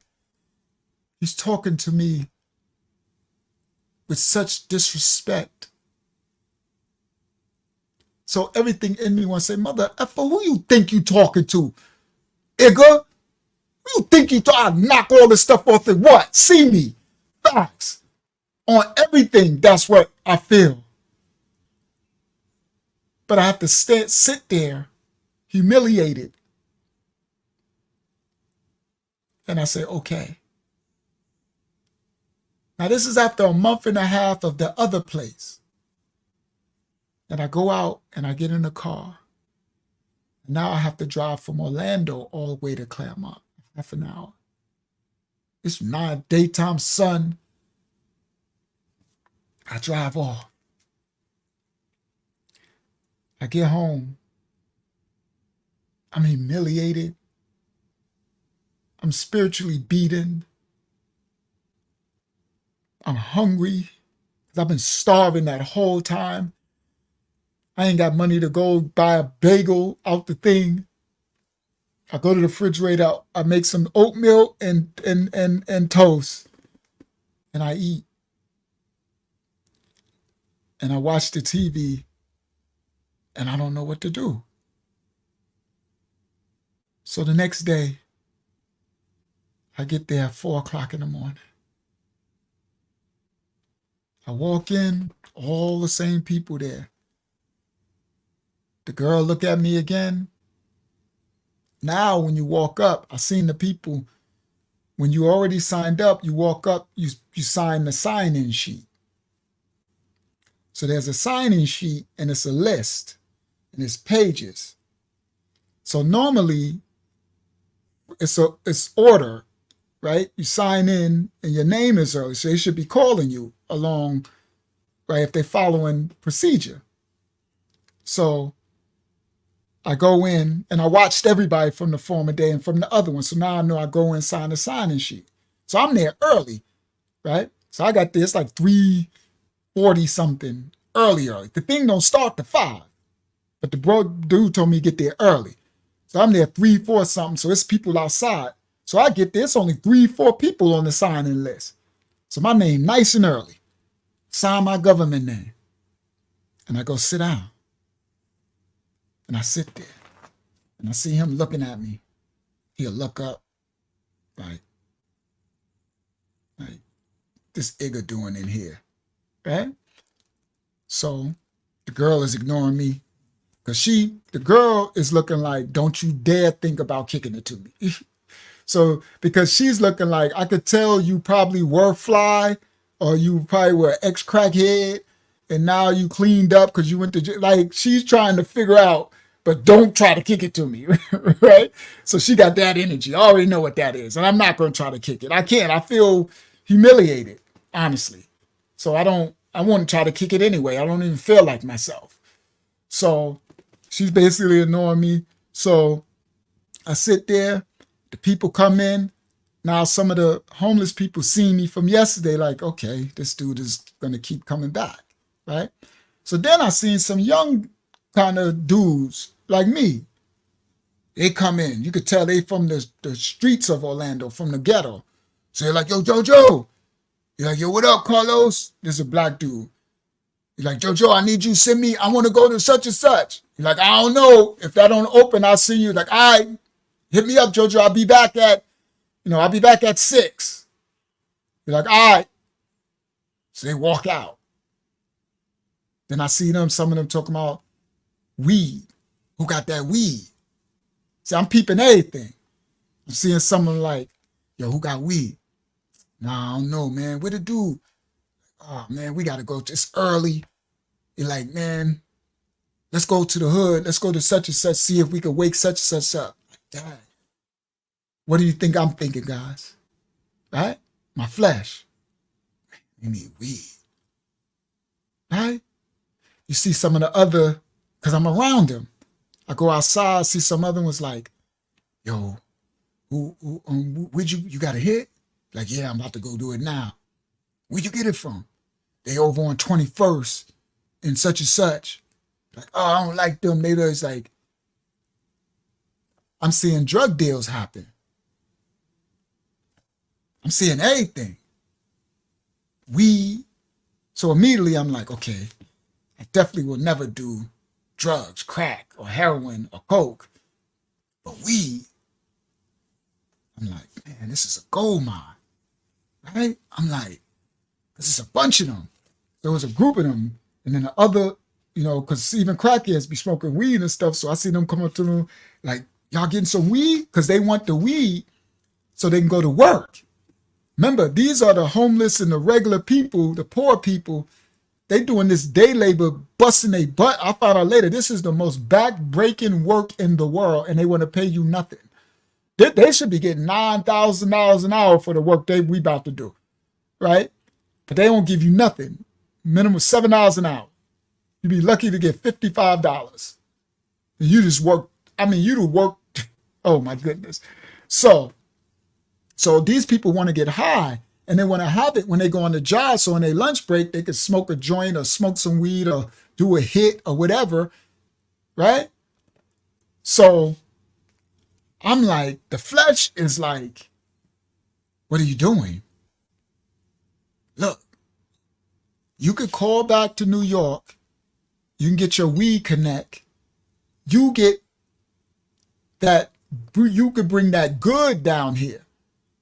This 2010, these the days of purple haze and all that exotic. I'm in Orlando. Back then, they ain't even have it.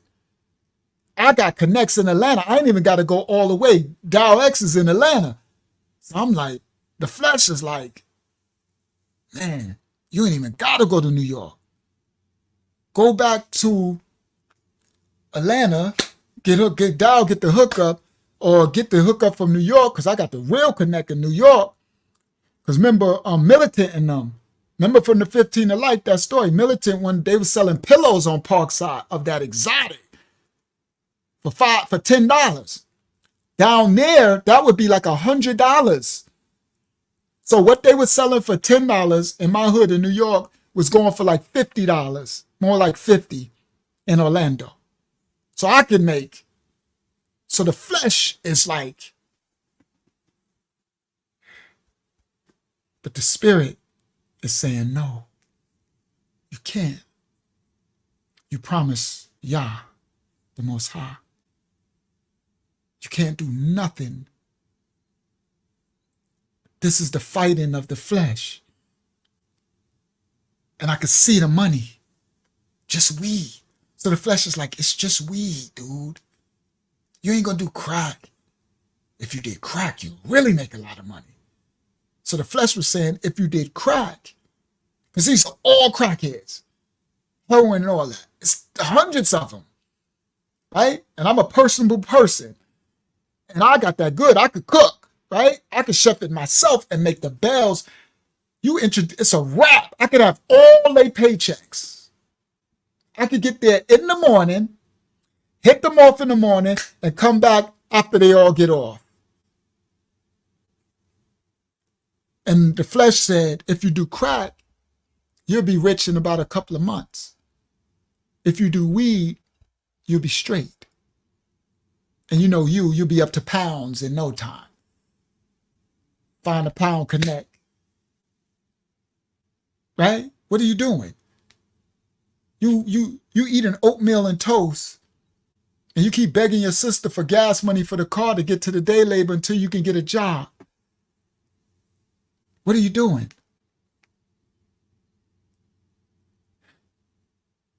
I'm suffering. That's what I'm doing. I'm not doing a crime, no matter what it is. I'm not going to steal. I'm not going to lie. I'm not going to cheat.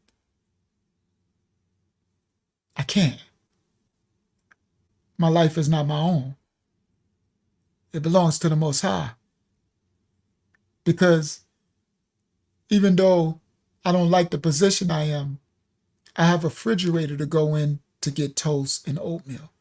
I'm supposed to be in a cell. A cell.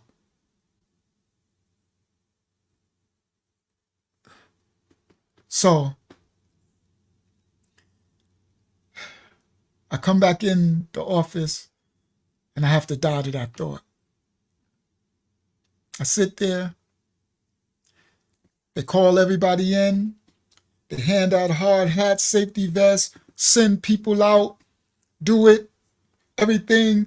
Go, van, come, take them away. Call everybody else. Van, come, take them away. Call up the other people. You got to ride. Send everybody out. Everybody's gone. Little scragglers. People sleeping on the floor. Homeless. That they just let live sleep in there. Because it's AC. I walk up. Say, hey, JoJo.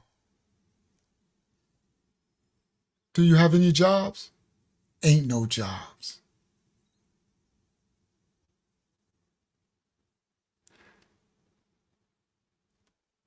You sure? I seen the other dude say that he was going to come back and you had a job. Ain't no jobs. Will it be some tomorrow? Come at 4 a.m. and see.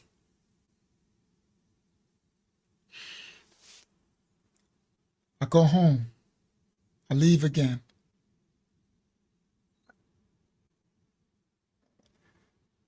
I'm demoralized. I'm embarrassed because the girl, Tasha, is hearing this. I look like a fool. Y'all got a pretty guy, got a pretty girl there, and this dude is disrespecting me. And it's just wrong because I ain't did nothing to nobody. So I go home, whatever. I come back. Day after day after day after day. My brother calling, what happened? They won't send me out. Day after day, weeks. I would go up there and he would tell me, ain't no jobs. And then somebody would walk in and like, JoJo, you got something for me? Oh yeah. You want to work? It's over at such and such. And I'm like, and he'll look at me like, what? And send the person out. And then I'll go take a seat. And that's when I say, you know what? Let me see what happens. I took a seat and I sat this after 9:30 and I watched people come in. JoJo, you got something? Oh, something just came through. You got to be at such and such. You got to ride? No, I'm going to take the bus. You don't be late. Be there. I got you, JoJo. Thank you. Send them out. And I sat there 10 o'clock, 11 o'clock, 12 o'clock. People come in late and him send them out. And he did it in my face. And I got up and walked out. The fight to see me be disrespected, and this happened to me when I just want to get a job and work and do the right thing. The mental war and the spiritual war, and then I'm hungry, and every time I'm eating an oatmeal and a sandwich, the flesh is like, go rob somebody, dude. What are you doing? Go to Orlando, go in the hood, get you some weed, get you some crack, sell some drugs. What are you doing? Go pimp a hoe. Go get you some whore prostitute, pimp. What are you doing? Look at you. And I didn't know what to do. So I kept going to the day labor office. Day after day, it turned into weeks. And every day, to the point that the homeless people knew me and they would feel sorry for me. You know you bad when the lowest of the low, the homeless people, would come up. How you doing, man? I'm like, I'm okay. Keep your head up, man. And I'm like, thank you. the homeless. They would come up randomly sometime because I would go and sit outside and they would all go in and get their jobs and come out with the hard hats. And like, how you doing today? I'm like, I'm okay. They'd be like, God loves you. Keep your head up. It'll get better. But I'm staying in a house with a beautiful pool, beautiful clean house, big screens on the wall. And they're telling me that it'll get better. Keep my head up.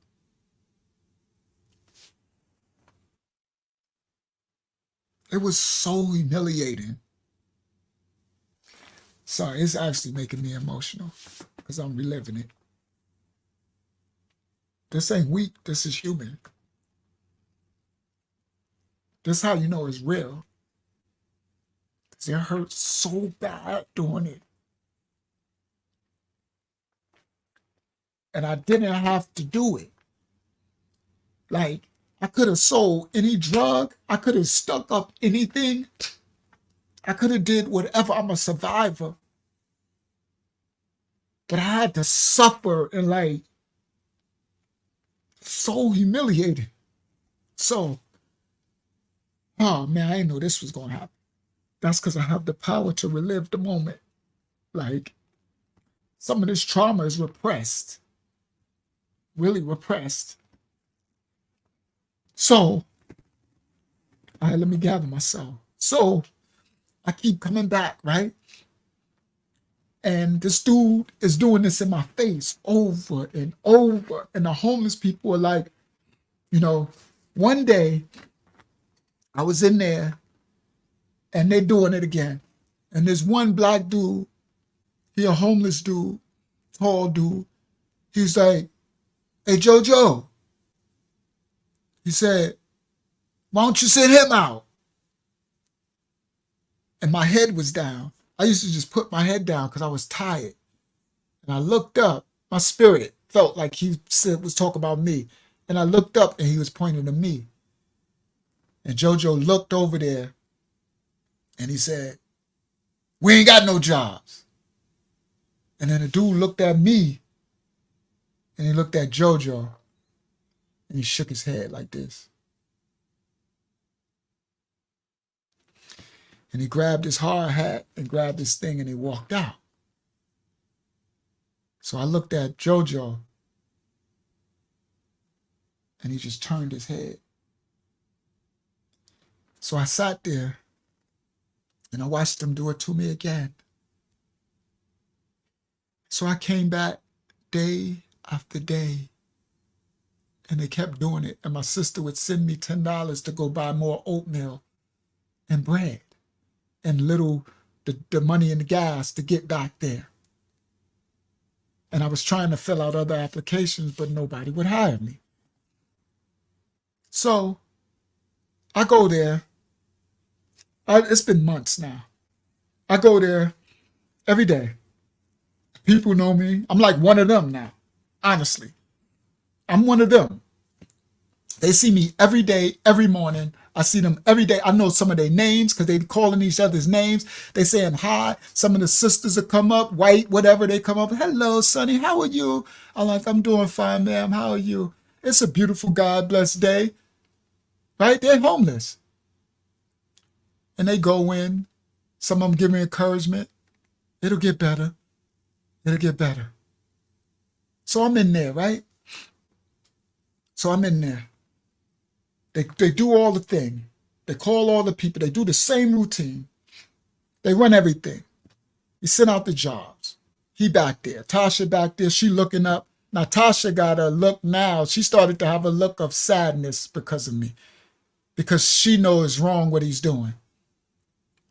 Everybody could feel it. The people who were behind the thing keep putting their head down because I keep coming back day after day after day. I've never missed. I'm there every day. So Tasha, I could see her demeanor, like she feels bad.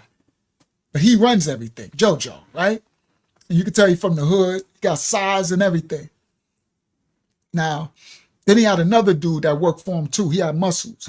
He had a little Mustang, but you know, he would just ignore me because they running off JoJo. JoJo's the boss for that thing. He run it. So the other dude with the muscles, he was sending out people, but he ain't gonna go against JoJo, right? So anyway, I'm in there. They doing the regular.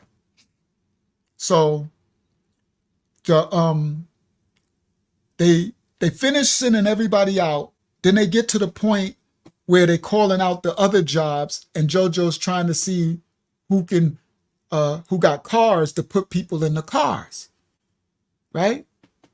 So they like call this name, right? Now my name, guys, is always first. I'm always number 5 on the list. They on the 3rd page. Understand? Past my name, right? This has happened to me for months. This black, these are all black. It ain't like the other spot was mixed. These all black people. They on the 3rd page. So I'm sitting there. It's like 9 something. Been there since 4 a.m. again, 3 something. So then he says, we got a job, because they'll send a job. He's like, all right, they need 6 people. He's like, who got a car? So one was like, I got a car, good. So okay, so I'm gonna send him, how many you can fit? 5. Now I find out if you got a car, the people who ride with you in your car, they pay you for taking them. So you could get $5 a person. So if you got a car and there's 4 people, that's an extra $20 that you could get for taking them there and back, plus your daily pay. So the car is a good thing. So you have people that got a SUV or a van, right? They're putting a bunch of them in. So they get $5 a head, right? So you got people just hustling the car. So they like, who got a car? Like, I do. So they fill his car up. Then somebody else come in. They're like, don't such and such, go outside. Don't he used to come in? Yeah. Your car empty? Yeah, it's empty. All right, here, I'm fill your car, right? So they send out. So then JoJo like, all right, we got another slot. We need another car, right? So then the guy says, so he got like 2 or 3 people that he's sending out. Now I'm sitting there. And he like, we need another car. So they like, let me go outside and see who here. So they go out and they like, ain't nobody here, JoJo. So you're like, nobody? Everybody going? So yeah, you sent everybody with the car. So you're like, where's such and such? I don't know. They didn't come today. So like, oh man, we ain't got no car. So he like, you gonna, here, y'all gonna try to take the bus? I don't know if you're gonna make it. They're like, all right, we'll take the bus. So I'm sitting there and I put my hand up, right? And he's just looking at me. He's looking past me. So like, all right, so what we'll do, I'm gonna send you on the bus. I'll do this. So I'm like, JoJo. So he looked up at me and just looked down. And so I'm like, JoJo. And now my lip is jumping, right? My pride, me, Rashawn, right? I'm in there. I'm still in there. The fighter is in there. So my lip is jumping. So I'm like, I'm losing it. I'm at the end. Enough is enough. So he like, I said, JoJo. And then he look at me and go like this. So he's like, all right, I'm going to send that. He said, I got another slot too. He said, call what's the name, tell him I got a job I can send him to. Tell him he need to be there on time. Y'all got to take the bus. He said, I'm going to try to see if I can get y'all a ride back or the van could come get y'all. So I said, man, F this. F this ish. F this ish. Shout out to Shamika. I said, I got up, said, F this. F all of it. I walked up there. I walked up to the front. I hit the desk. Boom! Hard and loud. And everybody jumped. And he stood. I said, you think you're going to just ignore me in my face, mother effer? And he looked. I said, yeah, you, mother effer. And he's like, and I see Tasha's face. And then the white people back there like ready to reach for the phone, right? I said, I'm in here every day. Every day. You keep telling me to come back, and you diss me in my face every effing day. I said, I'm a black man. I just come here to try to work and do an honest day work, and you keep disrespecting me like I'm some effing sucker. I ain't no sucker, you fat. I just went off. You F-A-G, you know, we used that back in the days. No disrespect for the rainbow people. I ain't talking about that. I went off, guys. I lost it. Facts. I lost it. I said, F this whole mother effing place. You know who I am? You know who I am? I said, I'll smack the taste out your mouth. I just lost it. So then the older dude, he said, calm down, young man. Calm down, young man. He said, I understand. I understand. And I looked at him. He said, it's okay, bro. It's okay. And I looked back at JoJo. I said, what? What? Say something. We go outside. We could do it right here. And he just stood there. And the old man's like, it's okay, young blood. It's okay, man. Come on, man. Come outside. Calm down. Come outside. So he walked me outside. He's like, it's okay, bro. I see you in here every day. He said, that's wrong what they're doing to you. It's wrong. And I was like, I can't take it no more. Right? I can't take it no more. He said, it's all right. It's all right. He said, just stay right here. So he went in, and I'm outside, and I'm pacing. I am so red. I am like, I'm going to kill this mother effer. I'm going to kill this mother effer. Right? I'm like, I'm waiting till he come out. Facts. I'm like, I'm broken. I'm broken. I'm like, I'm going to kill this dude. I'm going to kill this dude. It's like all those months of that torture just exploded. And I'm walking and pacing. And then I see myself. And I'm like, you failed. You failed. And so I start saying, I'm sorry. I'm sorry, God. I'm sorry, God. What do you want me to do? I'm trying to do everything I can. I'm doing everything I can not to forsake you, not to do you wrong. What do you want me to do? I don't know what to do. I'm sorry. I failed. I'm sorry. And I'm walking back and forth. I'm like, I'm out. And I go to my car. I get in the car. I start it up. I put it in drive because it's across. And I start to pull out. And the door open. And the old man come out like, hey, young blood, stop. He says, wait. So I wait. He said, JoJo said, come inside.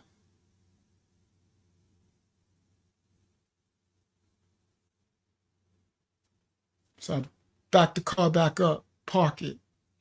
I walk in. He says, it's okay, young blood. JoJo ain't a bad guy. I don't know what was going on, but he's not a bad guy. And I walk in, and I'm red. I walk in, and he says, you got a car? My lip jumping. I said, yeah, I got a car. He said, all right, I got a job for you. I'm going to send you out.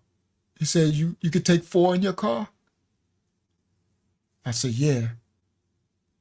He said, they each have to pay you $5 to ride. So you get an extra $20 for it. I said, okay. He said, you're going to a hospital and it's in Longwood and you're doing demolition. So you're tearing down the hospital. And I said, okay. And he said, all right, give me a second. Let me get y'all stuff together. And he get all the stuff together. So he called their names. And for the first time, he called my name to come up.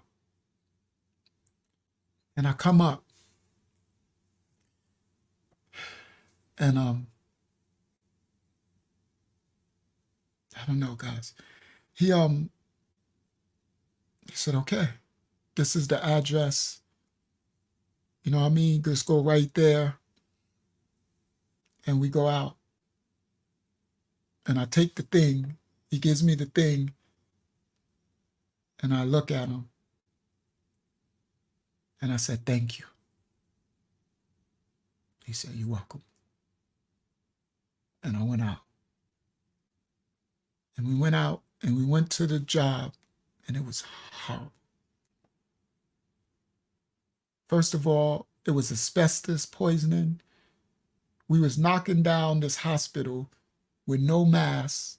We got sledgehammers, soot, dust everywhere. It's hot, sweating. We're in a building and there's no AC. It's 90, 100 degrees.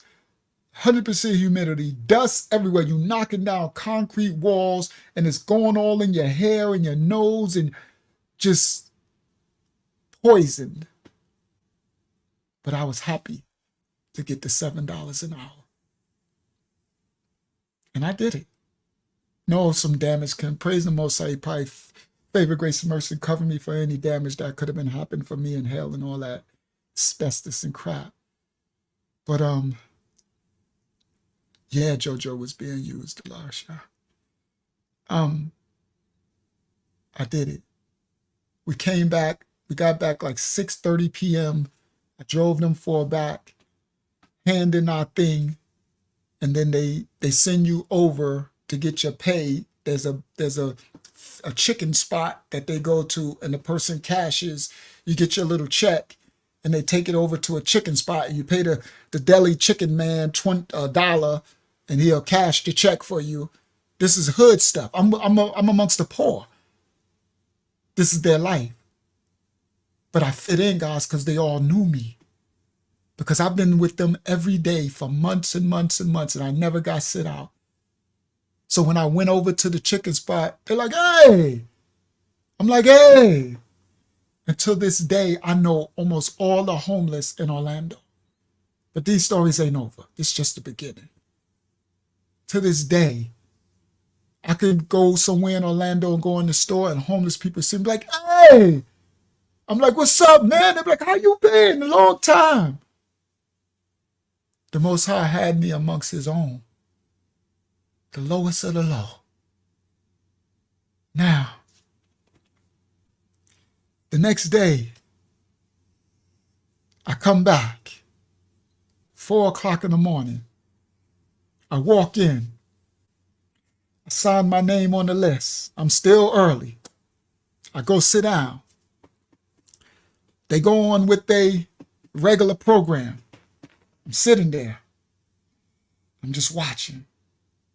He called his first round of people. Come on in, the hard hats and all that, and the safety vests and all that. He called all them, right? He called them. All right, the van is going to leave out this, that. He finished that. He come back up with the clipboard. He called the second round. He do that. The people who going over there. Sorry, my nose running because I was about to cry. So then he finished that. So then about 8 something, he's like, all right, he calling the car people. He called this person. They come up. He's like, all right, you can take 4. He's like, yeah. All right, you're going to such and such. He called this person. How many you could take? I got the truck today. I could take 5. All right, such and such. And then he said, Rashawn, like my government name. And I look up. He said, how many you could take? I said, I could take 4, JoJo. He said, all right. I'm like,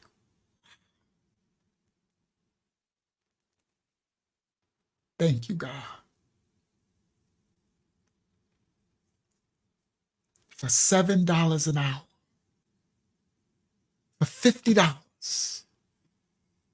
And then a little extra that they would give me for the people I'm driving. And sometime I would let them keep it because they really don't have anything. A lot of times, like, man, keep it, guys.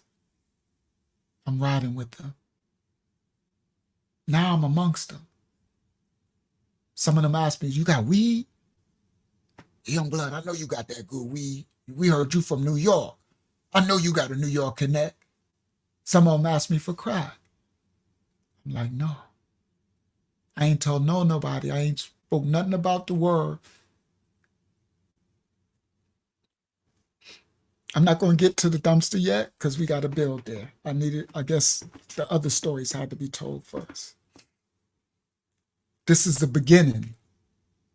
This is the beginning of the journey of the reducing me, the humbling me amongst the homeless. Just so you know, I spent almost 2 years in this place with the homeless. This part of the testimony is the heaviest of them all. But it's the real fire, the removing of all my pride, of all my, this is how he created me to be who I am now. I'm going to end with this. This experience was so bad that one time I'm driving and I'm in the car with no AC, my brother's Monster. It's hot, sweating, and I'm driving from doing a job, a day labor job, tormented just to make $50. And I'm at a light. So I would see these cars, my cars that I always had. A 500, the new 500, S500, 550 or something. The new 740, 750 IL. And these businessmen in suits would pull up next to me in my raggedy car with no AC, in the car that I owned. It was so bad that the worst of it all happened. I'm sitting at the light and I'm going through withdrawal. So the physical material possessions that the Most High gave me, the cars and stuff, to make me feel like I'm worth something, he's removing that from me and replacing it with him. So I can have my value of myself is in him. No longer do I need the material possessions because he's taking it all away. So now I'm being built up to know I'm worth something because I know I'm the man of him, the man of God, a man of Yah, a man of the Most High. But this is a withdrawal, like when you detox from drugs. So I'm at the stoplight and a black 645 BMW that I had, convertible top, pulls beside me. And let me do this, and we're going to close out. And hold on, let me share. I want to show y'all. I'd rather do it the correct way. Present, share screen, window, bang. This is the 645. I couldn't find a black on black. This was my car. I had the black one with the black 11-inch Maya rims in the back, staggered, black on black. This was my car, right? Among other cars, all right? So I'm at the light. I just found this white one. This was me working it. This is then. I'm working in the day labor line. Later, I started working at the car, sell cars from the day labor thing. So that's me taking a picture. This is a used car auction. That's what the car auction. I worked at the car auction. So I took this picture because I love cars and I used to have this car. This was one of my babies. So I'm driving. I'm in my car, no AC, and at the stoplight, a black on black 645 this pulls next to me at the stoplight. And I'm at the price of detoxing. And I look at the car and I'm like, oh, it just, everything hit me. And it was so bad that I literally started throwing up. I threw the car and parked, and I opened the door, and I literally started hurling on the ground, throwing up. And that's when I realized this thing is so deeply embedded in me that it's reacting in my physical. It's a real detox. The Most High gave me these possessions all my life to fill a void of not having a mother or dad or love. And now he's removing it. And now I have to see it. And I don't have it. I literally threw up. Literally. And I'm like, this is insane. I'm throwing up. Before I would get sick, when I would see, one time I seen my flying spur Bentley pull up. Some white man, these executive white men pull up. And I'm like, I would get sick to my stomach. This is detoxing. So this black on black, which just happened to be the black on black 6545 that I had, that when it pulled up and it just came out. The healing of the Most High saying, no longer do you have to have these physical possessions to be your love or to make you feel like you're worth. You are worthy. You are my son, and you are created in my image. And greater is me that is in you. And I will break, Adonai Yah, every yoke in you. Every yoke. This, guys, is the removal of everything and rebuilding in his image. And it's just getting started. It gets so bad. I'm going to end with this. That I almost died a couple of times. I can't tell a dumpster story, but that'll be next week because I need to lead up. But one of the stories, I almost died in a dumpster. My ministry know about that. I'll find a clip for next week. I'm going to show y'all the dumpster. Where? Meaning I was in this 18-foot dumpster and I couldn't get out because there was nothing in it for me to jump on to jump out. Next week, it'll make more sense. And it was so hot that I was getting a heat stroke in the dumpster. And if the people, they would have came to work on Monday morning and there would have been a dead body roasted in that dumpster. Next week. There was a time that I was in every dumpster in the Orlando area. It gets lower. It gets worse than the day labor. He had me in dumpsters. Garbage, guys. With no AC, and a couple of times I almost died from heat stroke.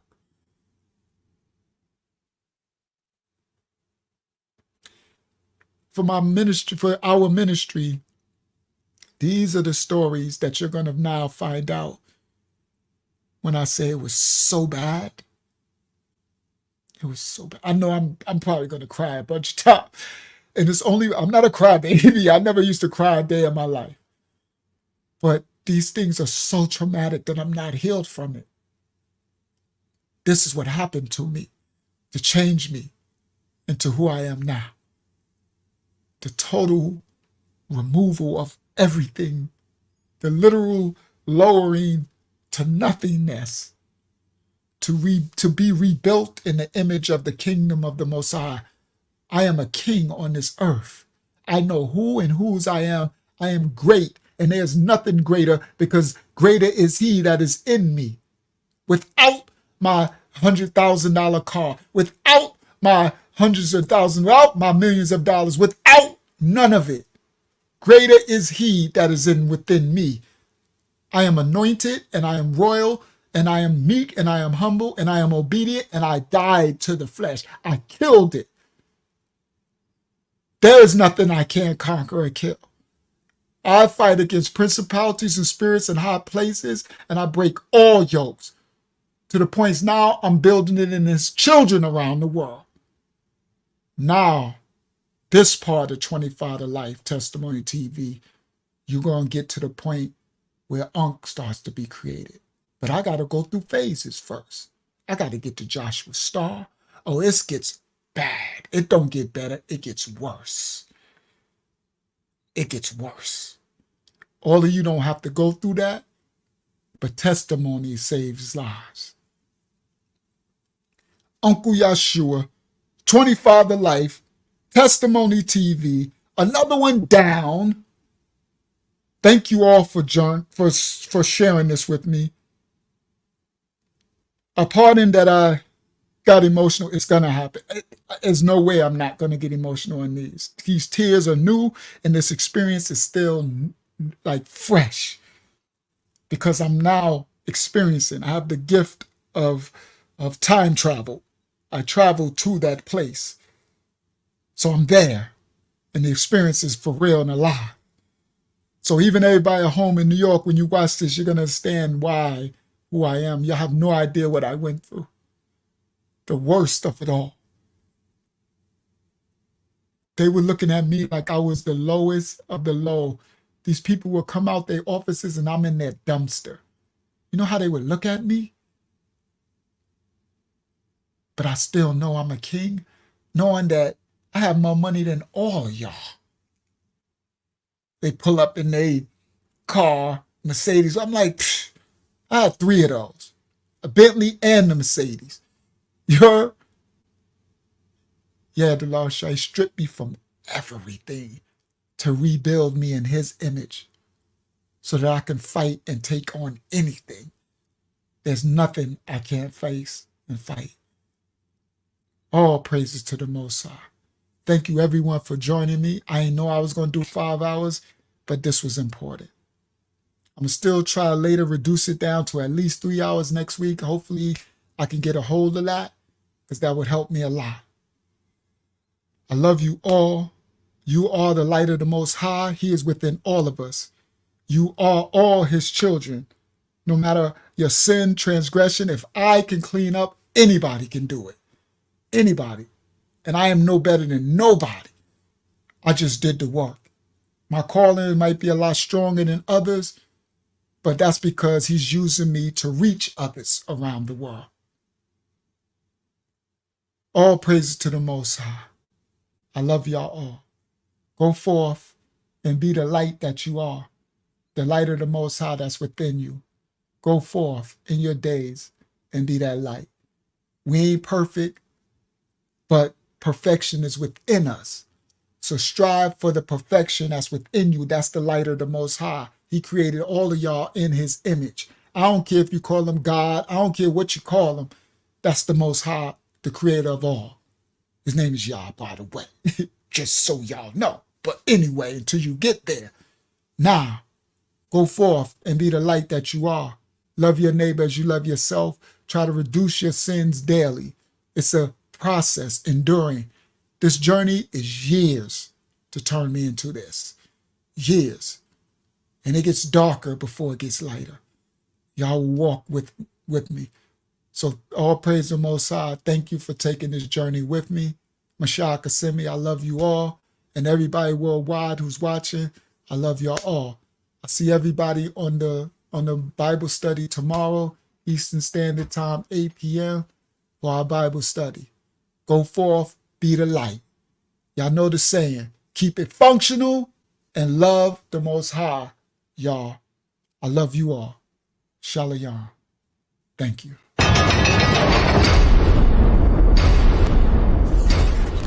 This is 25 to Life with Uncle Yahshuah. You wanna know why they call me Lucky Lucha? They call me Lucha cause I like to talk that choochie. All the time on the grind getting that doochie. This is a little story on 25 to Life with Uncle Yahshuah. Like and subscribe for more incredible stories every week. Police are on the scene of a triple homicide on Long Island. It happened overnight at a home in Hempstead. I'm from Hempstead, Parkside, the ghetto, the dog side, strong, the wrong, they think I'm supposed to run.